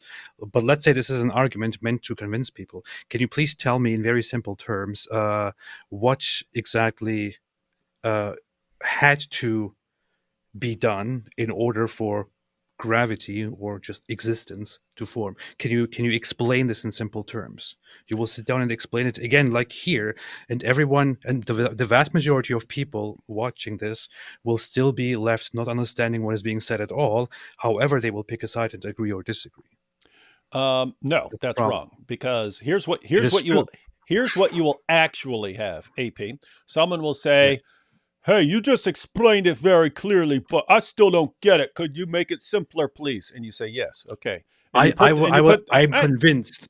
I'm convinced 80% of the chat or 90% of the chat doesn't understand the argument. Okay, so here's what you would do. And I'm not saying that because Oh, I'm my saying goodness. that the You chat see is how- dumb. you see how I I'm can't let saying anyone that talk? because- I'm saying that because this is a problem, because it is a problem of a regular human, and an argument that is about the existence of God and your responsibility to acknowledge it needs to be appealing to a regular human. You can't go like this. Yeah. So But go ahead. Here it goes. So you take something like law of gravity, and there's this constant in here. There's this constant. There's a constant. There's a number. Mhm. You don't just put the you don't just put the other numbers. You don't just say, "Oh, here's the distance and here's the weight of this one square and the weight of that." You don't do that. It's there's a constant in there, and that constant is a number. It's a big weird looking number. Okay, if that number changed even slightly, you don't exist. And if it changes a little more slightly, nothing that we could even conceive of as life would be here. So the point is, there are a bunch of these numbers in the laws of nature, and they have to be really precise. Some of them, as you're pointing out, there can be a range, But for some of them, it's a very, very small range, very, very tiny range. Like if you had if it was a dial along the length of the entire universe, if you moved it this much in either direction, nothing like you could be here.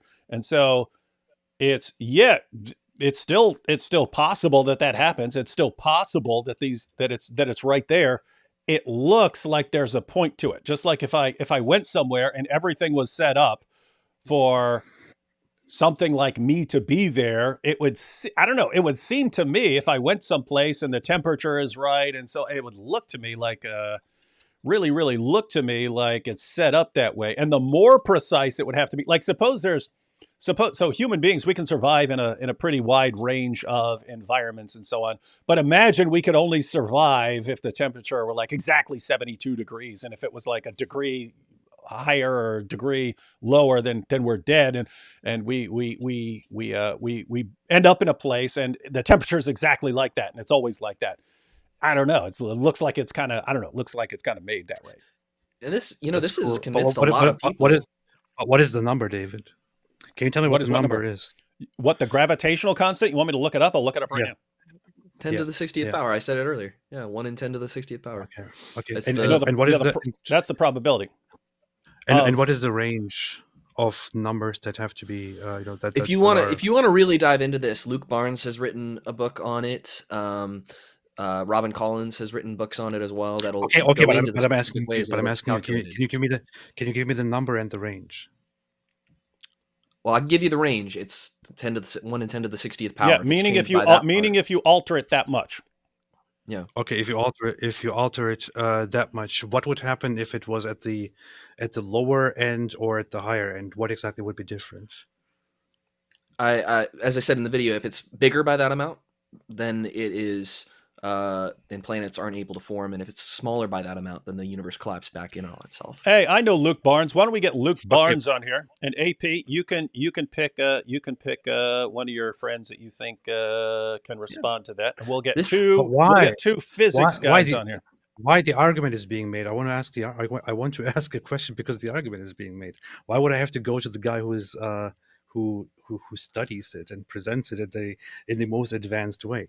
I would like to just, since we're having a discussion and this argument is being used, I would like to ask the people who make the argument or who present the argument about the details of this argument. It's 6. The gravitational constant is 6.67430 blah blah blah times 10 to the negative 11th meters cubed times kilograms to the negative 1 times times seconds. This is if you so you put that, you have to put that in because you have the other anyway, you have the units in various places in it, but that's what he's saying. So Matt is saying that if you change that number by what'd you say, 1 in 10 to the 60th power.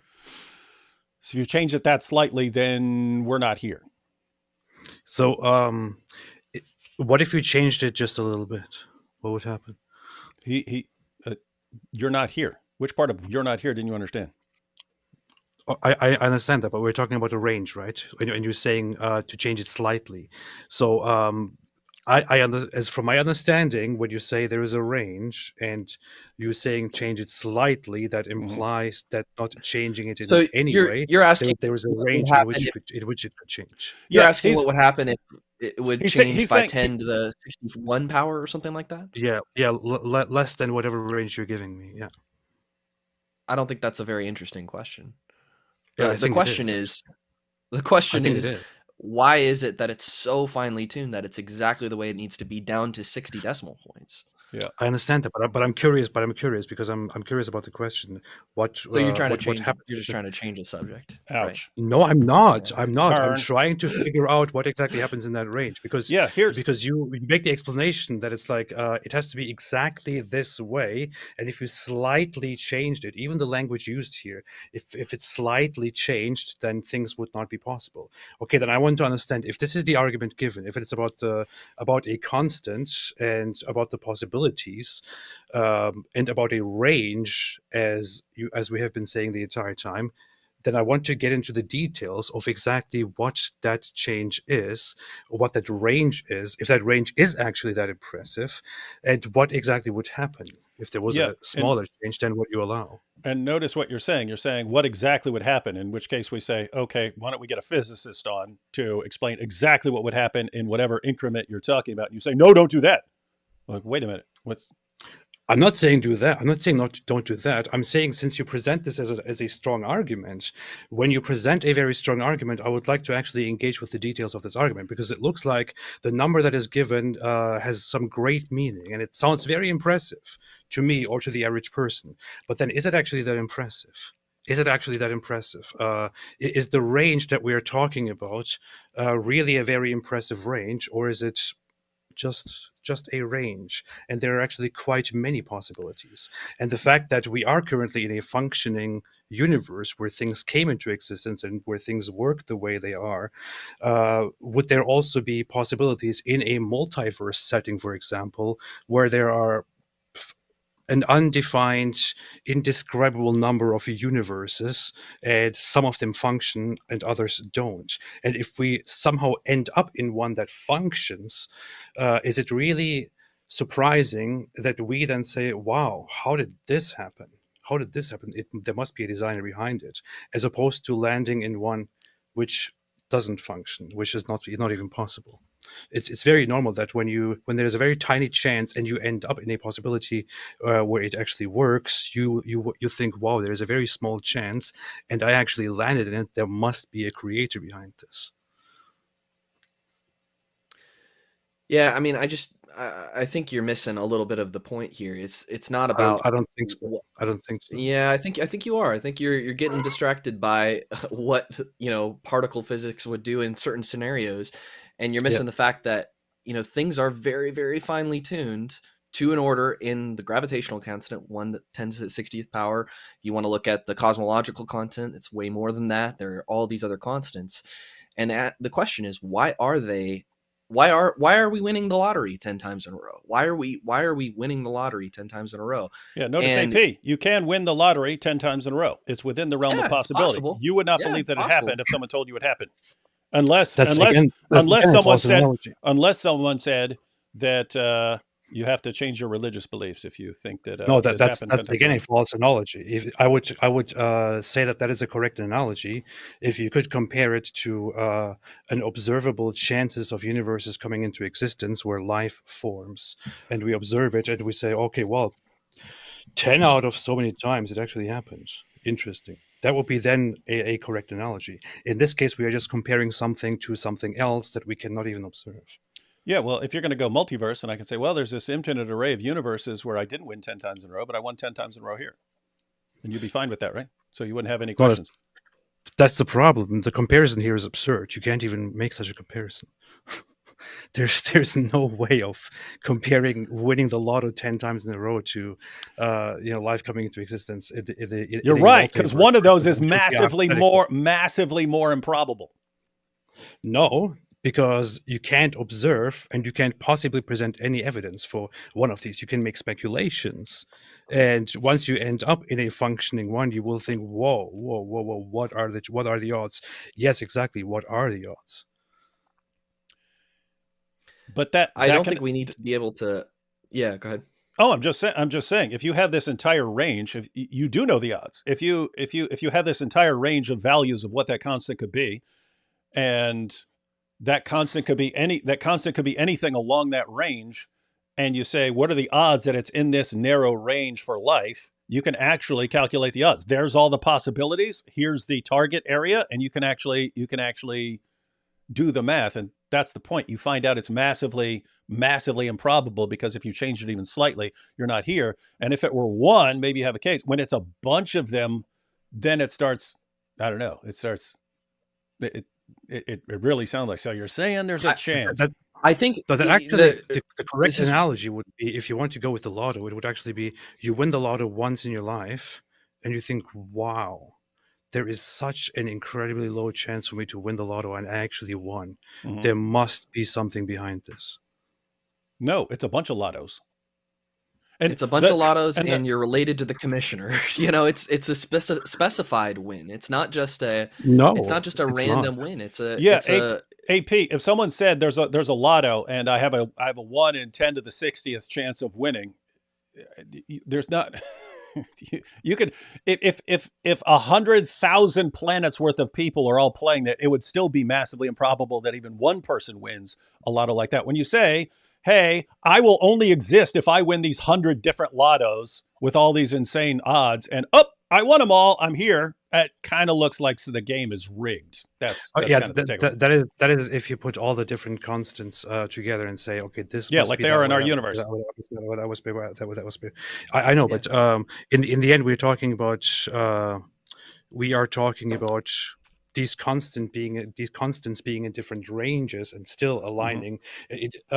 In the end, correct me if I'm wrong, we're not talking about how everything has to be precisely the same in order for life to come into existence. There is a range of how things may be in order Yeah, for and so life. and some of those, unbelievably small range. yeah, some of those have a That's the wider, problem. yes, some of That's those the have a problem. wider range than others. But even, I mean, AP, it's like There's a problem. if I say what are the odds of getting a royal flush? Well, there are multiple ways to get a royal flush. You can get a royal flush made of clubs. You can get a royal flush of spades, a royal flush of hearts, and so you get they're different. They're different. There's a range. there, yeah. There's a range of possibilities sure. there. You can still calculate the probability of getting a royal flush, that's just like you can say, here's the narrow range that would be life permitting of this constant. That's, you say, okay, let's suppose the range is like this. Well, compared to what? You can actually calculate that. So if it's a range of, let's say, 1,000 light years or something like that, and this is the narrow range, you can actually calculate the odds of getting that narrow range. And when you take them all into account, starts looking suspicious. And I think you're weird if you don't find it suspicious. No, I think of course, it looks very impressive. But then again, here is what I'm saying.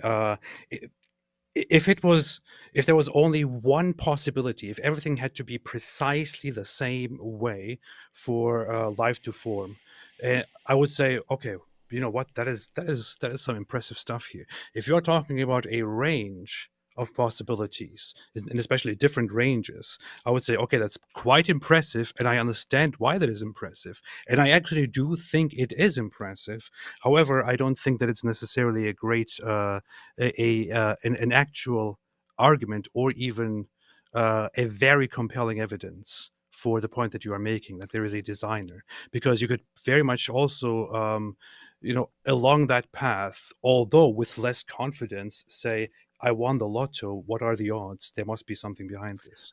I think This is all I'm saying. It is going back impressive, to but it's not going back to the necessarily original hint of evidence. point of the video is that the world we look at, the world we actually observe, doesn't look like one that was just randomly thrown together. That is It true. looks like one that has been finely tuned for life. It looks like one with design and purpose and meaning.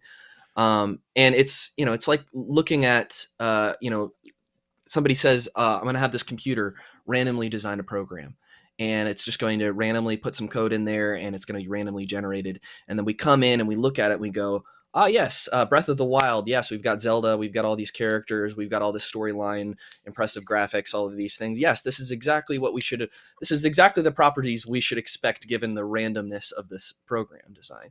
No, of course not. We would say, no, it looks like it was designed for a reason. It was, there's all this code here, and wow, it looks like it had to be exactly the way that it is within a range, for it to be the way that it is. And that's the kind of world that we have. Yeah. And with, so one, I think what he's talking about there is perfectly valid. And it's that, the point of the video isn't here is a, foolproof argument for the existence of God. It's just, hey, this looks like something that was put together. Dawkins is saying I agree. The universe doesn't look like something. He agrees. He agrees. No, I agree. Atheist agrees. Dawkins is wrong and stupid. No, that's the problem. This is why I get so tired listening to these specific arguments. I agree with both sides. Like when I agree, for example, with somebody who says, the universe looks like there is a lot of aimless nonsense going on. The vast majority of it makes no sense and is just futile things flying around, crashing into each other, accidents happening. None of it makes any sense. Only a tiny minority of it is actually functioning.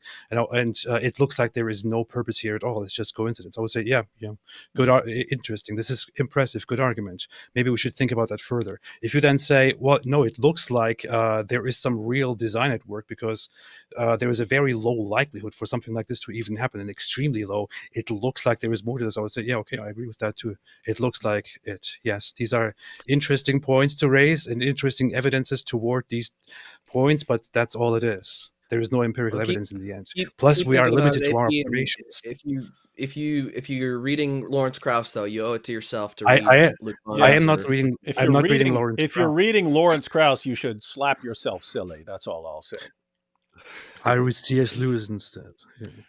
Yeah. So and with we should actually like figure out and people have done this. So we should check out like probability stuff and what is kind of beyond the realm of possibility. In other words, if you say, hey, oh man, I won the lottery, that's really, really surprising. Well, you can actually calculate the odds of winning the lottery and calculate how many cracks are being taken at that.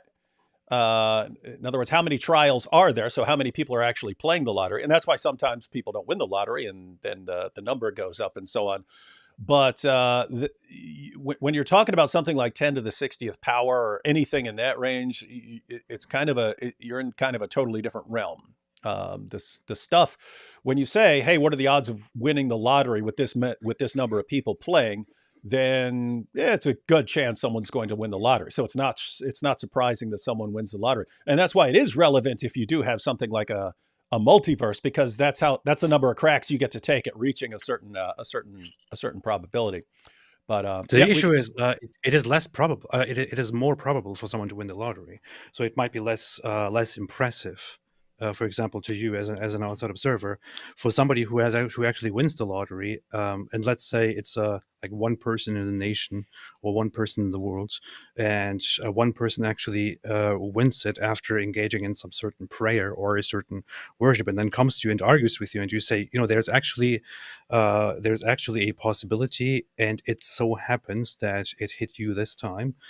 That person could convince you, no, this is an extremely impressive, improbable, almost nearly improbable chance. It happened. There must be something greater behind this. And so the if you wanted to actually tie it, you'd say, okay, I played these 100 different lotteries. I played these 100 different lotteries, all of different degrees of probability as far as winning, and I prayed and I won all 100 of them. That's what it would be like. And saying, I would have to disagree. I won all 100. That is exactly. It was the perfect analogy. All right. Let's think move on. It actually. Yeah, you see this? It actually everything has to turn into a 3-hour argument with this guy. When you make a simple point. Terrible points. People make perfectly reasonable points. You say, "Oh, look, 2 + 2 is 4."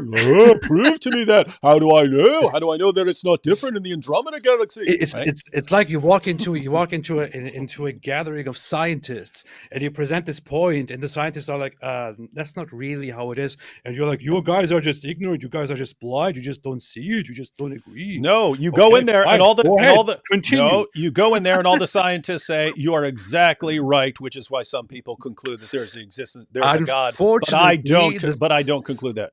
That's what the scientists actually say. They actually say, yeah, it is mind-bogglingly improbable, but that's what they say. I don't believe in God for other reasons. But the science does not say that it therefore points with an extremely high probability at something else doing this. This is not what the science says. The science stops there. Well, we've got to make a conclusion based off of that. No. That's what. Do you hear this? This is an atheist saying, don't draw conclusions about stuff. No. Don't look at the evidence and draw conclusions. Just Okay, go ahead. Go ahead. All right. Yeah. All right. Thank Continue. you. Thank you. We have AP's permission to continue. Or someone who doesn't one believe person in is God, right. I often ask them, do you believe that anything is objectively wrong? By objective or universal, I mean that this action would be wrong no matter who does it, no matter what culture they're in, no matter what time period, and no matter what they believe. People often start by resisting this until we get to specifics. Is theft absolutely wrong? Well, what if you're starving? Is murder absolutely wrong? Well, what if there's no justice system in this country? Is racism, is rape absolutely wrong? The more specific It's funny. AP's sitting there going, no, it's all relative. we get, the harder Well, it is to defend yeah. the idea that these See? things Depending are on you, absolutely depending on your u- worldview, and your religion, certain things are wrong that are totally okay according to others, and certain things are completely okay that are abhorrent and even disgusting to others. This is Go ahead, why. discuss.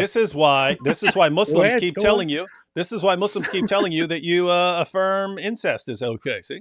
universally wrong, no matter what the culture says. The conclusion for any rational person is inescapable. Right and wrong exist, and it's not defined by us. C.S. Lewis realized this when he was an atheist. He said, my argument against God was that the universe seems so cruel and What? This You is can't so stop ironic. it. He just can't stop it. What? Go ahead. Make fun of Lawrence Krauss and then mention C.S. Lewis. It's like, wow, the bottom of the barrel, seriously. Oh, C.S. Lewis. That's spoken by a man who's never read C.S. Lewis and has only listened to atheist caricatures of C.S. Lewis. Dude would run intellectual circles. Dude would run intellectual circles around Lawrence Krauss on everything except physics. I made Fact. I made fun of Lawrence Krauss before anyone else here did it. No, you didn't. You said he's No, your I did. hero, like Dawkins. I did. I remember him saying that. Yeah, I see, think he burn. just. But how had I got this idea of just and unjust? A man does not call a line crooked unless he has some idea of a straight line. Consequently, atheism turns out to be too simple. So it was the realization that evil truly exists that, at least in large part, helped Lewis to accept the reality that there needed to be a divine source for morality. And similarly, when most of us look at murder and genocide, we know that these are truly evil. At most, in an atheistic universe, we're left with preferences. Where do we get this category of universal evil that transcends cultures and boundaries, if not from God? So the good and evil that we observe is powerful evidence for God. Third, we know that our lives Ooh, see, at first I was like, oh, okay, well, he's just saying the universe kind of doesn't, it doesn't look like it's this meaningless thing and so on. And AP was like, oh, this doesn't prove that God exists. And you were like, oh, well, all I'm trying to show is that Dawkins is wrong, that the universe doesn't just look like some random thing. And then, but there you go. You said, see, this is clear evidence that God exists. Mm-hmm. Does seem like pretty good evidence. Pretty good evidence. Yeah. Pretty good, as AP would say. That's exactly what you would say. All right, so there's one final of the 3 points. have a purpose. We can't really live pretending like our lives are meaningless. We know that people are valuable, and even the way that we talk reveals that. We say that diet and exercise are good for you, and drugs are bad for you. For what about you? For your purpose, for your life, for your flourishing.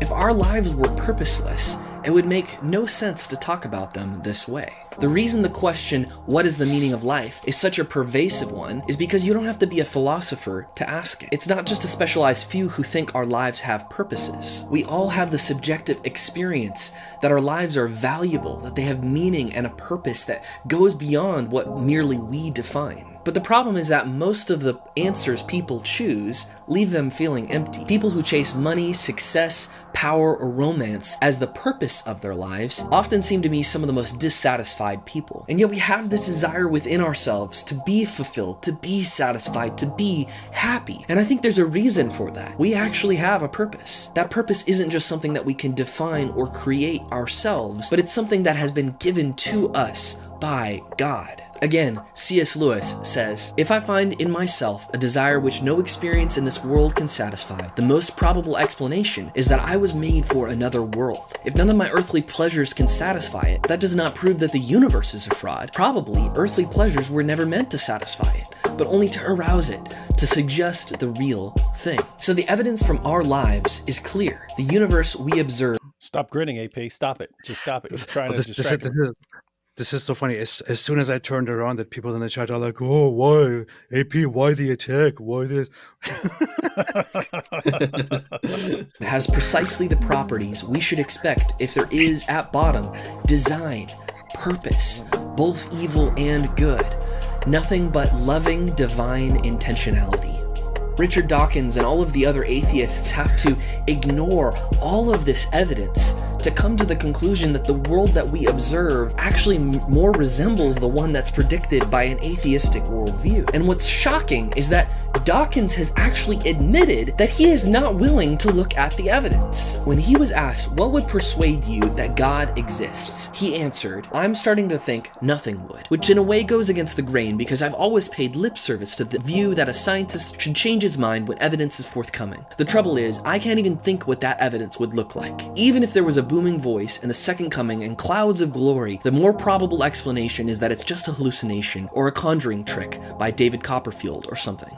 That's exactly what AP thinks. Supernatural explanation for anything is incoherent. Like a man who puts on a blindfold and then complains that he can't see, Richard Dawkins ignores all of the evidence for God and then says it's obvious that he doesn't exist. My encouragement to you, and if by some miracle this video is ever seen by Richard Dawkins, my advice to you is to approach the world with an open mind. Examine the evidence and be willing to change your mind based on that evidence. Look at the world the way that it actually is. I think anyone who does this with an open mind will see that it fits much better with the picture predicted by Christianity than by the predictions of atheism. That's all I've got for you today. Please like the video, share it with a friend, subscribe to the channel, and we'll see you in the next one.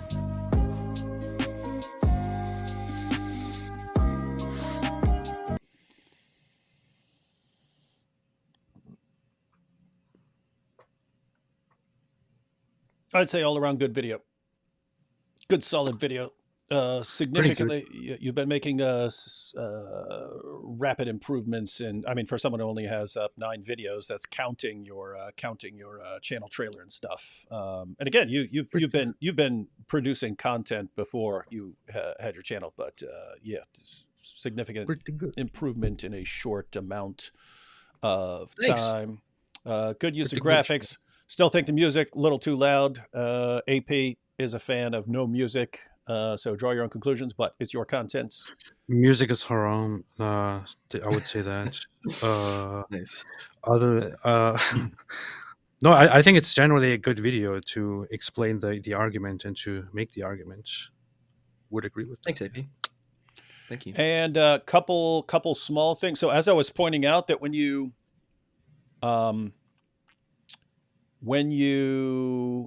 like when you tell people about a specific video that you or something specific to do, that gets a significantly higher whatever it is. If you're talking about clicking on a video, it'd be higher click-through rate or something like that. But just anything specific versus sort of general things. So anyway, the point there is, towards the end of the video, when you're saying like, subscribe, share, that becomes kind of redundant, so people don't even pick up on it anymore. Whereas something specific like, even if you were to get specific about one certain thing to do, like, hey, and I just want to take this opportunity, tell everyone to go join me on Twitter or something like that. That would raise it because it's something specific. Differentiate. There was something, I forget what it's called. It was called what is it?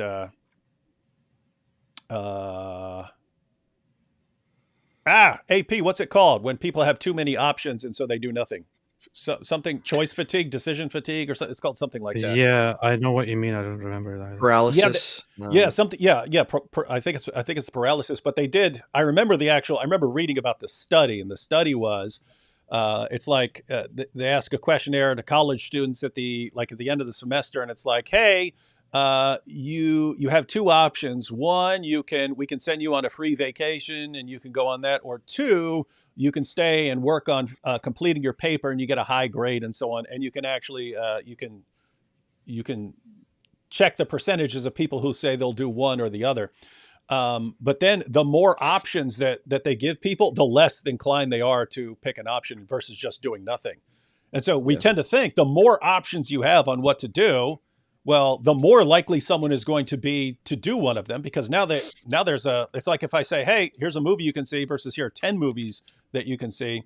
You think, oh, well, you gave them a bunch of different options. They're more likely to take one of them. But they found it's actually like reverse. The more options, the more people just do nothing because too many. It's too many things. So anyway, Yeah. the takeaway It's from called the agony of choice. yeah. So the takeaway is people are apparently just way more likely if you say, hey, here's something to do.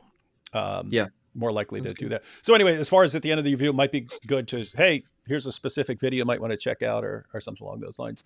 And other than that, I don't have any real criticisms of the video. So Cool.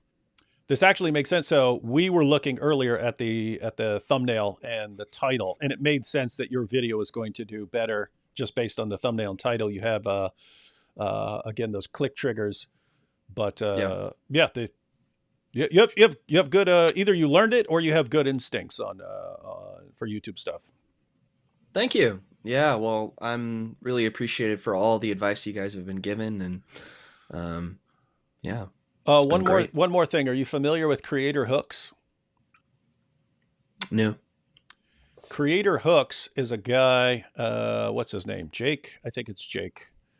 Creator Hooks is a guy who's done, like, his entire work has been studying titles and changing titles and what happens if you use it, if you put your title this way.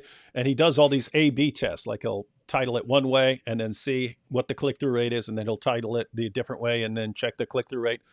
But he also studies YouTube videos, and he's got a system set up to where, okay, if this person gets an average of, let's say, 5,000 views per video, but all of a sudden he got 100,000 views on a video, why? And he'll start looking into that. And usually it's got something to do with title and thumbnail, that people clicked on it way more. So then he starts studying the title as far as what are the common threads of titles and thumbnails that get lots of people to click on them and stuff. Anyway, he puts out it's just a free weekly newsletter, and he gives 5 examples of people who have videos that did way better than their normal videos do.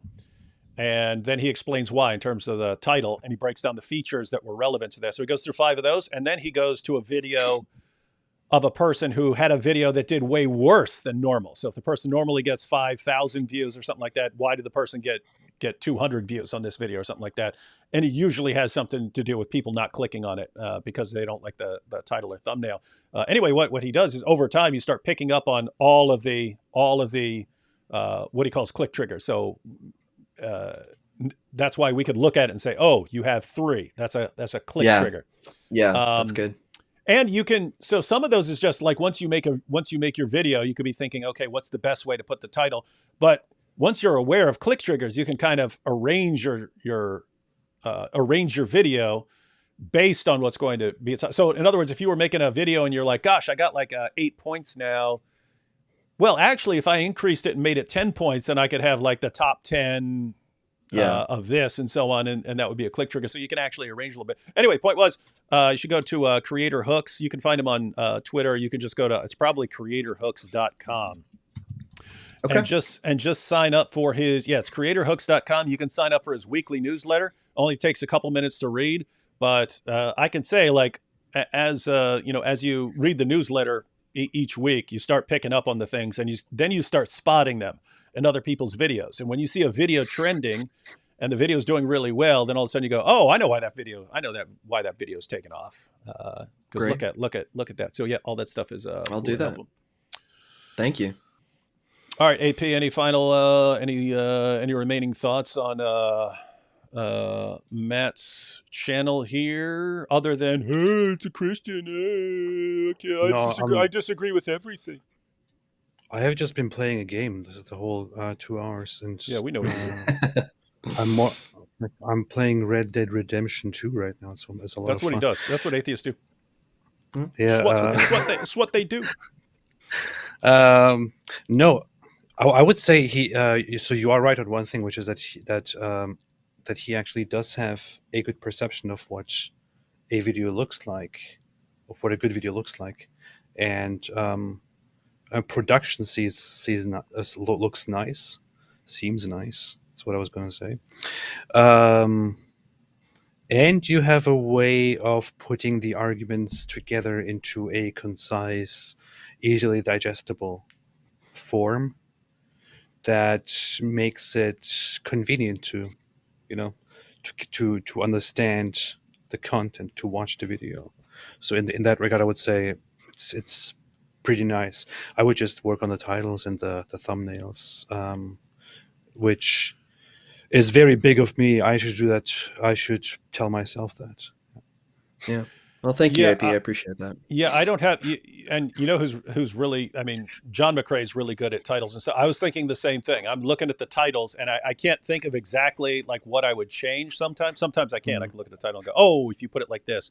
But yeah, I'm looking at your titles and thumbnails, and it's just a situation where if you studied a little bit more and you tweaked them a little bit, made some modifications, then keep in mind you can make these changes even for a video that's been up 9 months or something like that. That's you true. can change it, Yeah. and the algorithm will eventually pick up on whether it has a higher click-through rate, and if it does, it will start doing it. So that was pointed out to me years ago, saying as I was going through someone's YouTube course, and it was pointing out that you know, if your titles and thumbnails and, you know, description and all of that stuff isn't very good because you didn't know what you're doing back in the day, which I definitely didn't. I just use it might still do that, but it would give you 3 options just from your video, like one from the beginning, one from the middle, one from the end. Which one do you want as your thumbnail? Lots of my earlier videos were just me picking one of those 3. And then and then eventually I would take a random screenshot where I was making some pose or something in the video, and I would add text, but I would just add the title, whatever video title I would put that in on the thumbnail, which makes no sense. I mean, you can obviously read the title on your own. I don't need to put it up there again. So anyway, so then I read, you know, I found out it's supposed to be like, they're supposed to be connected, but it's like a 1-2 punch, like something grabs you about the title, and then the thumbnail pushes you a little further, or someone sees the thumbnail first and then checks out the title and then wants to click on it. So there are all kinds of things, but yeah, it's a situation where it's worth the time. It's worth spending the time studying titles and thumbnails. So in other words, you would just go to YouTube tutorials from the people who study it and watch their tutorials on thumbnails and take notes on whatever you like and whatever's going to fit with your approach, and just tweaking things. And it turns out there's a world of difference. If you have a video that has a 6% click-through rate, you don't think it's not a situation where going from a 6% click-through rate to an 8% click-through rate, that doesn't increase things by 2%. You might get 100 times as many views from a 2% change in click-through rate, because that might put you over a kind of threshold, and the algorithm recommends it more, and so on. So the changes, even though they look small as far as your click-through rate goes from 6% to 8% or something like that, it can be like geometric. It could be like geometrically different as far as the impact and so on. So point there is good stuff to learn and implement as you're making new thumbnails. And at some point, once you're like, oh, I really, really have learned titles really, really well, then you can kind of go back to your old title. And what I would do is, there are only a certain number of like click triggers that keep coming up that tend to make videos do well. Once you're familiar with all of them, then you can kind of look at a video. This is what I do. I'll look at it and I will say, okay, what are the best click triggers for this kind of video? And I list them. And it's like, okay, it's this, this, this, this, and this. These would be the 5 best for this kind of video. And then I say, okay, but you can't have all of those, and you usually can't have all of those in one. So then you just start like tweaking it. Like, okay, what if I write it this way? What if I write it that way? What if I write it this way? What if I write it that way? And okay, I would have this click trigger and this click trigger in there. Or should I make it this and this and this? And you can even change it. You can put a title up, and then, okay, it's not, that's the click-through right there. Let me change it, tweak it a little bit, and see how that changes things, and so on. So anyway, a lot of it is experimental, but you've got, you have a good foundation. You have good instincts. You seem to have a good grasp of what will work, and so it's mainly learn a little bit more and tweaking it. Think you're gonna do well. You are a bit. It's sad to say, but you're in an environment where being a total condescending jerk can actually help you. Look at AP's channel. See that? What are you laughing? Do you know what your mic sounds like right now? Is it a coincidence? Yeah, awful, horrible. See, and you expect people not to believe in God after we see this. Look, guys, I'm about hitting my limit here, but all right. I've really enjoyed tonight, and AP, I've really enjoyed meeting you and getting to know you, and thanks for the friendly conversation. And no, but I do hope that someday you come to know Christ, and I'll be praying for you. Does it sound better now? Yeah, it sounds perfect now. It sounds perfect. Awesome. All right. No, thank you. That was very nice. Appreciate meeting you as well. Although I would think you need to get over those terrible arguments. But I would say, other than that, good work. Yeah. Nice. Thank you guys for all of your advice. And I did subscribe to your channel, and yes. Amazing. Yes, just so we can go over there. This is a dumb argument because I don't understand it. And if I don't understand it, then it's dumb. I'll make comments all the time. I'll be in the comments section saying, "Of course, that's what you would say because it's so easy." Yeah. So it is kind of a problem that things have become like infotainment or edutainment, where you kind of have to be entertaining, and that's why it's good that you're incorporating clips and stuff in there. It does suck that the more annoying of a jerk you are, that actually helps you. Because that actually pushes people in that direction, and so it's good that we got some nice guys on there to offset the horrible impact of people like AP. But anyway, yeah, thanks for joining us here for a while, and yeah, everyone who's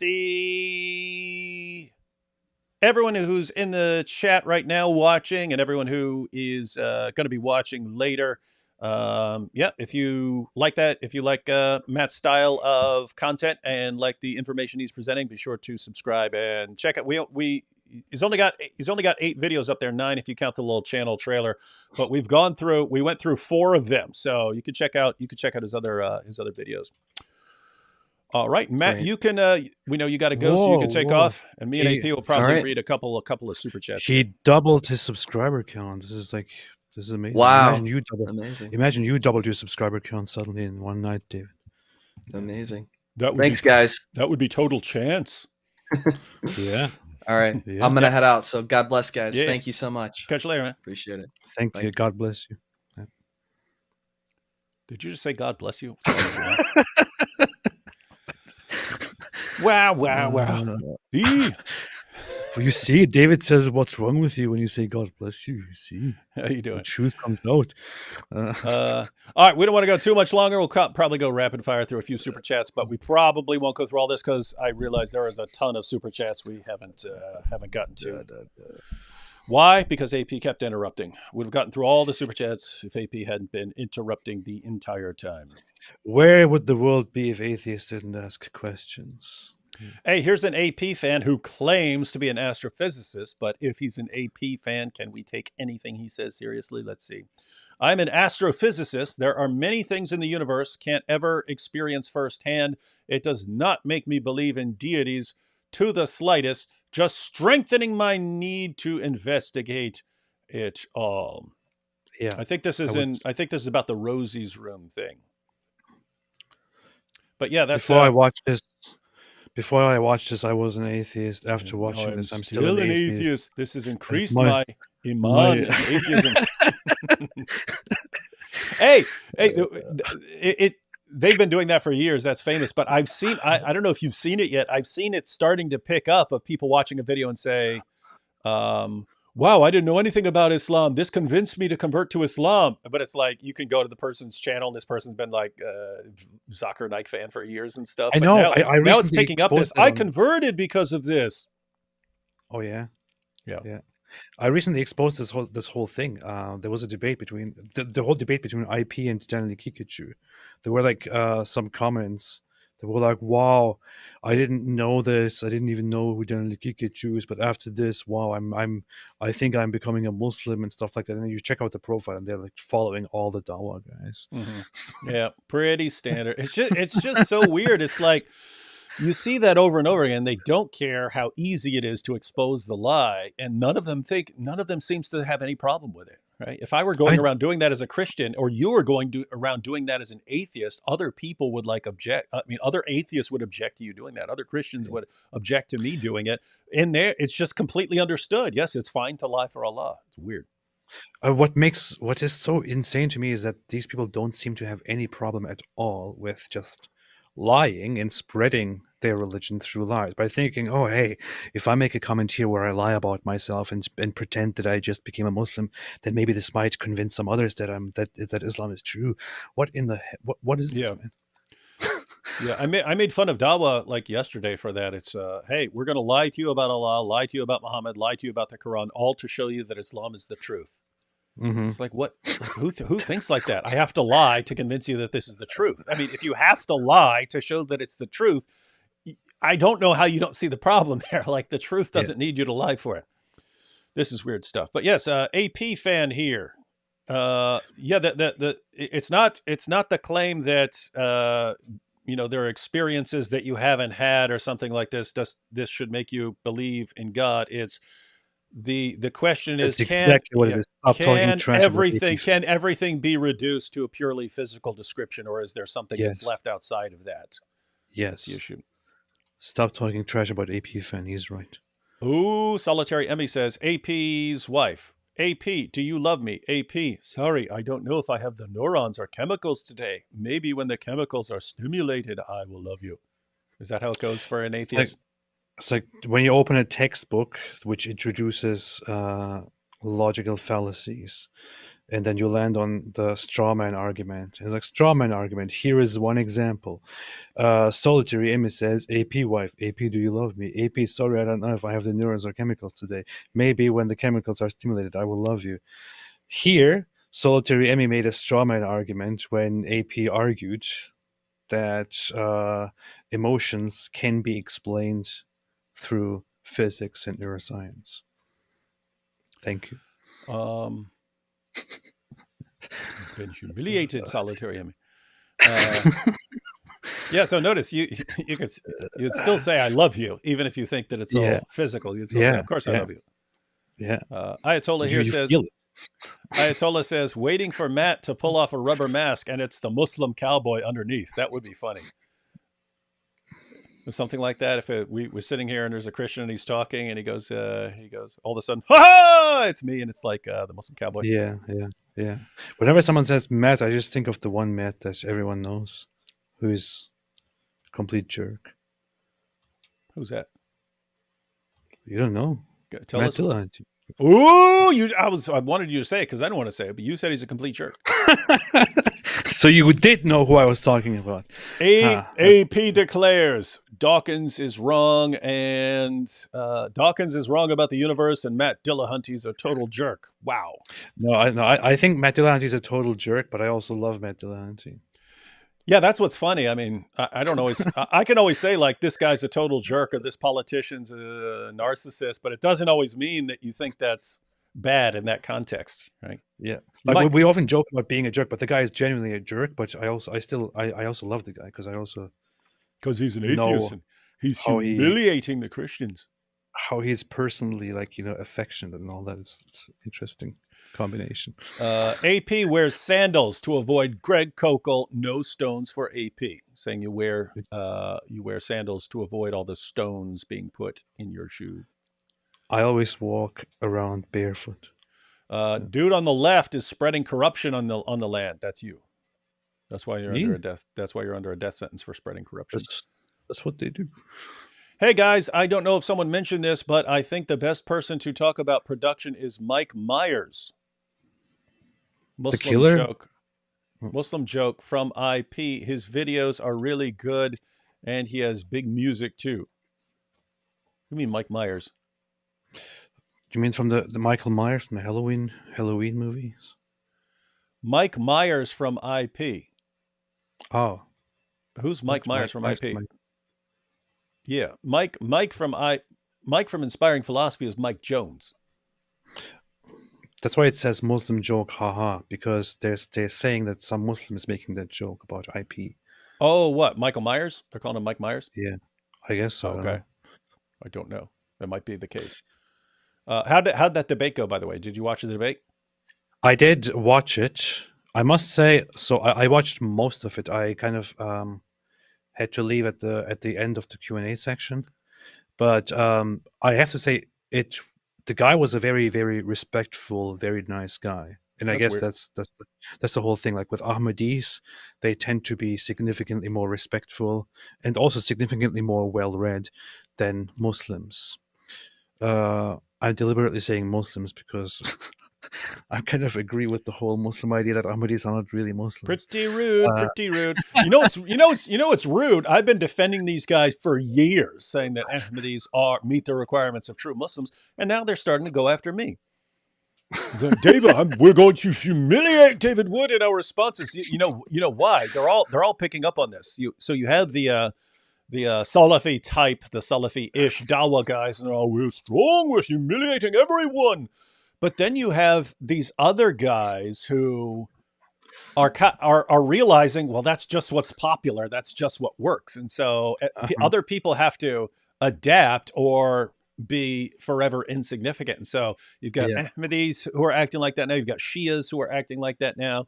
Ismaili Shias who are normally want to show that they're the philosophical ones and so on, but they're starting to act like that now. So it's interesting. The thing is, you could argue that that Ahmadis are to Muslims what Mormons are to Christians, and the No, average you Christian can't. wouldn't accept that Mormons are Christians, and the average Muslim wouldn't accept that Ahmadis are Muslims.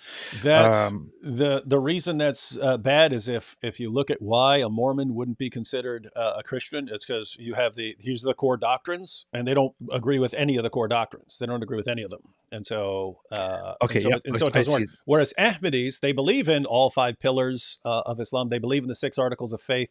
They have a different view of end time. So Muslims will complain, but they believe in someone who who came after Muhammad.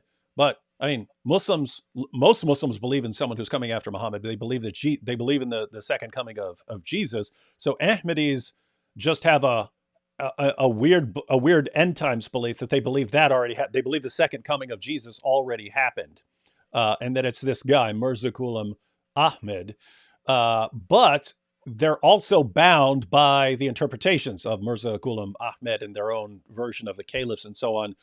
And so teachings of Islam then get interpreted through the lens of these other later guys and so on. If you don't believe in those later guys, you can end up with their disagreeing with their interpretations. But you're right that the way an Orthodox Muslim would view an Ahmadi is very similar to the way a Christian would view a Mormon. But if you look, the differences are not. You have a different level of differences. The issue is also with the whole idea that that a prophet came. Although they would say they would explain it differently because it's like like at the second coming of Jesus, but to Muslims that just that is completely irrelevant. It just looks like, okay, you are accepting a prophet after Prophet Muhammad, which is just completely contrary to everything we have believed in forever, and they reject that. But on the other hand, Ahmadis agree much more with the actual like hadith traditions with Sunni Muslims than Shias do, for example. Like the Shia Muslims don't agree with the hadith books, whereas the Ahmadis pretty much do. They just have different interpretations of them. Yeah, the Ahmadis I knew, so Nabil and his family and his cousins and so on, they considered themselves Sunni Muslims. So they would say, we're Sunni Muslims. We believe in Sahih al-Bukhari and Sahih Muslim and so on. And but yeah, things get filtered for them. Yeah, but the debate was very nice. The guy was very respectful, well read. He just didn't make great arguments, but he was a good debater, and I would say I think he was a good challenge for you know what. That's very difficult of me to say. I would say I don't think he was a good challenge for IP. To find somebody who's actually a good challenge for IP is very, very difficult. But the guy was a good debater.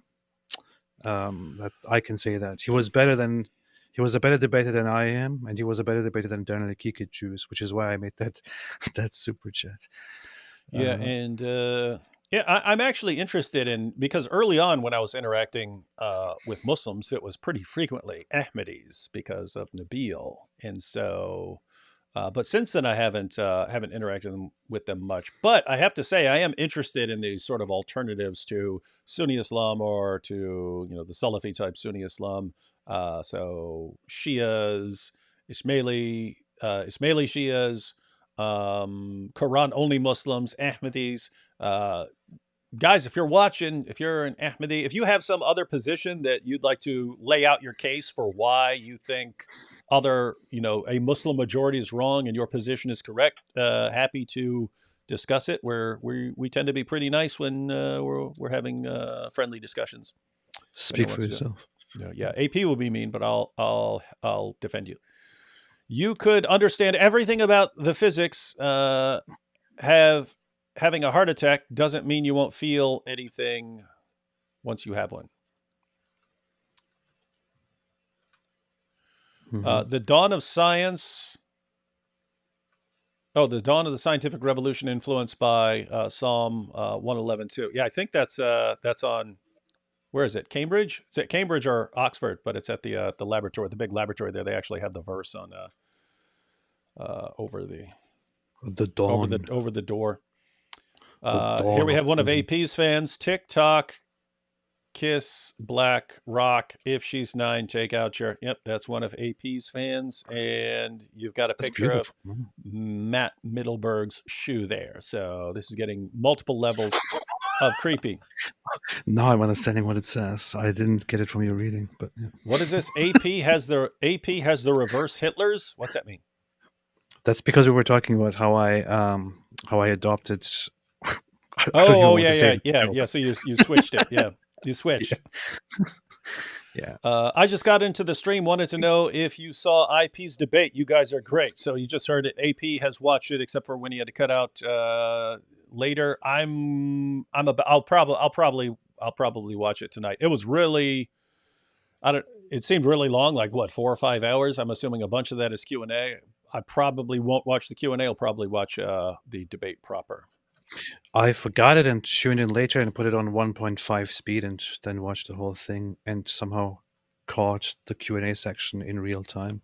That's how I did it. Oh, as far as the Mike Myers things, David Kazashi said, it was a joke from a previous stream, David. A Muslim called Mike Jones Mike Myers and thought it was a good joke. And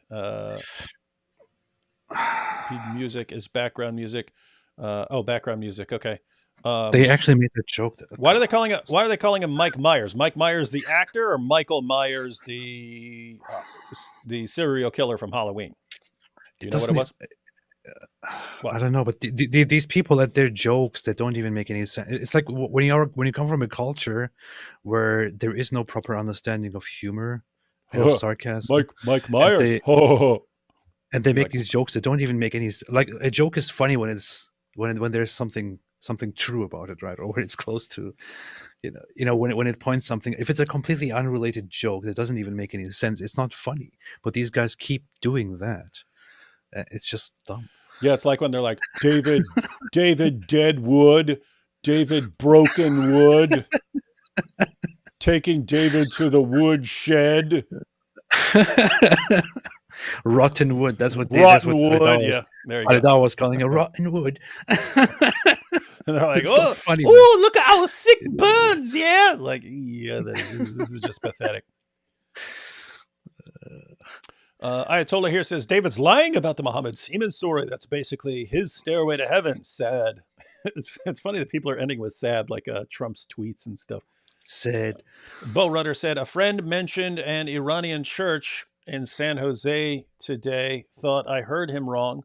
Thought he must mean mosque. Praise the Lord. That's awesome. So he mentioned an Iranian church. I think I saw that they're about to have an evangelical church in Saudi Arabia or something like that. Wrong. Our good friend MBS. Hey, Matt, be careful. The Muslim cowboy might mistake you for the angel Gabriel. Uh-oh. These are comments on him being good looking because they're comparing him to Angel Gabriel being very good looking and Diha Al-Kalbi being very good looking.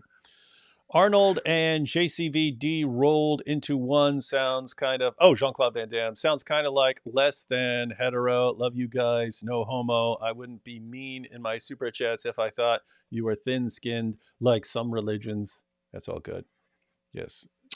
How dare you make AP jokes? is the in only your super chat? thin-skinned one here. How dare you make jokes in your That's why super he chats? rage How quits dare all the you? time. How dare Vinny, you? Vinny says, here's some Canadian shekels for maple syrup, eh? That's good. We need the Canadian shekels and all the maple syrup we can get. AP finds cringe in Spider-Man scene, realizes there is objective cringe, therefore there is objective truth and beauty, therefore God exists. Time to convert. That's what I was gonna say. That's where I was going with that. You are correct. You are correct, Chloe. It was very cringe. Yeah. Who is a better troll of Christianity, the Satanic Temple in Iowa or AP trolling, taking shots at Matt? Thank Christ, the iron rod of D Wood corrects AP. I am. You heard it here, folks. Mother Queen says Nike used Matthew 12:39 to crush. Oh, SDA's pastor. So is that again? Are we talking about Seventh Day Adventists here? I am an ex Yep. Seventh Day Adventist, almost That's what Muslim, it sounds like. saved by Mike Winger, D Wood, and AP. D Wood and Matt, what do you think about SDA? AP, what do you think about Muslims in what is that flag? Indonesia, I think. Is it? Yeah. That's kind of too Yeah, it's long of a Indonesia. question for us to be doing rapid fire. As far as crushing Yeah, an that's SDA Indonesia. pastor, I mean, I'd be surprised. Did he actually have a debate, or was this just Q&A? Because as far as I could tell, he did like 2 or 3 debates like 20 some years ago, and then was never do it again because he didn't want to face any actual debaters. It is interesting if he debated a Seventh-day Adventist pastor, because it would be another example of him refusing to debate any like known debater in the world. He only wants to go for people no one's ever heard of. So because his followers don't know. His followers don't know the difference between, an actual debater and some random pastor. But it would be kind of Look, it's Dr. kind of Zuckerberg debated the most famous Christian in the world and he won. That's what they'll say. yeah, they'll say that. Yeah, it's weird. Let's see. You need to talk about the Gnostic temptation. No, I don't. The reason I say this is that woke and CN types are Gnostic, along with more traditional Gnostic cults. That sounds But then pretty Gnostic. Yeah, then I would have to study all that stuff. See, That sounds pretty Gnostic. basically bulldozer. There's a bunch of people in the world, so different people can focus on different things. We've kind of got the issues that we focus on, and Gnostic temptation, probably not something it would be on my radar for a while. The Gnostic temptation. Get rid of God equals objectivity. Now we are putting on a pedestal subjectivity. Listen close, atheist, St. Augustine. All truth is God's truth in your face. That's quite convenient. Mm-hmm. Solitaire Emmy says, there is no truth. Is that true? If there is no truth, the claim there is no truth can't be true, but it claims to be true. Yeah. I mentioned Frank Turek. He deals with that. All those terrible people who say there is no truth. You just stop it. Yeah. Atheist. SBC, the road to hell is paved in good intentions. What a nerd. He will say books are cool next. The road needs to stop. Is that a reference to Matt? Is Matt getting his books? I hope so. I don't know if Christianity alone can stop woke, because along with education, woke ideology made quite a bit of headway in the church. There is a funny observation that some people make, and I see where they're coming from, which is that the very woke trend and woke ideology is what comes forth from a Christian or post-Christian environment based on Christian values, Christian thinking. It's like wokeism is basically Christian thinking without Christianity. Yeah,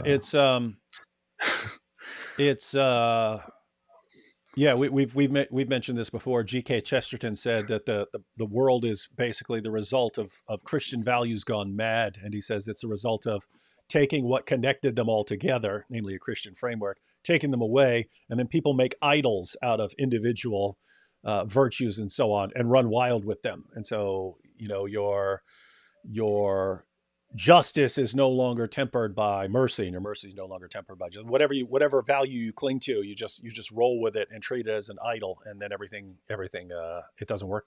Things just don't work. But it's so funny, isn't it? It's very ironic. And there's even that's the issue. Like, you could hate people who push a certain ideology in society, but then these people are actually they think that they are doing the right thing, just the way you think that you're doing the right thing, because they take their values from the very same thing that you believe in, and they try to be virtuous according to your moral frame, within your understanding of morality, but without your framework of what is and is not moral. So what they are just trying to be actually good. It's coming from a good place, like being compassionate, being caring, and all that. You heard but it here, just folks. goes into all kinds of weird directions. AP says we should all be woke. Yeah. Mike from Be woke Inspiring Christians. Yeah. Mike from Inspiring Philosophy just texted me and said he's going live at 2 p.m. tomorrow to review the debate. He said that to me too. Yeah. Did he say you're welcome to join? Yes. Then we're both welcome to join at 2 tomorrow. That's based. To discuss the debates. That's pretty based. cool. All right, burn through some of these. We'll go rapid fire, and we'll stop anyone you want to respond to. We will click on it. Danielle Tiktakachu, pleasure machine equals Matt. What is this? SWVR. I never know abbreviations. I just don't know. AP, I knock on doors all the time. I won't buy your God. Man, can I stop thinking about that finger? What's wrong? What's wrong? What are you laughing at? Don't encourage that. Somebody actually take the screenshot. AP, stop crying, you baby. That was a good point. That's Brian's Muti. Hey, did you call your mom Muti in Germany? No, but that's funny because I read it and it immediately looks like, Mutti, mommy. But that's not what I called it because I didn't speak German to my mom. You didn't? Oh, No. That's interesting. So you spoke Turkish. Yeah. Sehr interessant. Sehr, sehr interessant. I agree with AP and additionally try to stay away from cliche examples and use Bible verses to back up your stance. Christianity is not simply emotional. Yeah, AP. Alhamdulillah. Although Christianity is good, knowing about the goals and praxis of Gnostic is just as important. They marry truth with lies, and their words mean two things. Bulldozer here seems to. It might sound a little bit offensive to people when I or some other people like reduce these personal experiences. The thing is, I always thought that way. When I was religious myself, I kind of thought, You were never religious. Not really. It's difficult to convince disbelieve. people with it's better for stuff. You. Can historians be wrong? AP. Yes, we read Proverbs a while ago. Bulldozer. My truth is postmodernist and a Gnostic phrase. Yeah, it is weird how, like, I'm trying to think of, like, historically, which past groups were relativists. I can't think of a group before the modern period, except for the Sophists. So these are sort of the nemesis of like Socrates and Plato, and so the Sophists, and they were relativists, which actually made sense because they're arguers for hire.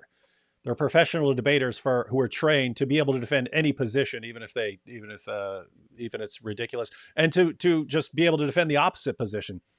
And so it made sense for them to be relativists because if there is no truth, then it's just whatever you can make the best case for. In which case, you need a rhetorician, not some philosopher or something.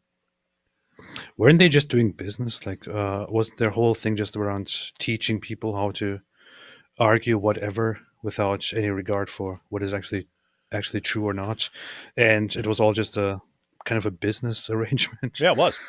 And you had to be able, so you could actually hire one of these guys. So you wanted a new street paved in front of you. You went and hire a sophist to go make your case, and he would present it. Here are 17 reasons why this must happen. That's funny. Doesn't Mary's room suggest both views of truth are correct? No, you'd have to explain how. AP, I dubbed the artificial prophet. You're smart. You're an artificial. 2 Timothy 3:7. Thank you. Don't lie to me. Okay, yes. Giovanni, the guy who's Why is Giovanni still here? Why aren't we supposed to ban that guy? Yeah, that's what I was saying. He's the guy we almost always ban, but every once in a while he'll say something relevant. AP, logic of the apostles. Yeah, we got skinned, tortured, and crucified over our biases. That is AP's logic. I know that is the argument that even David here is going to make, but and I also know that the counter argument to that people like Bart Ehrman make. But I just want to look into that discussion and say, you know what, guys, you can just continue arguing amongst each other. You are not supposed to say God's name because it is sacred. Is that why Allah doesn't know what it is? Because it's sacred. It's too sacred for Allah.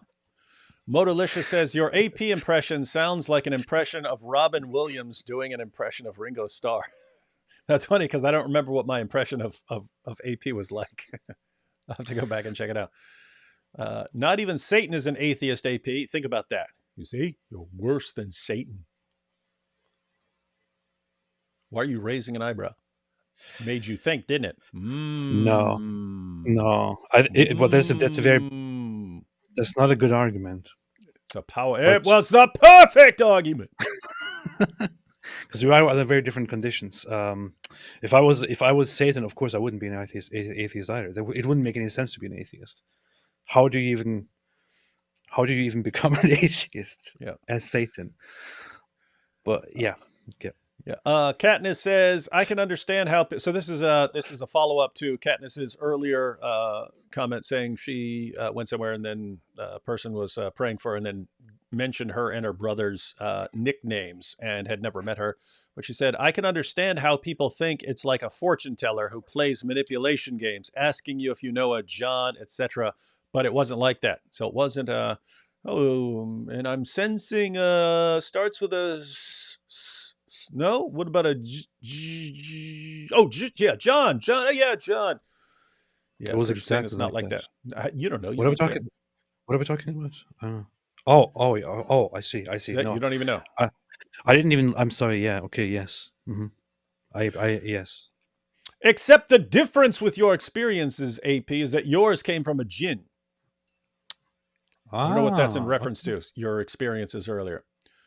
Oh yeah. Joshua here says, ignorant people hate Israel who don't know Israel. Alhamdulillah.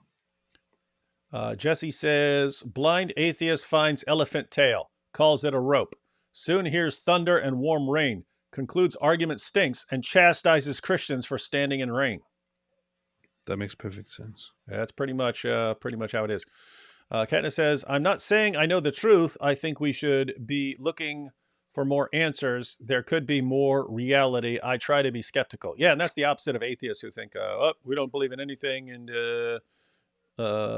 we don't believe in looking for any answers because we're skeptics. I know that there is no God because I'm smart. You think you're more intelligent than I am? Dawkins and why can't I see it?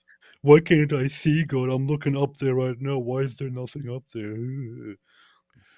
Joshua says, do you agree, AP? Plenty of proof Islam is bad. People don't see what we perceive as obvious. And AP listening to Allah is listening to Satan. No. No? No. I would say, I agree that Islam is bad for certain things, like a functioning society. Hey, Joshua says, best proof. Yeah, and keep in mind, so I think it was Wittgenstein who made this example as far as standards, good and bad and so on. He said, if you were like going on a tennis court, and you saw someone playing horribly. They're just like smacking the ball up in the air and rackets flying out of their hands and so on. And you would say, hey, you're playing tennis really, really badly. And if that person then said, well, I don't really care. I mean, the doctor said I need to get fresh air, so I don't really care about playing tennis. I don't care if I'm playing badly. I'm just out here for the fresh air and the sunshine, which is, is going to help me out. You'd say, oh, okay, that's fine then. You wouldn't say, you have to try to play tennis well. It wouldn't matter. That's not the person's goal. But he said, if you saw someone behaving terribly, not just playing tennis terribly, but behaving terribly, and you said, hey, you're behaving terribly, and the person said, well, I don't care. You'd say, well, you should care. There's something you should care about that. So he drew attention to saying something is good because of, some sort of situation, or it's good for a particular, for some particular goal versus just like good or bad as far as like ethical, what he pointed out. But best proof for limbo, AP out of Islam, not in Christ. Yeah. So the claim is you're in limbo. I like that word. I'm really good in limbo. I won a limbo contest when I was a kid. Limbo like this boy. Limbo to limbo like me. I remember that. Limbo, Lambo. I would rather be in limbo than be the Lambo. Notice, yeah. AP. Notice. This guy's criticizing me saying notice again. That's a bannable offense. I might notice. If I were like 2% more enraged right now. Don't ban Sahih Musker's beast. I used your guys' YouTuber tips to make a new vid, just another Christian YouTuber. Be sure to leave me any feedback, you guys. God bless. Not perfect videos. How would the Christian answer what the point of the Mosaic laws were in light of the New Testament? Thanks from a fellow Christian. That again that's another question that would be a very long question to answer when we're kind of going rapid fire. Might be good for a full live stream at some point, because that's an important topic. But yeah, it's I mean, if you wanted the sort of general perspective, it's like I have a 5-year-old. I have all kinds of rules for that 5-year-old that I don't have for my older kids anymore, because that's what I always say when I can't answer the question. That's what you don't say. Well, then you must say that all day, every day, because you can never answer a question. That's what I do. D. Wood, I was your fan first, and then you converted to an AP fan. That's pretty disrespectful. Yes. Question 2, Matt. Sorry you did not know New Nerd's name. Oh, that's when he was saying he couldn't remember the name. Yeah, some nerd. Seeking Dawkins, Finding William Lane Craig. That would be a funny title of a book. Sarah says, I was a Christian. After watching these vids, I'm still a Christian, trying to focus through the background music, strengthen my faith. You see, that would be a appropriate response. The loud background music made me an even stronger Christian, and that refutes everything. That's the Muslim thinking. AP likes Matt because he looks like young Marco Reus. Who's that? You know who that is? Marco Yes. Reus? You're thinking about whether there's an actual resemblance? No, I'm thinking about who Marco Reus is. Oh, I thought you said you knew. I thought you said you knew. Joshua says, vote nails on a chalkboard, Germanic plus Turkish voices, or feminist plus radical liberalism and incoherent views. Which is worse? AP, D. Wood, Matt. Nails on a chalkboard, Germanic, what? Plus Turkish voices, or feminist plus radical liberalism and incoherent views. Which is worse? This is, I don't know. Nobody can know. So, terrible voices or incoherent views? As much as I hate to say it, I think horrible voices are better than terrible views. I must say, I would rather hear a bunch of terrible views than be exposed to terrible voices and unbearable sounds. Because I could just zone them. I could just block them out of my head. No. D. Wood and Matt, awesome book library, AP, puny stack of books. Draw your own conclusions. Yeah. Another good point. Yeah. What is wrong with a creation needs creator? A building needs a builder. If something is engineered, needs an engineer. Seems very coherent Occam's razor. Yeah, whereas AP's like, this is why atheism actually destroys reasoning. It's like every bit of reasoning would tell you, this is what you should conclude. And the atheist says, no, don't conclude anything that you should conclude based on observation. Conclude the opposite. That's so funny because in the case of a building, it's even in the name, right? It's even in the name. Yeah, just like creation, just like the word create is in creation and hence creator. Come on. I know that buildings are built by people. So therefore, if buildings are built by people, then everything else must also be built by. Okay, great. Great. Thank you. Very, very nice observation. We know that buildings are built by people because it's called a building for a reason. Yeah. Yeah. You look, build it. Just like creation is called creation for a reason. You see how it just flipped right there?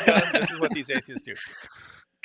Do you actually prove that the universe was created or was built? Yeah. No, it's in the word. Point of the argument. It's in the word. You could call the it entire point of the you argument. could call a building a slub glob. You didn't fix the problem by changing the name. No, you call it a building specifically because you built it. You still trying to ignore this comment from Drew? Creation. Drew says, Psalm 22, Isaiah 53, and Zechariah 12 shows us a Savior, Messiah, the Lord Almighty in the flesh. Zechariah 12 is one that stands out as Jesus returning. Who's the one they're mourning for? Mm-hmm. Yeah, they will look upon me, says God, whom they have pierced. Solitary Emmy. What is more reasonable? Nothing created this universe, or somebody powerful beyond our imagining created this? Nothing is what rocks dream about, and yet it's what atheists cling to. No, who said nothing created this universe? You did. I've seen that in tons of memes. Atheist logic. Nothing created everything. And then nothing created everything and then produced you and wants you to believe in nothing. David Wood destroys Christian memers. No, there's a point to those memes, though. There's a point to those memes. Giovanni says, AP, listen to John Lennox, a prominent Christian mathematician. He will literally tell you how accurate the math is and how precise it is. And that guy's a mathematician. And AP's like, well, no, prove to me that mathematics is true. Hosta says, our form of life is suited to these constants. A different form of life could have been suited to different constants. Yeah, that's the issue, Hosta, because the claim is that if you don't even have like planets forming and stuff like that, what are you talking about life? It becomes completely like hypothetical. Like, I believe that there could be some life without, physical stars and planets and so on. And then it becomes a question of please describe what this life could be like in that type of universe and see if it's actually a coherent position. And then Hosta here says, and how do you know there's only one universe? Yes, you can't rule that out because you can't. It's not a situation where you can test or detect it. So you can say, hey, I believe there's a million universes or an infinite array of universes. But you can say, but there's this issue of matter of fact, I believe in the super chats down here, someone pointed this out. That then the question arises about like fine tuning of that. If you have something that's spitting out universes, that's creating all these universes, then this universe generating whatever it is would also need to be finely tuned. Hey, look at it. Next Zuckernick made a very good point here. Very valid point. Here he says, I don't believe that. Wait. Says, the same next Zuckernick who completely humiliated the Muslim cowboy and got banned. Yes. That one? Wow. Yes. So exactly. The very respected the next Zuckernick. He said, AP calls me a legend atheist. David Wood calls me 12-year-old nerd Christian. Draw your own conclusions. Wow. You're getting on the wrong side of things. He's about to convert to atheism. AP, as a Christian fan of yours, as your second to Douglas Murray, for me, please read the book of Ecclesiastes, only 12 chapters. If you see, you've already said you liked Ecclesiastes. Are you a joke? Not are you? Is this a joke? Because I said before many times that Ecclesiastes is the favorite book in the Bible that I loved and read many times, and I would still read it again because think it's an amazing book to read. I love it. And that's funny to me, by the way, because I don't think I mentioned this when you talked about it, but when I became a Christian, that was my favorite book. That was my favorite book. It's not anymore, but there's something that like resonates with people who view the world in a certain way. Like right after I became a Christian, I was like, oh, this is so great. This description. And I remember I read some of it in, I think it was an Orwell essay, Politics in the English Language. And he was explaining how politics, they deliberately make their language confusing so you can't hold them down to anything because you can't figure out what they're saying. And he compared it with the opening of Ecclesiastes. And it's just like, look how clear this is, the way it's being stated. I love how it even starts. Yeah, he translates it. He says, "Here's how a politician would say the same thing." It was like this complete gibberish. Yeah. So yes, AP is familiar with that. Sir Whitemeat, my Muslim friend was praying for a girlfriend while at the petting zoo, and a goat walked up to him. Explain that, atheist. You can't. Atheism 0, prayer 1. Sir Whitemeat is pretty funny. That's pretty good. Atheist Christian debate, intelligent discussion about the universe. Atheist Christian Islam debate, is child marriage okay? Says everything doesn't. That's what I'm saying. I love the fact that this is what we're discussing when it comes to Islam. Yeah. I love that this is what the discussion revolves around. Isn't it funny? We can sit here. I mean, to be fair, a Muslim can also, argue about the origin of the universe or something. We're sitting here and it's hey, what about this? What about the fine tuning of the cosmos? What about, right and wrong? What about these things? And Daniel Hakikachor, the Muslim cowboy, whoa, what about 5-year-olds? Can we bang them? We say yes. What's wrong with you? We can bang them all we want. What is this? How do you know it is a possibility that the constants could have been other ways? Because you have different, you would have to say it's physical necessity that any universe that comes into existence would have to have these exact numbers in there, and so that burden of proof would be on you if you're saying it absolutely has to be that way. It could not be any other way. That's a weird thing to say.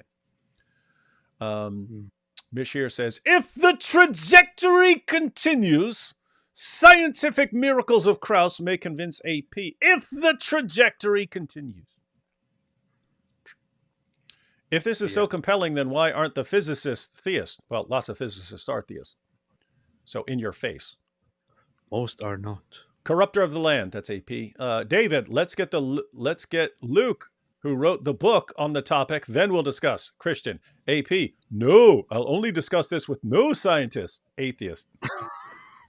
Well, a scientist should discuss it with a scientist, right? That's why I said we could get a scientist, and I'm sure Luke knows, because he wrote a book with someone who didn't accept the argument and so on. So yeah, Luke, if you want to discuss that stuff, let us know. Joshua said, AP, what is the longest word in existence? Hint, in Psalm 139:14, it's DNA. Around 3 billion letters that make our DNA and RNA design is a great point. So the claim there is your DNA is the longest word because it's letters. You're probably familiar with the general objection to the whole DNA argument. I'd be happy to obliterate that because people can tell I don't know anything about physics anymore. I took AP physics in high school, but I did study biology in college. So I will destroy you. I mean, humiliate you. Yeah. DNA is written in a language. The process of putting that into an amino acid sequence is called translation. It's called translation because it's being translated from one language that the set of instructions is into a different language, which is the language of the proteins. They call it translation for a reason. It's one language to another. AP looks at that and goes, no, language is just chance. No.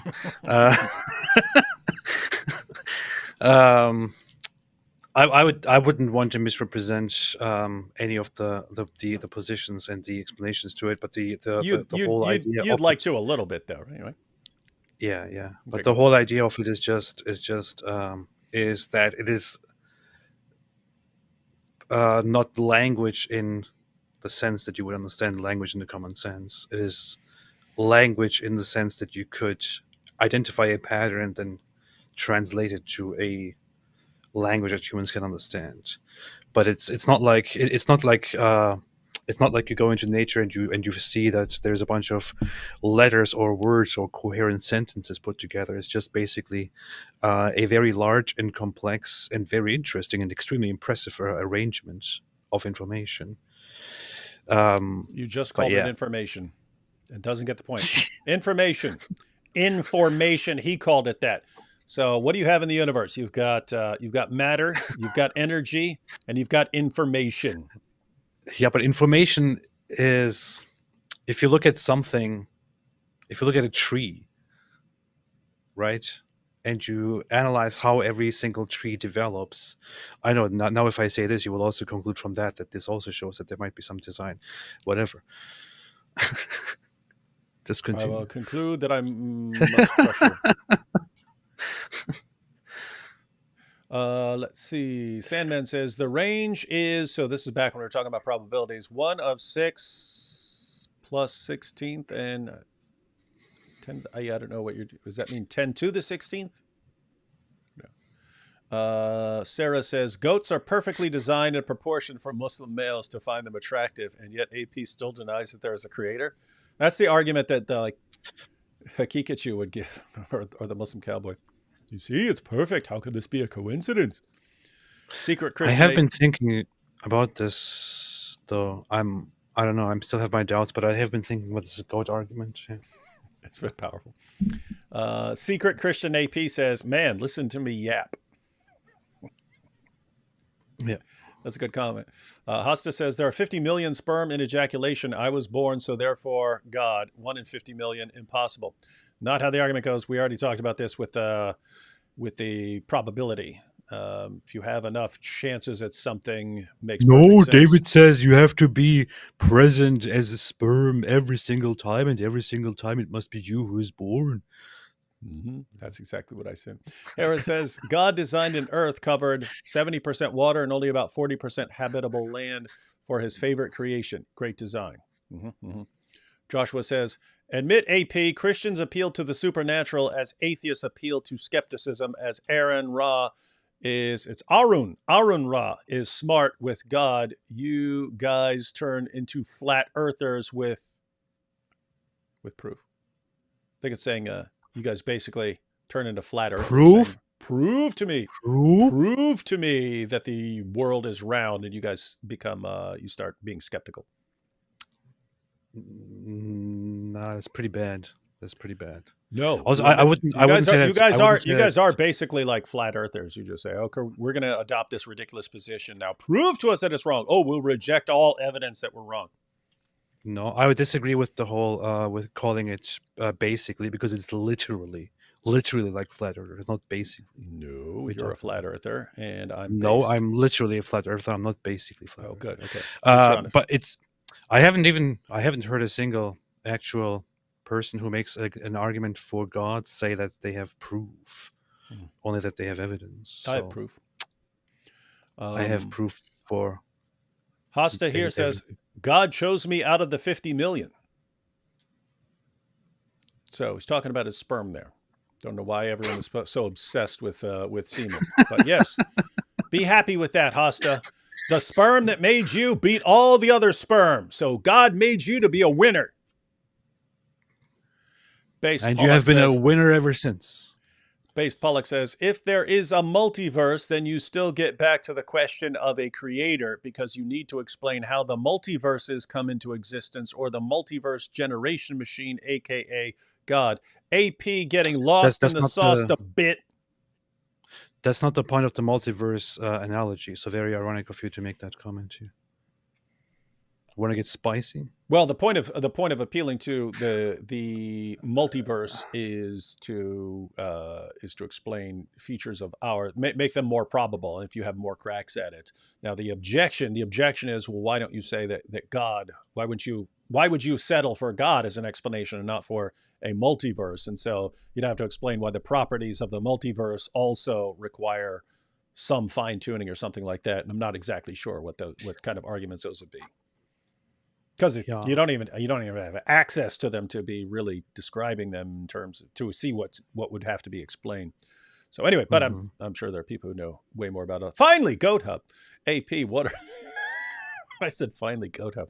AP, what are the chances of landing in a universe? AP, what are the chances of landing in a universe where you can get 50% on the best site on the web? Atheism debunked. Use code against the odds. Boy, people know how to entertain AP. This is perfect marketing here, man. This is nice. This is amazing. Joshua says, don't know where all of you are located. I feel the tension in Illinois. Break the ice. Freestyle voice impressions. The new guy. Can you do impressions? Oh, he's already gone. So this was from earlier. Yeah, I don't know if Matthew can do impressions. AP crushes. He crushes the Jordan Peterson. I've got the Ali Dawa. Brian's Mooti. And again, Dr. Gerald Schroeder, MIT physicist, Jewish theologian, and the science of God's Genesis. Yeah, that was suggested in a previous live stream, and someone sent me a description of what it is: the science of God's and Genesis, the Big Bang, and how the Bible matches the timeline. Red Olympus said, "AP, you're killing me. I'm wondering if you are even able to change the constants in the first place." I tried. I can't. You can't. AP cannot change the constants. Joshua That's why you shouldn't trust me. Yeah. Joshua says, math, Yahweh's language, was the foundation of everything we study and learn in the world of music, chemical biology, astrophysics, sports, farm animal. Yeah, we call that the Logos. Atheists believe in magic. They be like, boom, where's the magician? Sir Whitemeat, AP, what are the chances that we land in a universe where you are stuttering? Or that the eyes are the leather straps of the anus? 100%. Pretty big. Pretty good. Did you find out if Curb Your Enthusiasm has started? It's starting on February 4th. It's tomorrow. Someone touch AP's forehead and confirm the rage seeping from his soul. Well, maybe not the soul. Christ still loves you, AP, even while you don't trust him.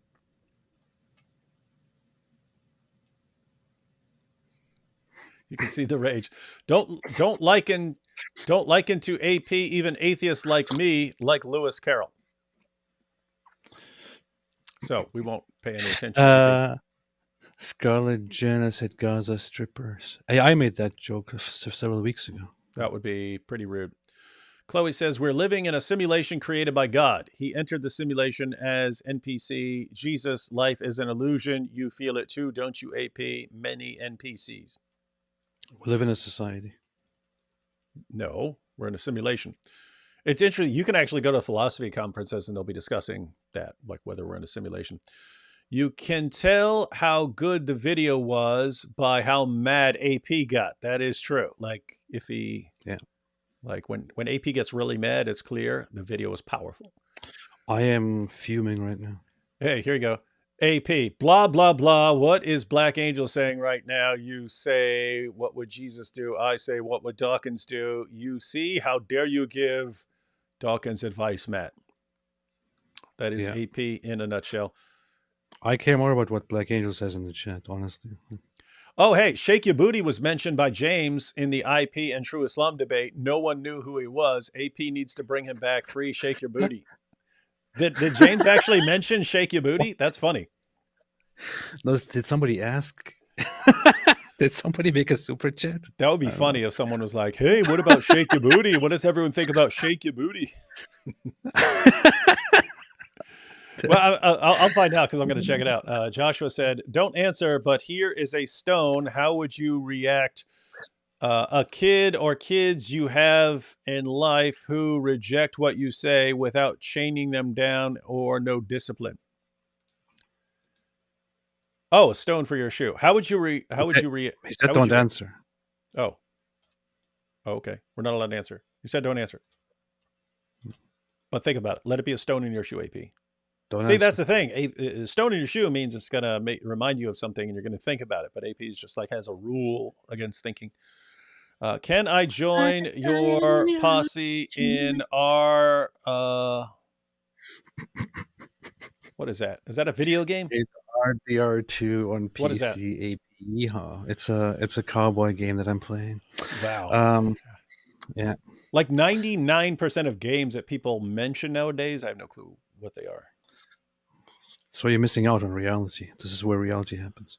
Joshua says, Muslim cowboy would say, may Allah curse you. I say, Yahweh bless all you and your families, especially AP. That's much better than, may Allah curse you for talking about Muhammad and saying what the hadith say. It is very interesting. You will not often hear Muslims randomly say, may Allah curse you, even when they speak to, I don't know, to people who are disrespectful and insulting. They say, like die in your rage. Yeah, because when I was a Muslim, I too, like many others, learned that it is not wrong, but it is an extremely sensitive issue to invoke that. But the guy, Muslim cowboy, he seemed to just instant. Oh, he just brought up something about Muhammad that I want to talk about. May Allah curse you. You be cursed. When I was a Muslim, I would have been extremely careful to before I say something like that. I wouldn't have said it to begin with. I think I would have never said it. But the guy was just like, may Allah curse you. See, you are a weak Muslim. That's why you left. Yeah. Atheist, I won't take your advice for this God of yours. Christian, thank you for your advice for my videos. Draw your own conclusions. Yeah, that is good. So Atheist is like, I won't take your advice for this God of yours. But the Christian's like, thank you for your advice on my videos. See the difference? Yeah. A couple more and then we're done. David says, it was a joke from previous stream. Yeah, I mentioned this. So as far as the Mike Jones thing, you already mentioned that. Justice for Giovanni. Free my boy. He ain't do nothing. Yeah, we haven't banned him yet. We just think about it constantly. Goat Hub says, it was the perfect marketing. Yeah. Hosta says, I still love you, super genius, but you can't attack my hero AP. I will attack him, and I can attack him, and I will 1,000 times over. And finally, she was 9 years old. Said, creating the universe was the perfect move. Nice. Nice. All right, AP. Looks like you planning on jumping in with Inspiring Philosophy tomorrow to talk about his debate? Yeah. I will. I shall. Yeah, me too. I tend to sleep till around. Did Jesus die on the cross? And you will come and muddy the whole discussion with, no, maybe the Quran actually says he didn't die. That's true. But by the way, I again, I haven't seen this, but Ahmadis have an interesting take, not just like what they believe happened, but on their interpretation of the Quran. As far as I'm familiar with it and what I've seen in the past, I brought up in a video I recently posted. It's like 36, 37 minutes long or whatever. But I point out that Surah 4, verse 157, if you just look at it, it does sound like Jesus didn't die and wasn't crucified. It sounds like it's saying that. And you go to 355, and the language used is the language of Allah taking a soul away to cause someone's death. So there are translations that translate it as Allah saying, I will cause you to die. And so I point out that lots of Muslim translators translate that differently because they don't want to believe that Allah caused Jesus to die. And I point out that you can do the same thing in reverse and say, well, if Allah caused Jesus to die, maybe you need to rethink your interpretation of 4:157. Ahmadis actually take both. Like they go with they kind of go with the obvious interpretation of 4:157, although they believe he was nailed to a cross.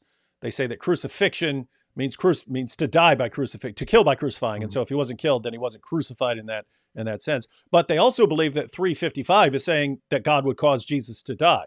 So they believe that Jesus survived crucifixion, according to 4:157, and that he died later, according to 355, like died later in India. So it's a different way to reconcile them. So most people would look at those two verses and reinterpret one of them, one or the other, whereas they take them both and just modify Jesus' life to to It's fit. just one of those things. So they have this whole swoon theory idea. In the I guess the mainstream Ahmadi point on that is that he was indeed put on the cross, and when it says that they did not kill him, it appeared to them as if it was so. That is because people thought he died, but he didn't actually die. He survived, and he was healed or treated or something. And then he arrived alive, and then he left that place and went all the way to India and started preaching to other people there, or to his own people over there. And it's just I don't know. There's just so much absurdity about it. You have to be an it's Ahmadi pretty to believe crazy. in it.